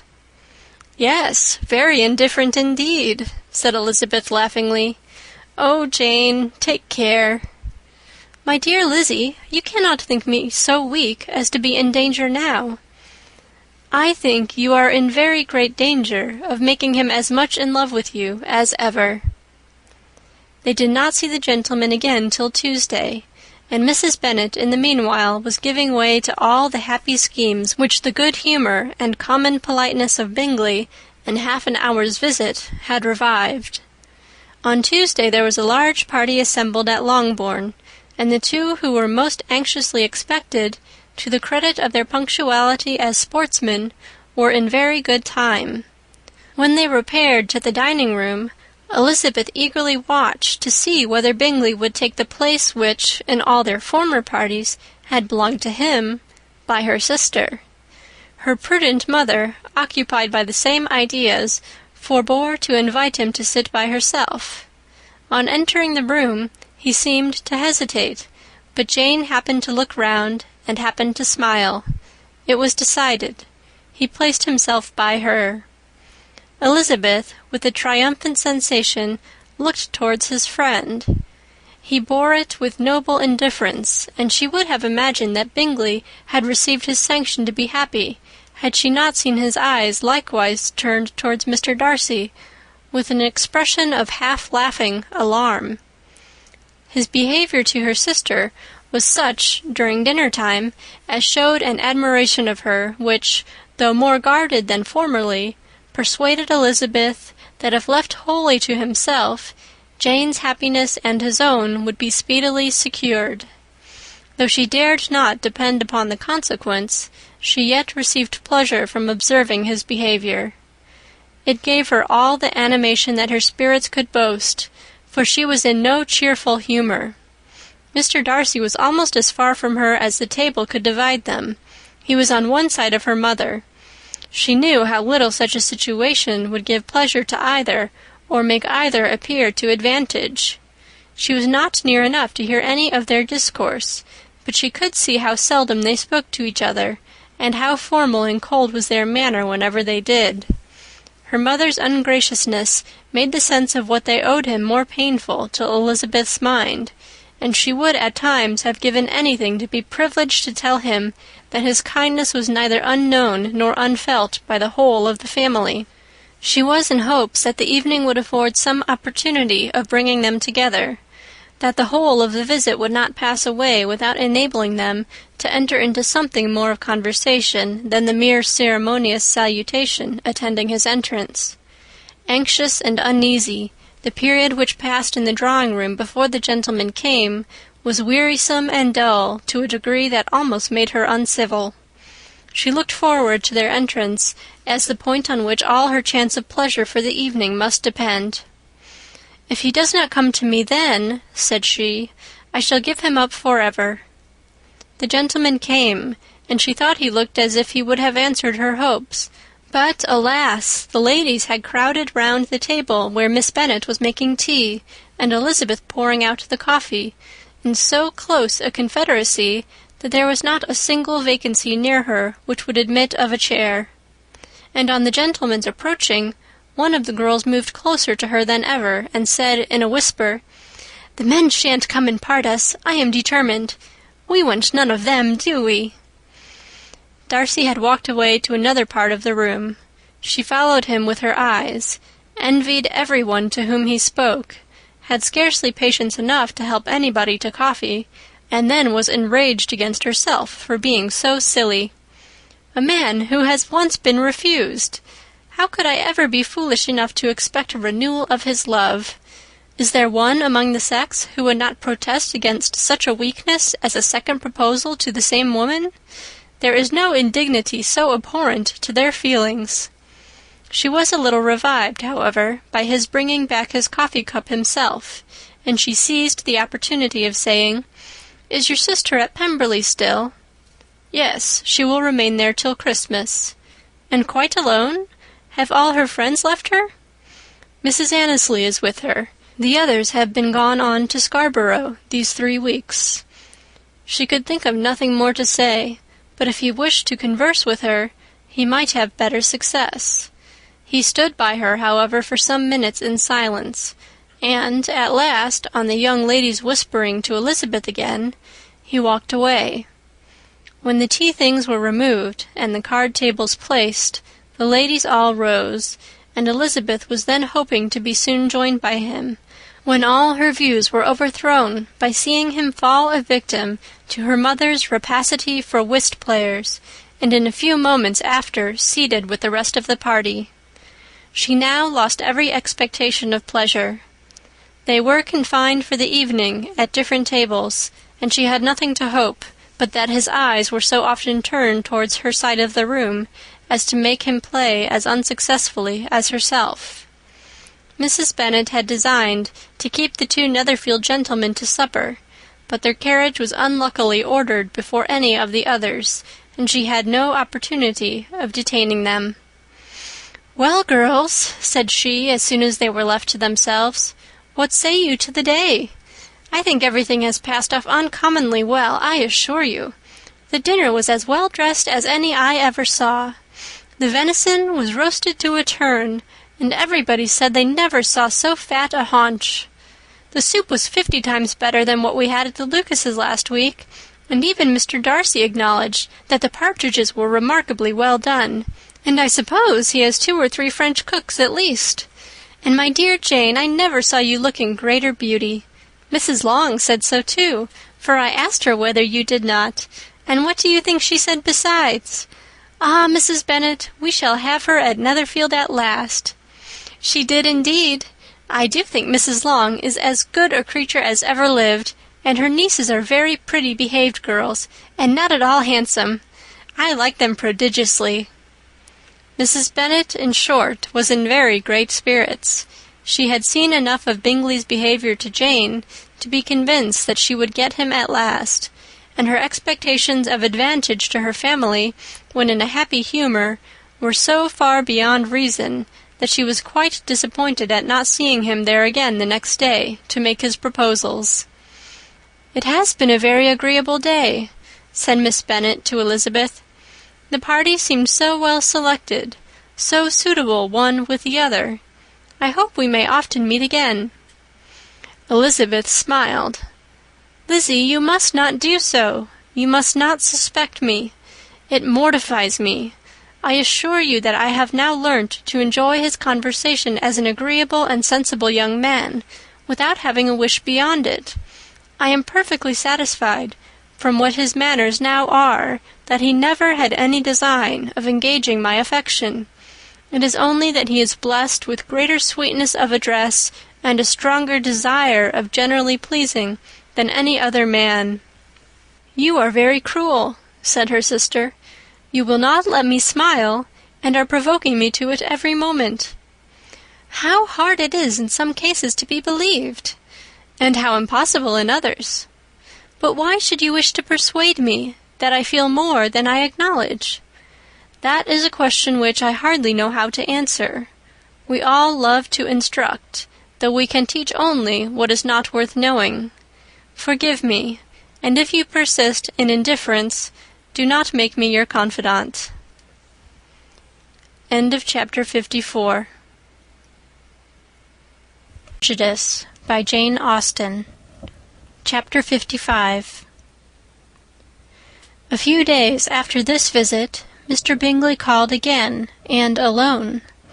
His friend had left him that morning for London, but was to return home in 10 days' time. He sat with them above an hour, and was in remarkably good spirits. Mrs. Bennet invited him to dine with them, but, with many expressions of concern, he confessed himself engaged elsewhere.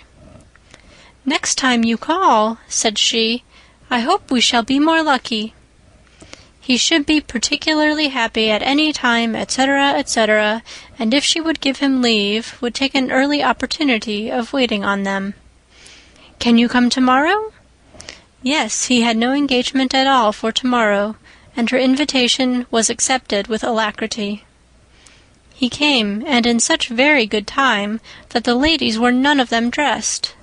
In ran Mrs. Bennet to her daughter's room, in her dressing-gown, and with her hair half finished, crying out, "My dear Jane, make haste and hurry down. He is come. Mr. Bingley is come. He is indeed. Make haste, make haste. Here, Sarah, come to Miss Bennet this moment and help her on with her gown. Never mind Miss Lizzie's hair." "We will be down as soon as we can," said Jane, "but I dare say Kitty is forwarder than either of us, for she went upstairs half an hour ago." "Oh, hang Kitty! What has she to do with it? Come, be quick, be quick! Where is your sash, my dear?" But when her mother was gone, Jane would not be prevailed on to go down without one of her sisters. The same anxiety to get them by themselves was visible again in the evening. After tea, Mr. Bennet retired to the library, as was his custom, and Mary went upstairs to her instrument. 2 obstacles of the 5 being thus removed, Mrs. Bennet sat looking and winking at Elizabeth and Catherine for a considerable time without making any impression on them. Elizabeth would not observe her, and when at last Kitty did, she very innocently said, "What is the matter, mamma? What do you keep winking at me for? What am I to do?" "Nothing, child, nothing. I did not wink at you." She then sat still 5 minutes longer, but, unable to waste such a precious occasion, she suddenly got up, and saying to Kitty, "Come here, my love, I want to speak to you," took her out of the room. Jane instantly gave a look at Elizabeth which spoke her distress at such premeditation, and her entreaty that she would not give in to it. In a few minutes Mrs. Bennet half opened the door and called out, "Lizzie, my dear, I want to speak with you." Elizabeth was forced to go. "We may as well leave them by themselves, you know," said her mother as soon as she was in the hall.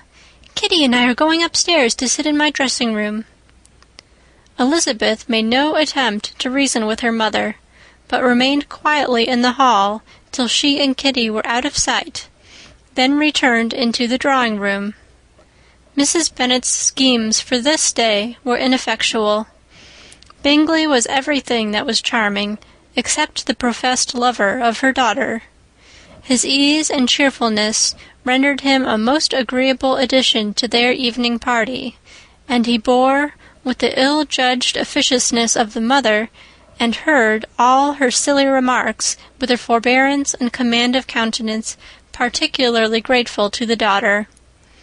He scarcely needed an invitation to stay supper, and before he went away an engagement was formed, chiefly through his own and Mrs. Bennet's means, for his coming next morning to shoot with her husband. After this day Jane said no more of her indifference. Not a word passed between the sisters concerning Bingley, but Elizabeth went to bed in the happy belief that all must speedily be concluded, unless Mr. Darcy returned within the stated time. Seriously, however, she felt tolerably persuaded that all this must have taken place with that gentleman's concurrence. Bingley was punctual to his appointment, and he and Mr. Bennet spent the morning together, as had been agreed on. The latter was much more agreeable than his companion expected. There was nothing of presumption or folly in Bingley that could provoke his ridicule, or disgust him into silence, and he was more communicative and less eccentric than the other had ever seen him. Bingley, of course, returned with him to dinner, and in the evening Mrs. Bennet's invention was again at work to get everybody away from him and her daughter. Elizabeth, who had a letter to write, went into the breakfast-room for that purpose soon after tea, for as the others were all going to sit down to cards, she could not be wanted to counteract her mother's schemes. But on returning to the drawing-room, when her letter was finished, she saw, to her infinite surprise, there was reason to fear that her mother had been too ingenious for her. On opening the door, she perceived her sister and Bingley standing together over the hearth, as if engaged in earnest conversation, and had this led to no suspicion, the faces of both, as they hastily turned round and moved away from each other, would have told it all. Their situation was awkward enough, but hers, she thought, was still worse. Not a syllable was uttered by either, and Elizabeth was on the point of going away again, when Bingley, who as well as the other had sat down, suddenly rose, and, whispering a few words to her sister, ran out of the room. Jane could have no reserves from Elizabeth, where confidence would give pleasure, and instantly embracing her, acknowledged, with the liveliest emotion, that she was the happiest creature in the world. "'Tis too much," she added, "by far too much. I do not deserve it. Oh, why is not everybody as happy?" Elizabeth's congratulations were given with a sincerity, a warmth, a delight, which words could but poorly express. Every sentence of kindness was a fresh source of happiness to Jane, but she would not allow herself to stay with her sister, or say half that remained to be said for the present. "I must go instantly to my mother," she cried. "I would not on any account trifle with her affectionate solicitude, or allow her to hear it from anyone but myself. He is gone to my father already. Oh, Lizzie, to know what I have to relate will give such pleasure to all my dear family. How shall I bear so much happiness?" She then hastened away to her mother, who had purposely broken up the card party, and was sitting upstairs with Kitty. Elizabeth, who was left by herself, now smiled at the rapidity and ease with which an affair was finally settled that had given them so many previous months of suspense and vexation. "And this," said she, "is the end of all his friend's anxious circumspection, of all his sister's falsehood and contrivance, the happiest, wisest, most reasonable end." In a few minutes she was joined by Bingley, whose conference with her father had been short and to the purpose. "Where is your sister?" said he hastily as he opened the door. "With my mother upstairs. She will be down in a moment, I dare say." He then shut the door, and, coming up to her, claimed the good wishes and affection of a sister. Elizabeth honestly and heartily expressed her delight in the prospect of their relationship. They shook hands with great cordiality, and then, till her sister came down, she had to listen to all he had to say of his own happiness and of Jane's perfections, and, in spite of his being a lover, Elizabeth really believed all his expectations of felicity to be rationally founded, because they had for basis the excellent understanding and super-excellent disposition of Jane, and the general similarity of feeling and taste between her and himself. It was an evening of no common delight to them all. The satisfaction of Miss Bennet's mind gave a glow of such sweet animation to her face as made her look handsomer than ever. Kitty simpered and smiled, and hoped her turn was coming soon. Mrs. Bennet could not give her consent or speak her approbation in terms warm enough to satisfy her feelings, though she talked to Bingley of nothing else for half an hour. And when Mr. Bennet joined them at supper, his voice and manner plainly showed how really happy he was. Not a word, however, passed his lips in allusion to it till their visitor took his leave for the night, but as soon as he was gone, he turned to his daughter and said, "Jane, I congratulate you. You will be a very happy woman." Jane went to him instantly, kissed him, and thanked him for his goodness. "You are a good girl," he replied, "and I have great pleasure in thinking you will be so happily settled. I have not a doubt of your doing very well together. Your tempers are by no means unlike. You are each of you so complying that nothing will ever be resolved on, so easy that every servant will cheat you, and so generous that you will always exceed your income." "I hope not so. Imprudence or thoughtlessness in money matters would be unpardonable in me." "Exceed their income, my dear Mr. Bennet," cried his wife. "What are you talking of? Why, he has 4,000 or 5,000 a year, and very likely more."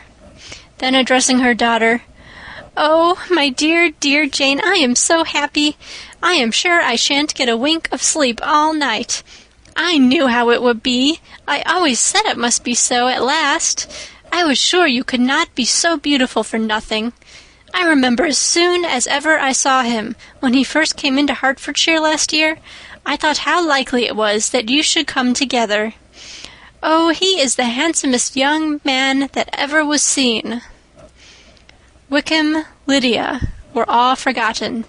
Jane was beyond competition her favorite child. At that moment she cared for no other. Her younger sisters soon began to make interest with her for objects of happiness which she might in future be able to dispense. Mary petitioned for the use of the library at Netherfield, and Kitty begged very hard for a few balls there every winter.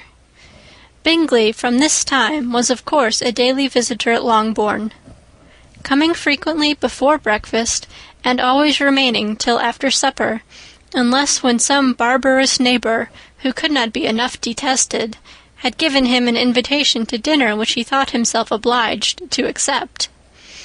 Elizabeth had now but little time for conversation with her sister, for while he was present, Jane had no attention to bestow on anyone else, but she found herself considerably useful to both of them in those hours of separation that must sometimes occur. In the absence of Jane, he always attached himself to Elizabeth for the pleasure of talking of her, and when Bingley was gone, Jane constantly sought the same means of relief. "He has made me so happy," said she one evening, "by telling me that he was totally ignorant of my being in town last spring. I had not believed it possible." "I suspected as much," replied Elizabeth. "But how did he account for it?" "It must have been his sister's doing. They were certainly no friends to his acquaintance with me, which I cannot wonder at, since he might have chosen so much more advantageously in many respects. But when they see, as I trust they will, that their brother is happy with me, they will learn to be contented, and we shall be on good terms again, though we can never be what we once were to each other." "That is the most unforgiving speech," said Elizabeth, "that I ever heard you utter. Good girl! It would vex me indeed to see you again the dupe of Miss Bingley's pretended regard."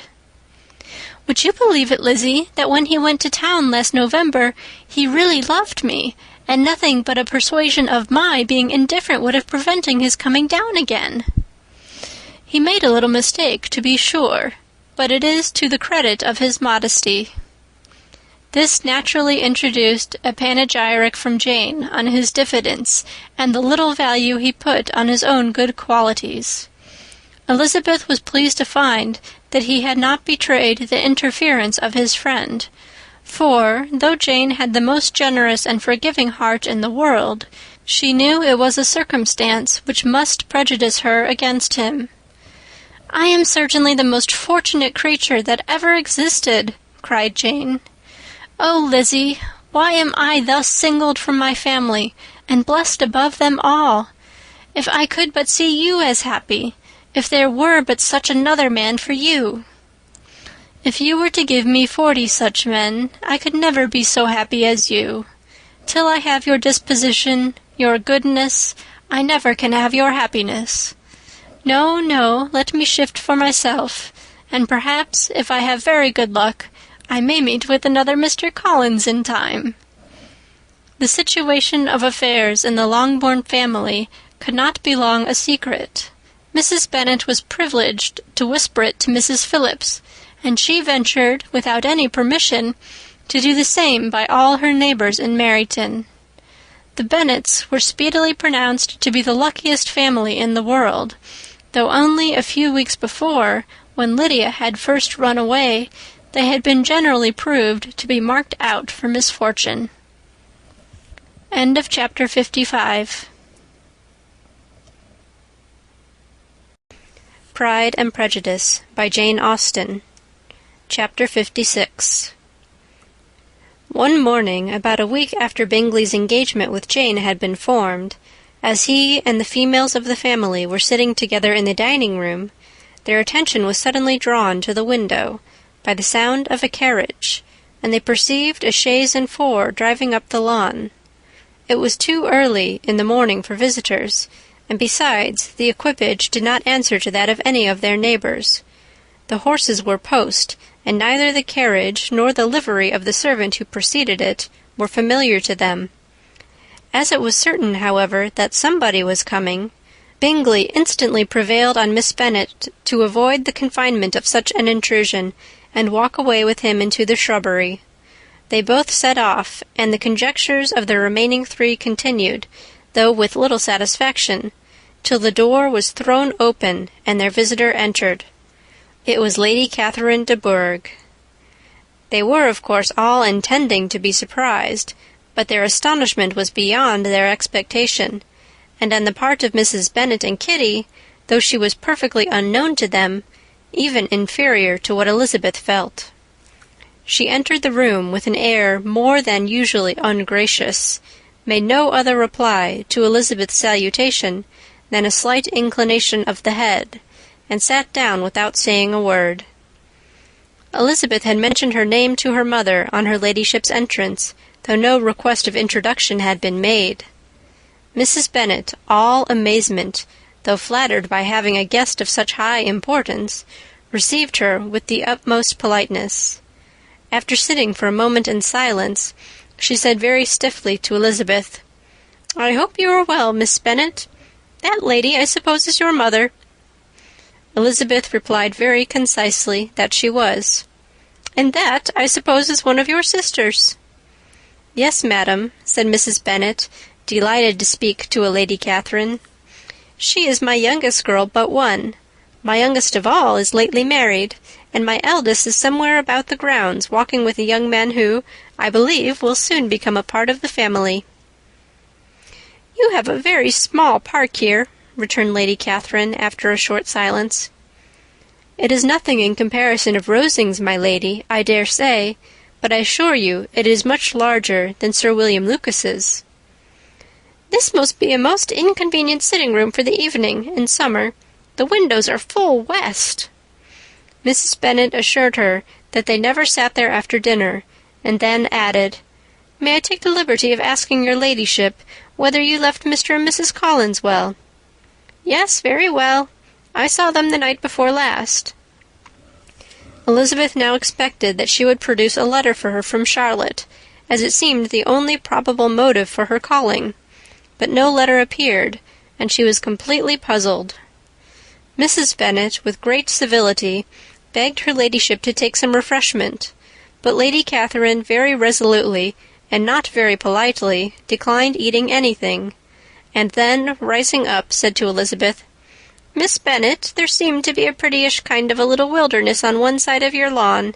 I should be glad to take a turn in it, if you will favour me with your company." "Go, my dear," cried her mother, "and show her ladyship about the different walks. I think she will be pleased with the hermitage." Elizabeth obeyed, and running into her own room for her parasol, attended her noble guest downstairs. As they passed through the hall, Lady Catherine opened the doors into the dining-parlour and drawing-room, and pronouncing them, after a short survey, to be decent-looking rooms, walked on. Her carriage remained at the door, and Elizabeth saw that her waiting-woman was in it. They proceeded in silence along the gravel walk that led to the copse. Elizabeth was determined to make no effort for conversation with a woman who was now more than usually insolent and disagreeable. "How could I ever think her like her nephew?" said she, as she looked in her face. As soon as they entered the copse, Lady Catherine began in the following manner.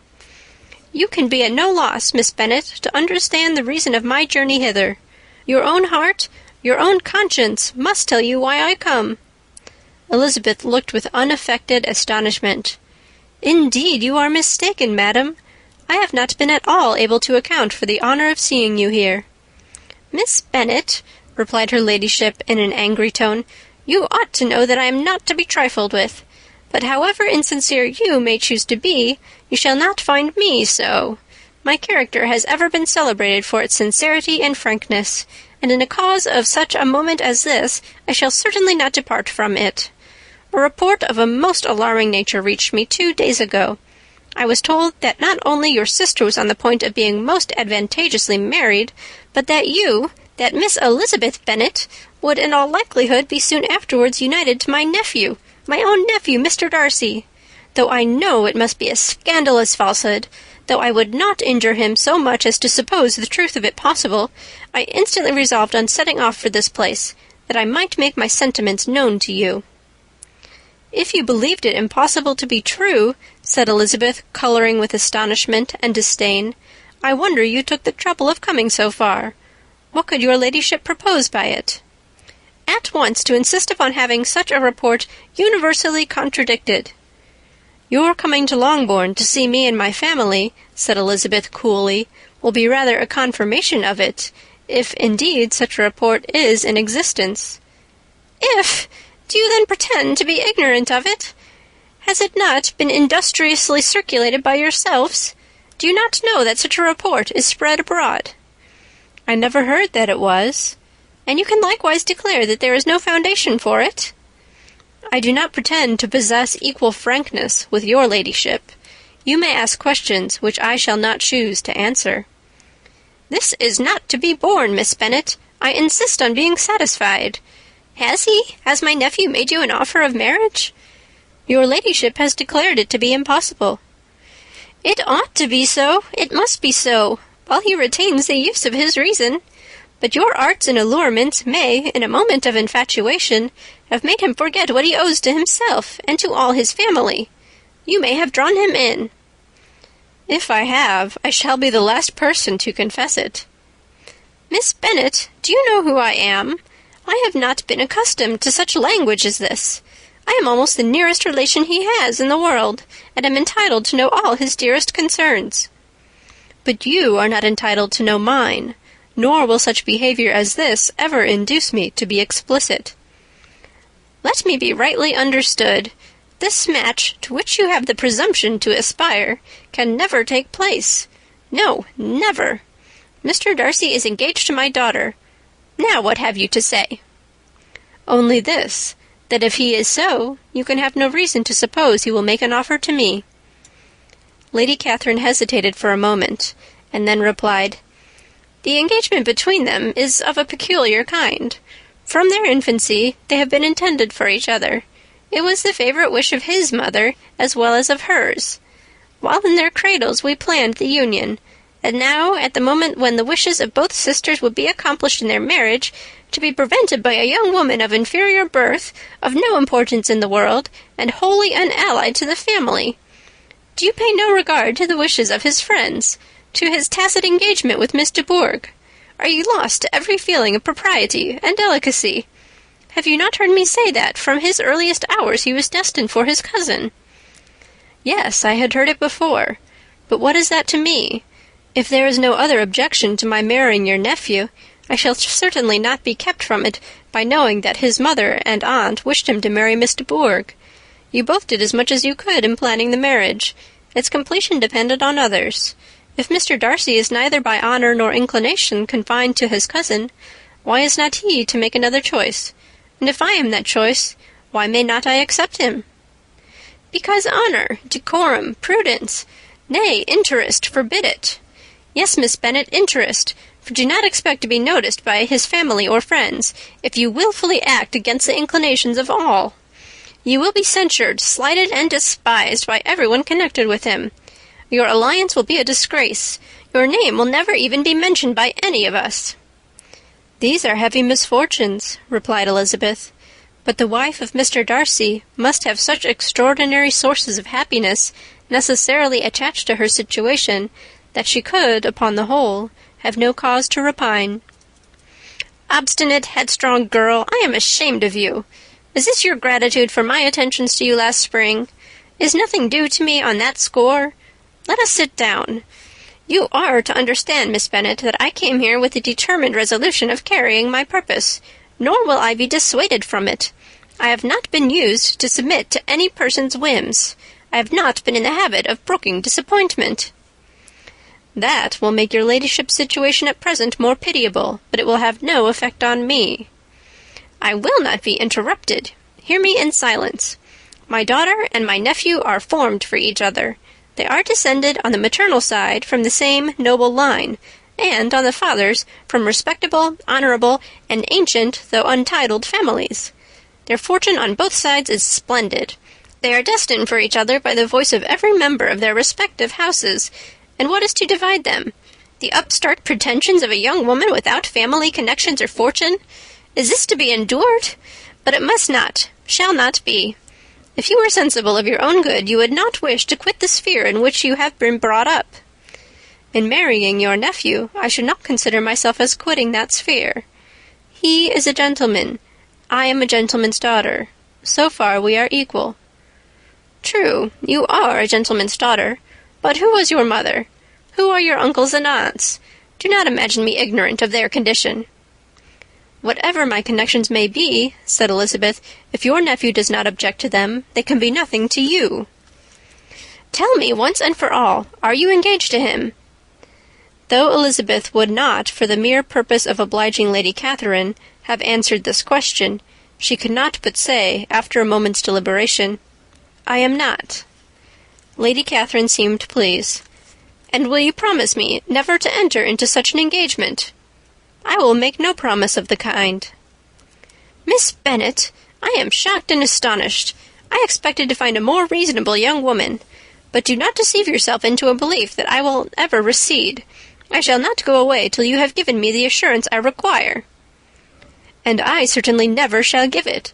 I am not to be intimidated into anything so wholly unreasonable.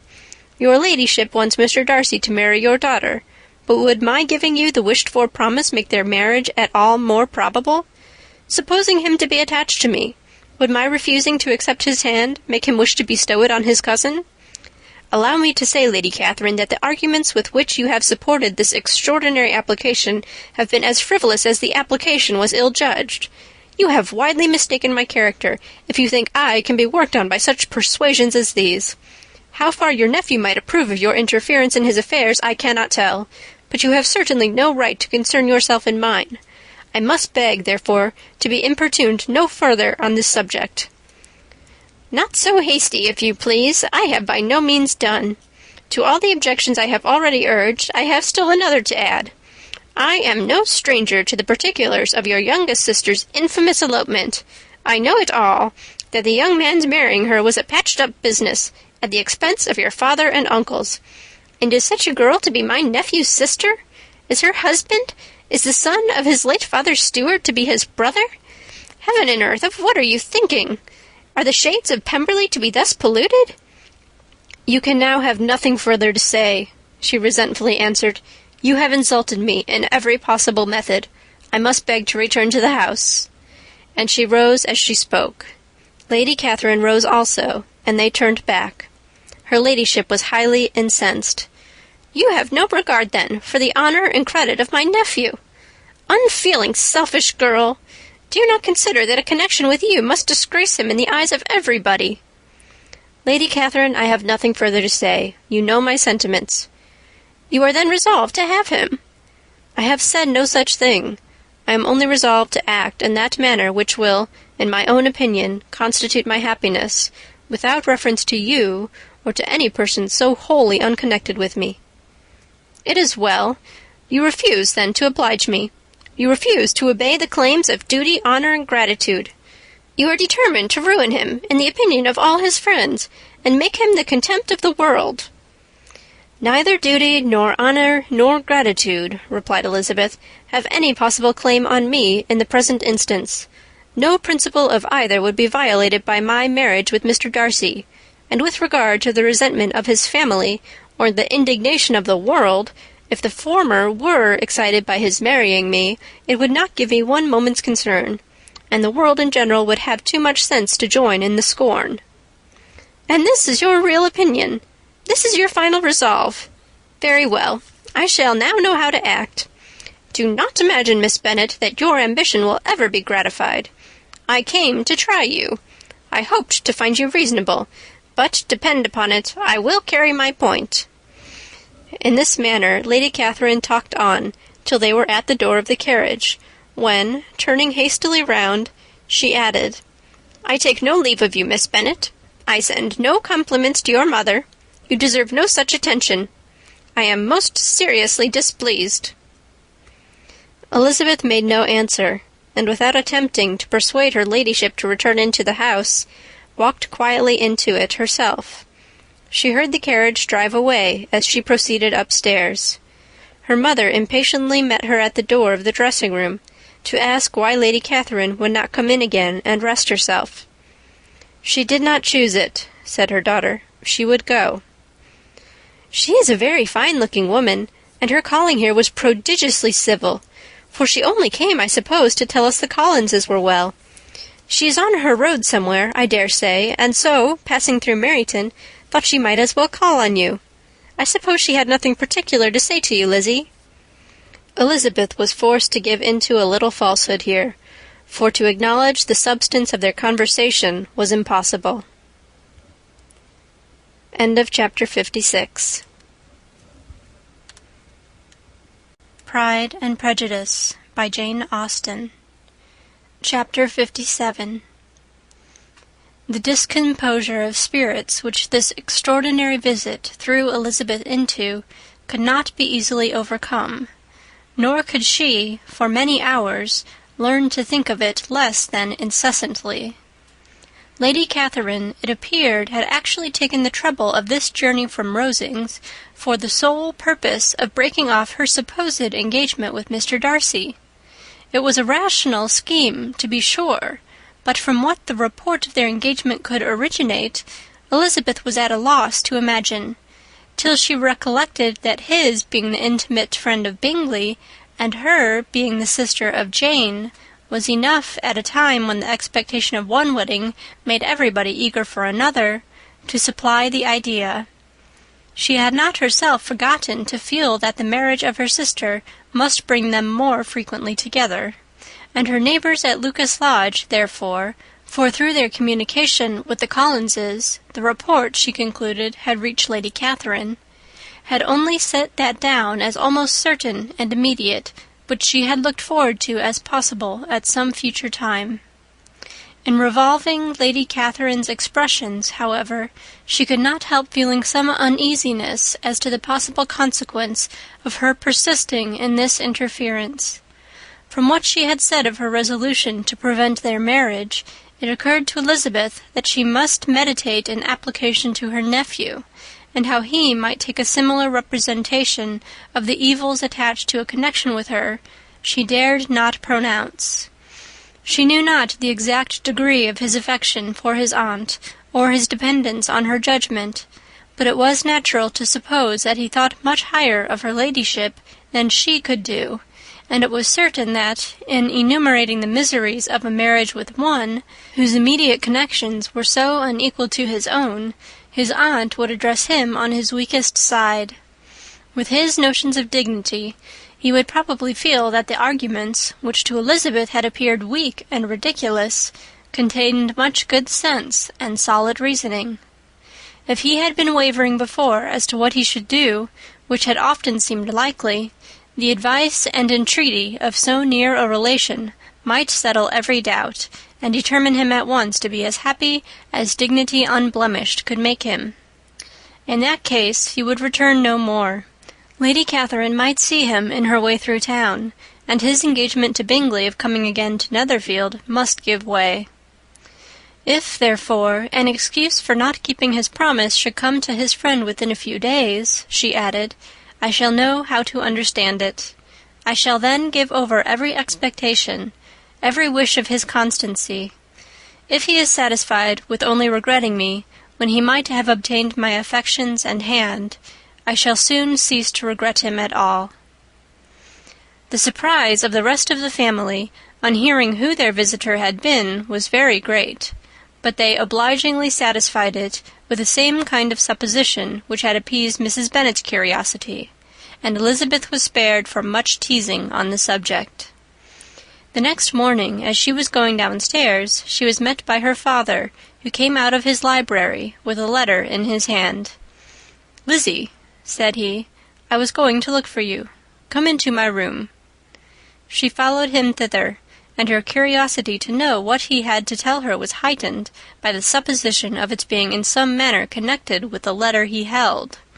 It suddenly struck her that it might be from Lady Catherine, and she anticipated with dismay all the consequent explanations. She followed her father to the fireplace, and they both sat down. He then said, "I have received a letter this morning that has astonished me exceedingly. As it principally concerns yourself, you ought to know its contents. I did not know before that I had 2 daughters on the brink of matrimony. Let me congratulate you on a very important conquest." The color now rushed into Elizabeth's cheeks in the instantaneous conviction of its being a letter from the nephew instead of the aunt, and she was undetermined whether most to be pleased that he explained himself at all, or offended that his letter was not rather addressed to herself, when her father continued, "You look conscious. Young ladies have great penetration in such matters as these, but I think I may defy even your sagacity to discover the name of your admirer. This letter is from Mr. Collins." "From Mr. Collins? And what can he have to say?" "Something very much to the purpose, of course. He begins with congratulations on the approaching nuptials of my eldest daughter, of which, it seems, he has been told by some of the good-natured, gossiping Lucases. I shall not sport with your impatience by reading what he says on that point. What relates to yourself is as follows. Having thus offered you the sincere congratulations of Mrs. Collins and myself on this happy event, let me now add a short hint on the subject of another, of which we have been advertised by the same authority. Your daughter Elizabeth, it is presumed, will not long bear the name of Bennet, after her elder sister has resigned it, and the chosen partner of her fate may be reasonably looked up to as one of the most illustrious personages in the land. Can you possibly guess, Lizzie, who is meant by this? This young gentleman is blessed in a peculiar way with everything the heart of mortal can most desire, splendid property, noble kindred, and extensive patronage. Yet in spite of all these temptations, let me warn my cousin Elizabeth and yourself of what evils you may incur by a precipitate closure with this gentleman's proposals, which, of course, you will be inclined to take immediate advantage of. Have you any idea, Lizzie, who this gentleman is? But now it comes out. My motive for cautioning you is as follows. We have reason to imagine that his aunt, Lady Catherine de Bourgh, does not look on the match with a friendly eye. Mr. Darcy, you see, is the man. Now, Lizzie, I think I have surprised you. Could he or the Lucases have pitched on any man within the circle of our acquaintance whose name would have given the lie more effectually to what they related? Mr. Darcy, who never looks at any woman but to see a blemish, and who probably never looked at you in his life. It is admirable. Elizabeth tried to join in her father's pleasantry, but could only force one most reluctant smile.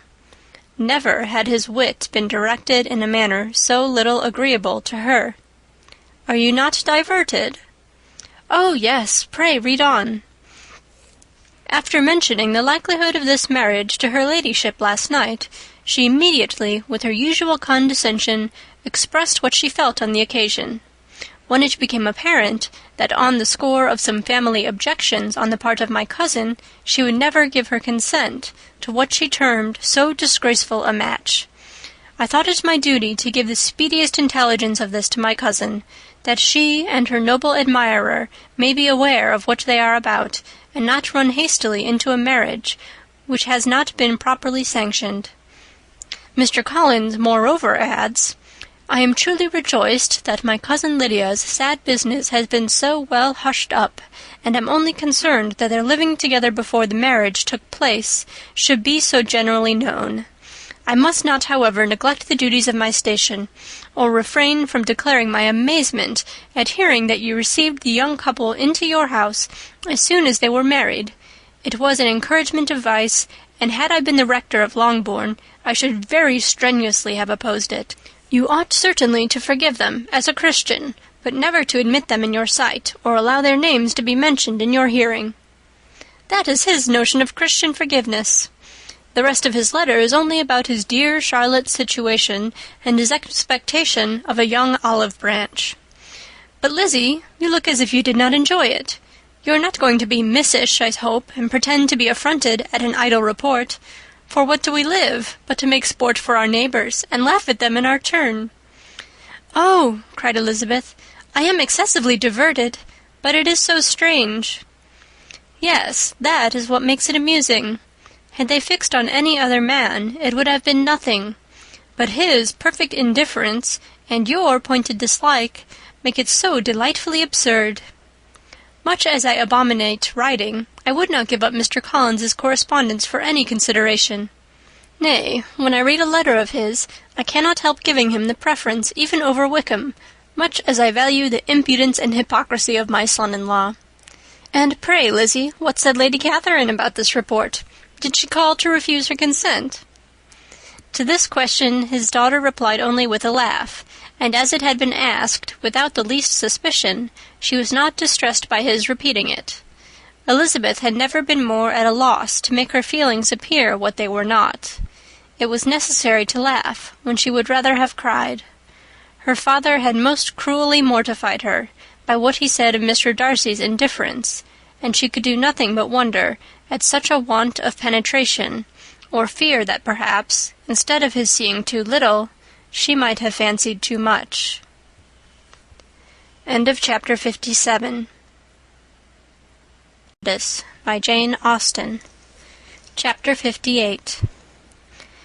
Instead of receiving any such letter of excuse from his friend as Elizabeth half expected Mr. Bingley to do, he was able to bring Darcy with him to Longbourn before many days had passed after Lady Catherine's visit.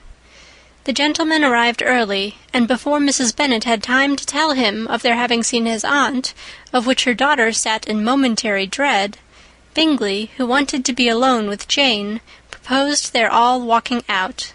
It was agreed to. Mrs. Bennet was not in the habit of walking. Mary could never spare time, but the remaining 5 set off together. Bingley and Jane, however, soon allowed the others to outstrip them. They lagged behind, while Elizabeth, Kitty, and Darcy were to entertain each other. Very little was said by either. Kitty was too much afraid of him to talk.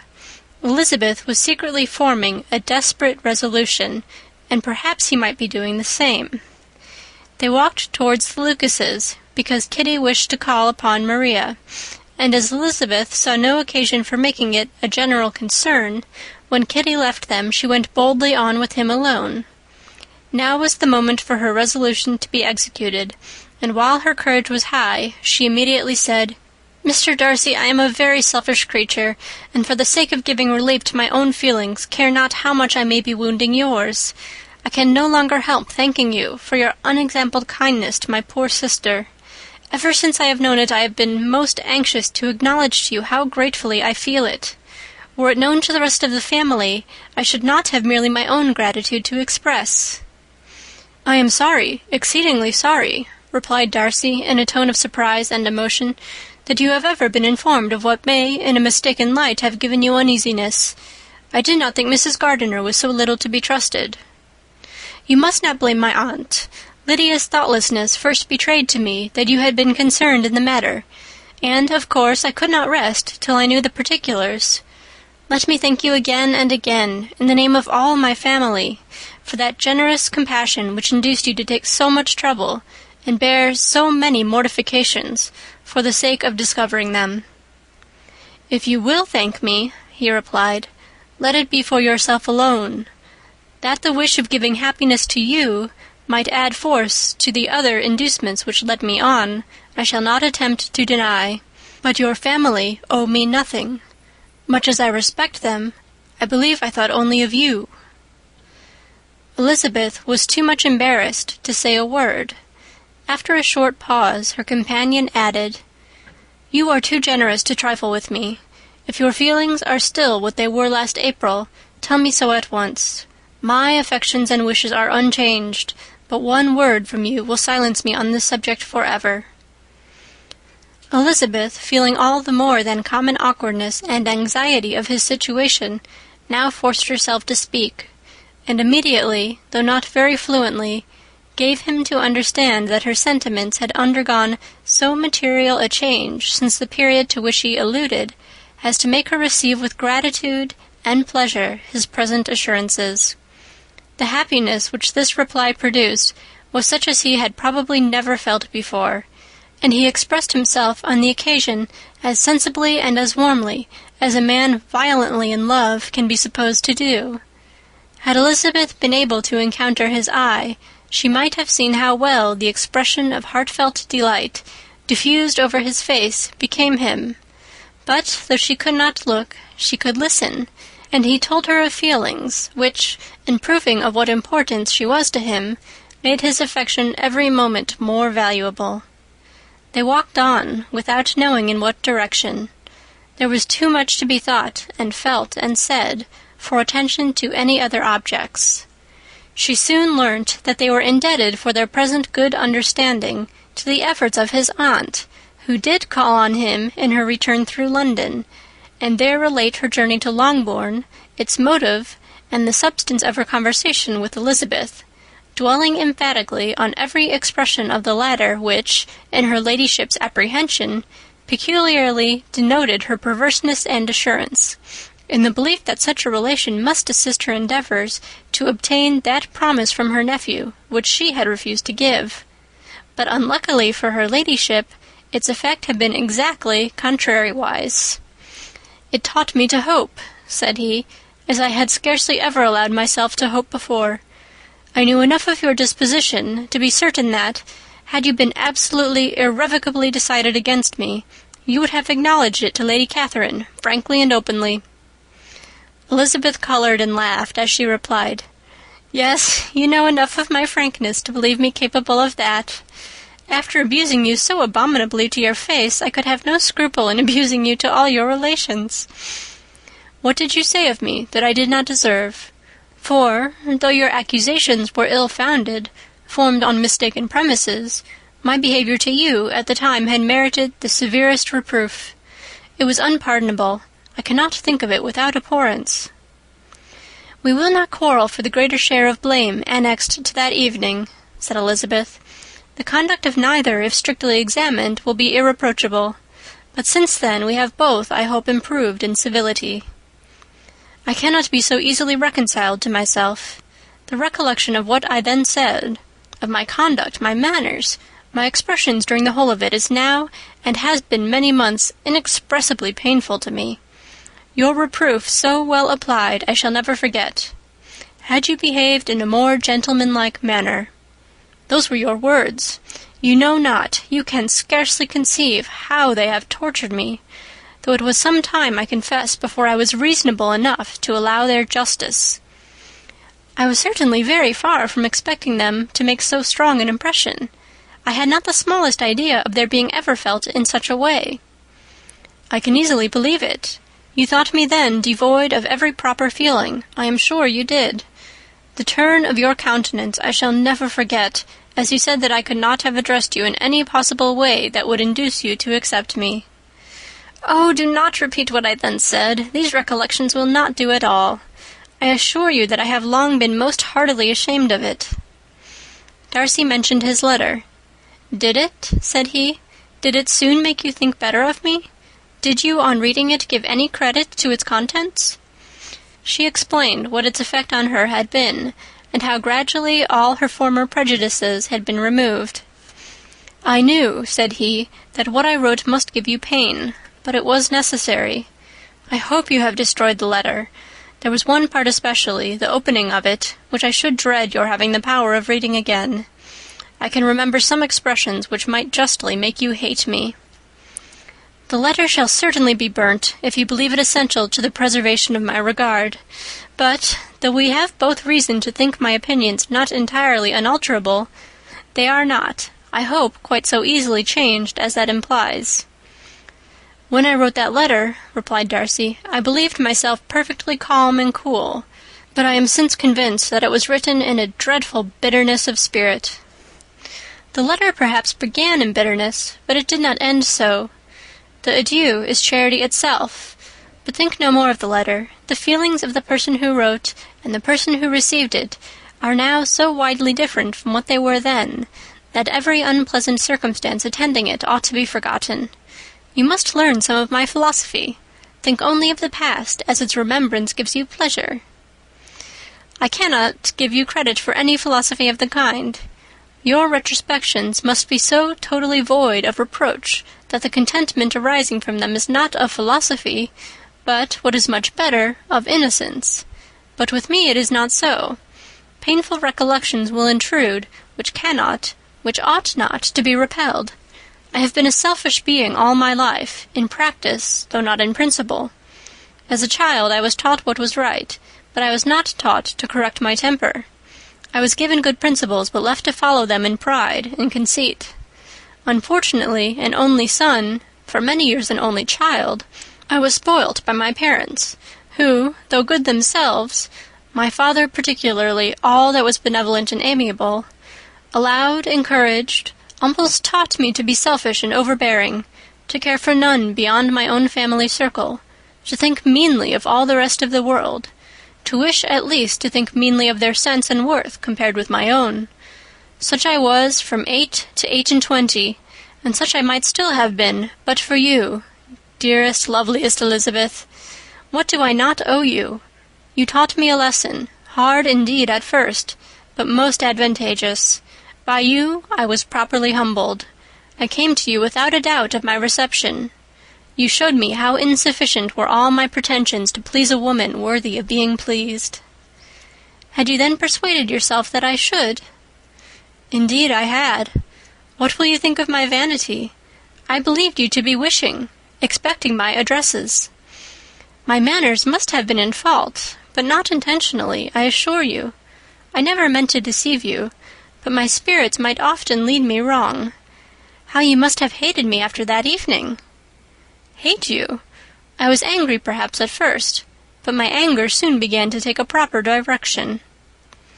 I am almost afraid of asking what you thought of me when we met at Pemberley. You blamed me for coming?" "No, indeed. I felt nothing but surprise." "Your surprise could not be greater than mine in being noticed by you. My conscience told me that I deserved no extraordinary politeness, and I confess that I did not expect to receive more than my due." "My object then," replied Darcy, "was to show you, by every civility in my power, that I was not so mean as to resent the past, and I hoped to obtain your forgiveness, to lessen your ill opinion by letting you see that your reproofs had been attended to. How soon any other wishes introduced themselves I can hardly tell, but I believe in about half an hour after I had seen you."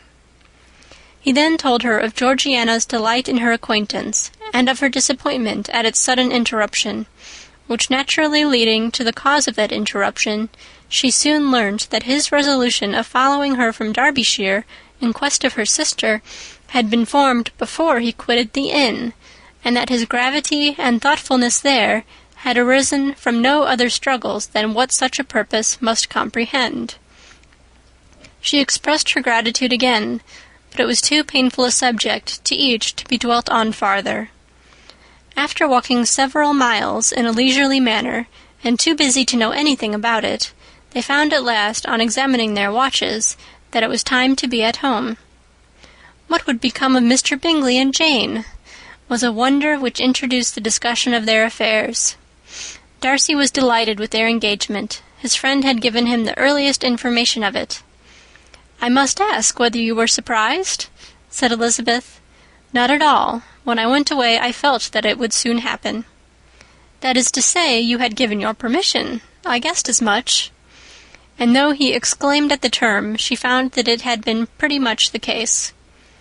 "On the evening before my going to London," said he, "I made a confession to him, which I believe I ought to have made long ago. I told him of all that had occurred to make my former interference in his affairs absurd and impertinent. His surprise was great. He had never had the slightest suspicion. I told him, moreover, that I believed myself mistaken in supposing, as I had done, that your sister was indifferent to him, and as I could easily perceive that his attachment to her was unabated, I felt no doubt of their happiness together." Elizabeth could not help smiling at his easy manner of directing his friend. "Did you speak from your own observation," said she, "when you told him that my sister loved him, or merely from my information last spring?" "From the former. I had narrowly observed her during the 2 visits which I had lately made here, and I was convinced of her affection." "And your assurance of it, I suppose, carried immediate conviction to him?" "It did. Bingley is most unaffectedly modest. His diffidence had prevented his depending on his own judgment in so anxious a case, but his reliance on mine made everything easy. I was obliged to confess one thing, which for a time, and not unjustly, offended him. I could not allow myself to conceal that your sister had been in town 3 months last winter, that I had known it and purposely kept it from him. He was angry, but his anger I am persuaded lasted no longer than he remained in any doubt of your sister's sentiments. He has heartily forgiven me now." Elizabeth longed to observe that Mr. Bingley had been a most delightful friend, so easily guided that his worth was invaluable, but she checked herself. She remembered that he had yet to learn to be laughed at, and it was rather too early to begin. In anticipating the happiness of Bingley, which of course was to be inferior only to his own, he continued the conversation till they reached the house. In the hall they parted. End of Chapter 58. And Prejudice by Jane Austen. Chapter 59. "My dear Lizzie, where can you have been walking to?" was a question which Elizabeth received from Jane as soon as she entered their room, and from all the others when they sat down to the table. She had only to say in reply that they had wandered about till she was beyond her own knowledge. She coloured as she spoke, But neither that nor anything else awakened a suspicion of the truth. The evening passed quietly, unmarked by anything extraordinary. The acknowledged lovers talked and laughed. The unacknowledged were silent. Darcy was not of a disposition in which happiness overflows in mirth, and Elizabeth, agitated and confused, rather knew that she was happy than felt herself to be so, for besides the immediate embarrassment, there were other evils before her. She anticipated what would be felt in the family when her situation became known. She was aware that no one liked him but Jane, and even feared that with the others it was a dislike which not all his fortune and consequence might do away. At night she opened her heart to Jane. Though suspicion was very far from Miss Bennet's general habits, she was absolutely incredulous here. "You are joking, Lizzie. This cannot be. Engaged to Mr. Darcy? No, no, you shall not deceive me. I know it to be impossible." "This is a wretched beginning indeed. My sole dependence was on you, and I am sure nobody else will believe me if you do not. Yet indeed I am in earnest. I speak nothing but the truth. He still loves me, and we are engaged." Jane looked at her doubtingly. "Oh, Lizzie, it cannot be. I know how much you dislike him." "You know nothing of the matter. That is all to be forgot. Perhaps I did not always love him so well as I do now. But in such cases as these, a good memory is unpardonable. This is the last time I shall ever remember it myself." Miss Bennet still looked all amazement. Elizabeth again, and more seriously, assured her of its truth. "Good heaven! Can it really be so? Yet now I must believe you," cried Jane. "My dear, dear Lizzie, I do congratulate you. But are you certain? Forgive the question. Are you quite certain that you can be happy with him?" "There can be no doubt of that. It is settled between us already that we are to be the happiest couple in the world. But are you pleased, Jane? Shall you like to have such a brother?" "Very, very much. Nothing could give either Bingley or myself more delight. But we considered it. We talked of it as impossible. And do you really love him quite well enough? Oh, Lizzie, do anything rather than marry without affection. Are you quite sure that you feel what you ought to do?" "Oh, yes. You will only think I feel more than I ought to do when I tell you all." "What do you mean?" "Why, I must confess that I love him better than I do Bingley. I'm afraid you will be angry." "My dearest sister, now be serious. I want to talk very seriously. Let me know everything that I am to know without delay. Will you tell me how long you have loved him?" "It has been coming on so gradually that I hardly know when it began. But I believe I must date it from my first seeing his beautiful grounds at Pemberley." Another entreaty that she would be serious, however, produced the desired effect, and she soon satisfied Jane by her solemn assurances of attachment. When convinced on that article, Miss Bennet had nothing further to wish. "Now I am quite happy," said she, "for you will be as happy as myself. I always had a value for him. Were it for nothing but his love of you, I must always have esteemed him. But now, as Bingley's friend and your husband, there can be only Bingley and yourself more dear to me. But, Lizzie, you have been very sly, very reserved with me. How little did you tell me of what passed at Pemberley and Lambton! I owe all that I know of it to another, not to you." Elizabeth told her the motives of her secrecy. She had been unwilling to mention Bingley, and the unsettled state of her own feelings had made her equally avoid the name of his friend. But now she would no longer conceal from her his share in Lydia's marriage. All was acknowledged, and half the night spent in conversation. "Good gracious!" cried Mrs. Bennet, as she stood at a window the next morning.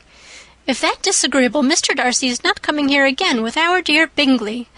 What can he mean by being so tiresome as to be always coming here? I had no notion but he would go a-shooting or something or other and not disturb us with his company. What shall we do with him? Lizzie, you must walk out with him again, that he may not be in Bingley's way." Elizabeth could hardly help laughing at so convenient a proposal, yet was really vexed that her mother should be always giving him such an epithet. As soon as they entered, Bingley looked at her so expressively, and shook hands with such warmth, as left no doubt of his good information, and he soon afterwards said aloud, "Mrs. Bennet, have you no more lanes hereabouts in which Lizzie may lose her way again to-day?" "I advise Mr. Darcy and Lizzie and Kitty," said Mrs. Bennet, "to walk to Oakham Mount this morning. It is a nice long walk, and Mr. Darcy has never seen the view." "It may do very well for the others," replied Bingley, "but I am sure it will be too much for Kitty. Won't it, Kitty?" Kitty owned that she had rather stay at home. Darcy professed a great curiosity to see the view from the Mount, and Elizabeth silently consented. As she went upstairs to get ready, Mrs. Bennet followed her, saying, "I am quite sorry, Lizzie, that you should be forced to have that disagreeable man all to yourself, but I hope you will not mind it. It is all for Jane's sake, you know, and there is no occasion for talking to him except just now and then, so do not put yourself to inconvenience." During their walk, it was resolved that Mr. Bennet's consent should be asked in the course of the evening. Elizabeth reserved to herself the application for her mother's. She could not determine how her mother would take it, sometimes doubting whether all his wealth and grandeur would be enough to overcome her abhorrence of the man. But whether she were violently set against the match, or violently delighted with it, it was certain that her manner would be equally ill adapted to do credit to her sense, and she could no more bear that Mr. Darcy should hear the first raptures of her joy than the first vehemence of her disapprobation. In the evening, soon after Mr. Bennet withdrew to the library, she saw Mr. Darcy rise also and follow him, and her agitation on seeing it was extreme. She did not fear her father's opposition, but he was going to be made unhappy, and that it should be through her means, that she, his favourite child, should be distressing him by her choice, should be filling him with fears and regrets in disposing of her, was a wretched reflection, and she sat in misery till Mr. Darcy appeared again, when, looking at him, she was a little relieved by his smile. In a few minutes he approached the table where she was sitting with Kitty, and while pretending to admire her work, said in a whisper, "Go to your father, he wants you in the library." She was gone directly. Her father was walking about the room, looking grave and anxious. "Lizzie," said he, "what are you doing? Are you out of your senses to be accepting this man? Have not you always hated him?"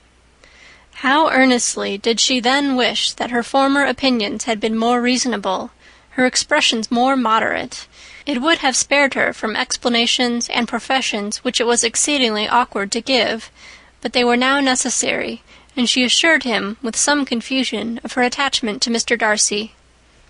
"Or in other words, you are determined to have him. He is rich, to be sure, and you may have more fine clothes and fine carriages than Jane, but will they make you happy?" "Have you any other objection," said Elizabeth, "than your belief of my indifference?" "None at all. We all know him to be a proud, unpleasant sort of man, but this would be nothing if you really liked him." I do like him," she replied with tears in her eyes. "I love him. Indeed, he has no improper pride. He is perfectly amiable. You do not know what he really is. Then pray do not pain me by speaking of him in such terms." "Lizzie," said her father, "I have given him my consent. He is the kind of man, indeed, to whom I should never dare refuse anything which he condescended to ask. I now give it to you, if you are resolved on having him.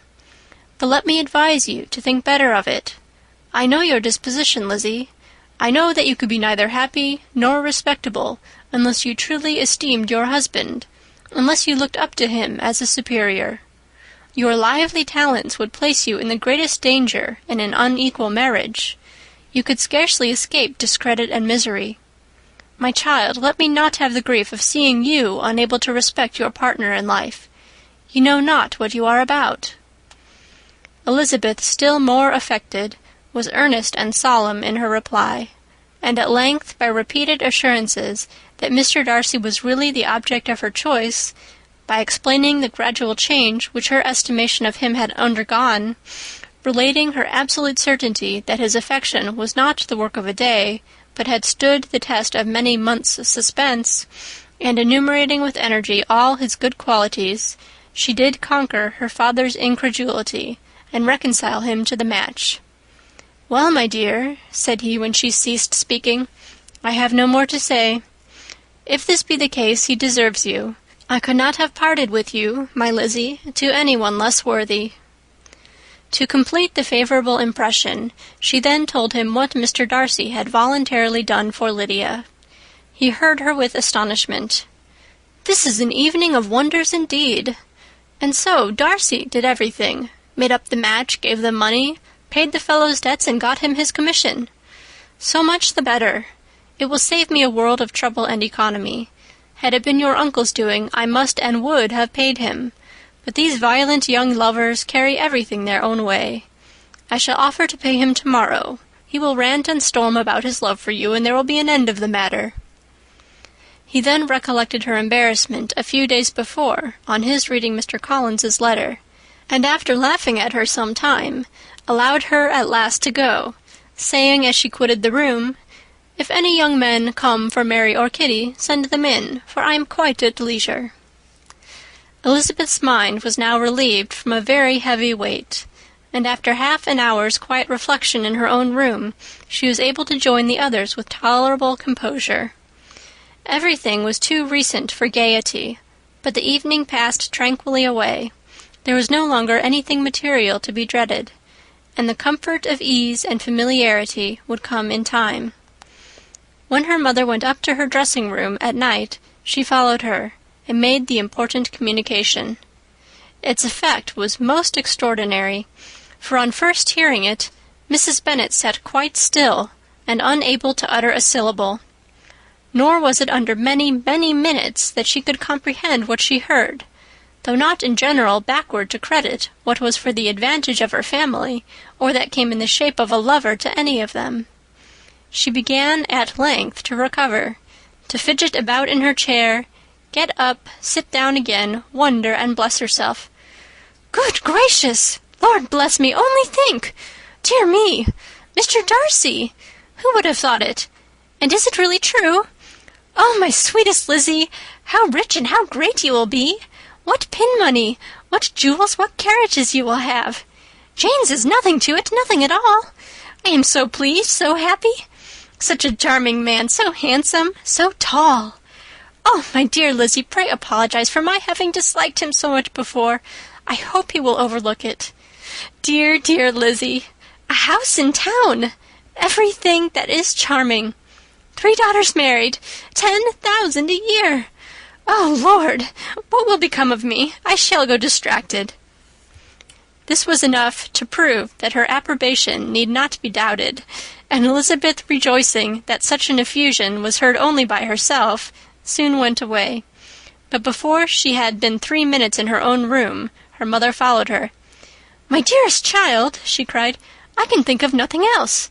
10,000 a year, and very likely more. 'Tis as good as a lord, and a special license.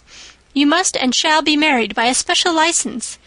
But, my dearest love, tell me what dish Mr. Darcy is particularly fond of, that I may have it tomorrow." This was a sad omen of what her mother's behaviour to the gentleman himself might be, and Elizabeth found that, though in the certain possession of his warmest affection, and secure of her relations' consent, there was still something to be wished for. But the morrow passed off much better than she expected, for Mrs. Bennet luckily stood in such awe of her intended son-in-law that she ventured not to speak to him, unless it was in her power to offer him any attention or mark her deference for his opinion. Elizabeth had the satisfaction of seeing her father taking pains to get acquainted with him, and Mr. Bennet soon assured her that he was rising every hour in his esteem. "I admire all my 3 son-in-laws highly," said he. "Wickham, perhaps, is my favourite, but I think I shall like your husband quite as well as Jane's." End of chapter 59. Pride and Prejudice by Jane Austen. Chapter 60. Elizabeth's spirits soon rising to playfulness again, she wanted Mr. Darcy to account for his having ever fallen in love with her. "How could you begin?" said she. "I can comprehend your going on charmingly, when you had once made a beginning, but what could set you off in the first place?" I cannot fix on the hour, or the spot, or the look, or the words which laid the foundation. It is too long ago. I was in the middle before I knew that I had begun. My beauty you had early withstood, and as for my manners, my behavior to you was at least always bordering on the uncivil, and I never spoke to you without rather wishing to give you pain than not. Now be sincere. Did you admire me for my impertinence? For the liveliness of your mind, I did.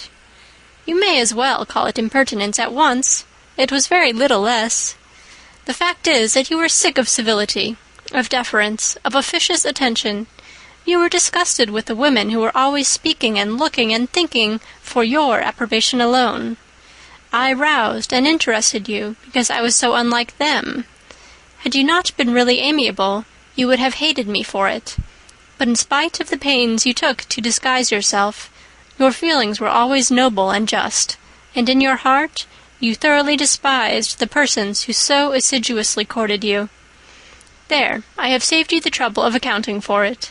And really, all things considered, I begin to think it perfectly reasonable. To be sure, you knew no actual good of me, but nobody thinks of that when they fall in love. Was there no good in your affectionate behavior to Jane while she was ill at Netherfield? Dearest Jane, who could have done less for her? But make a virtue of it by all means. My good qualities are under your protection, and you are to exaggerate them as much as possible. And in return it belongs to me to find occasions for teasing and quarreling with you as often as may be. And I shall begin directly by asking you what made you so unwilling to come to the point at last.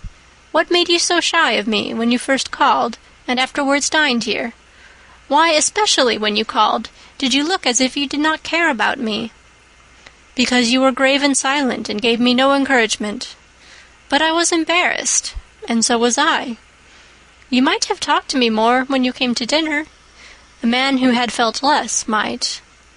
How unlucky that you should have a reasonable answer to give, and that I should be so reasonable as to admit it. But I wonder how long you would have gone on if you had been left to yourself. I wonder when you would have spoken if I had not asked you. My resolution of thanking you for your kindness to Lydia had certainly great effect. Too much, I am afraid. For what becomes of the moral if our comfort springs from a breach of promise? For I ought not to have mentioned the subject.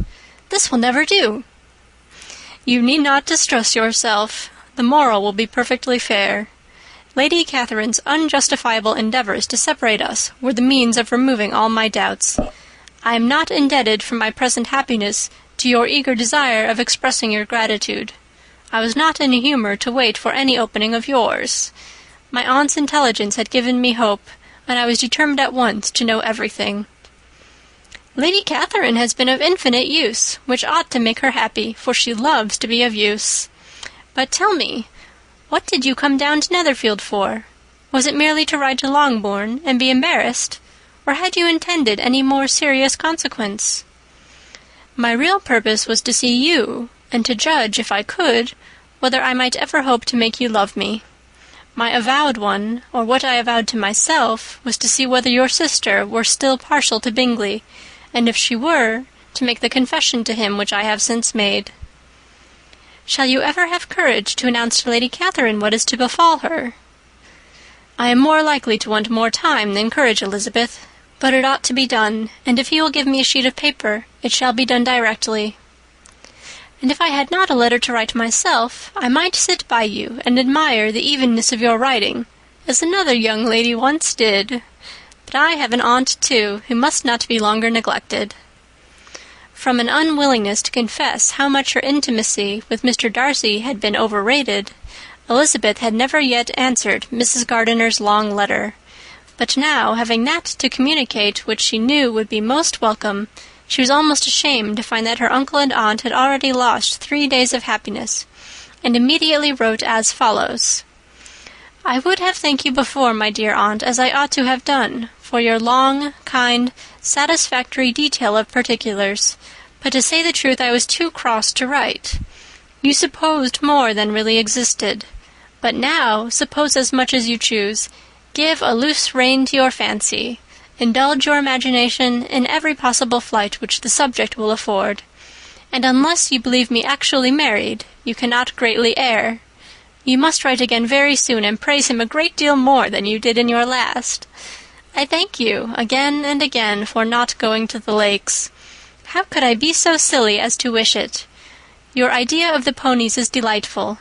We will go round the park every day. I am the happiest creature in the world. Perhaps other people have said so before, but not one with such justice. I'm happier even than Jane. She only smiles. I laugh. Mr. Darcy sends you all the love in the world that he can spare from me. You are all to come to Pemberley at Christmas. Yours, etc.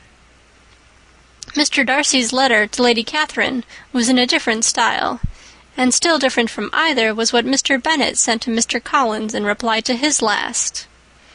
Dear Sir, I must trouble you once more for congratulations.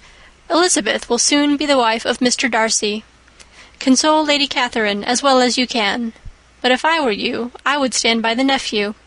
He has more to give. Yours sincerely, etc.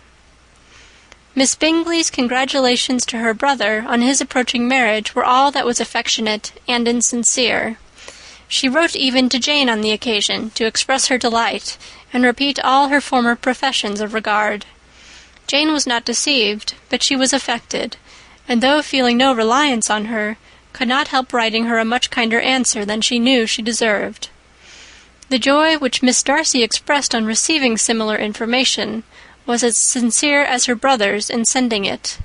4 sides of paper were insufficient to contain all her delight, and her earnest desire of being loved by her sister. Before any answer could arrive from Mr. Collins, or any congratulations to Elizabeth from his wife, the Longbourn family heard that the Collinses were coming themselves to Lucas Lodge. The reason of this sudden removal was soon evident. Lady Catherine had been rendered so exceedingly angry by the contents of her nephew's letter that Charlotte, really rejoicing in the match, was anxious to get away till the storm was blown over. At such a moment the arrival of her friend was a sincere pleasure to Elizabeth, though in the course of their meetings she must sometimes think the pleasure dearly bought when she saw Mr. Darcy exposed to all the parading and obsequious civility of her husband. He bore it, however, with admirable calmness. He could even listen to Sir William Lucas when he complimented him on carrying away the brightest jewel of the country, and expressed his hopes of their all meeting frequently at St. James's with very decent composure. If he did shrug his shoulders, it was not till Sir William was out of sight. Mrs. Phillips's vulgarity was another, and perhaps a greater, tax on his forbearance, and though Mrs. Phillips, as well as her sister, stood in too much awe of him to speak with the familiarity which Bingley's good humour encouraged, yet whenever she did speak she must be vulgar. Nor was her respect for him, though it made her more quiet, at all likely to make her more elegant.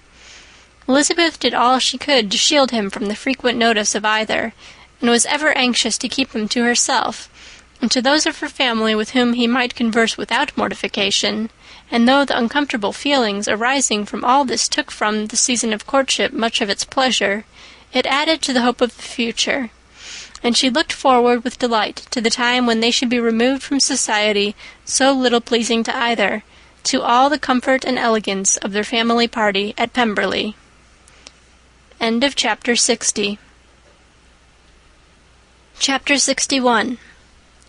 Happy for all her maternal feelings was the day on which Mrs. Bennet got rid of her 2 most deserving daughters. With what delighted pride she afterwards visited Mrs. Bingley and talked of Mrs. Darcy may be guessed. I wish I could say, for the sake of her family, that the accomplishment of her earnest desire in the establishment of so many of her children produced so happy an effect as to make her a sensible, amiable, well-informed woman for the rest of her life, though perhaps it was lucky for her husband, who might not have relished domestic felicity in so unusual a form, that she still was occasionally nervous and invariably silly. Mr. Bennet missed his second daughter exceedingly. His affection for her drew him oftener from home than anything else could do. He delighted in going to Pemberley, especially when he was least expected. Mr. Bingley and Jane remained at Netherfield only a 12-month. So near a vicinity to her mother and Meryton relations was not desirable even to his easy temper or her affectionate heart. The darling wish of his sisters was then gratified. He bought an estate in a neighbouring county to Derbyshire, and Jane and Elizabeth, in addition to every other source of happiness, were within 30 miles of each other. Kitty, to her very material advantage, spent the chief of her time with her 2 elder sisters. In society so superior to what she had generally known, her improvement was great. She was not of so ungovernable a temper as Lydia, and removed from the influence of Lydia's example, she became, by proper attention and management, less irritable, less ignorant, and less insipid. From the further disadvantage of Lydia's society, she was of course carefully kept, and though Mrs. Wickham frequently invited her to come and stay with her, with the promise of balls and young men, her father would never consent to her going. Mary was the only daughter who remained at home, and she was necessarily drawn from the pursuit of accomplishments by Mrs. Bennet's being quite unable to sit alone. Mary was obliged to mix more with the world, but she could still moralize over every morning visit, and as she was no longer mortified by comparisons between her sister's beauty and her own, it was suspected by her father that she submitted to the change without much reluctance. As for Wickham and Lydia, their characters suffered no revolution from the marriage of her sisters.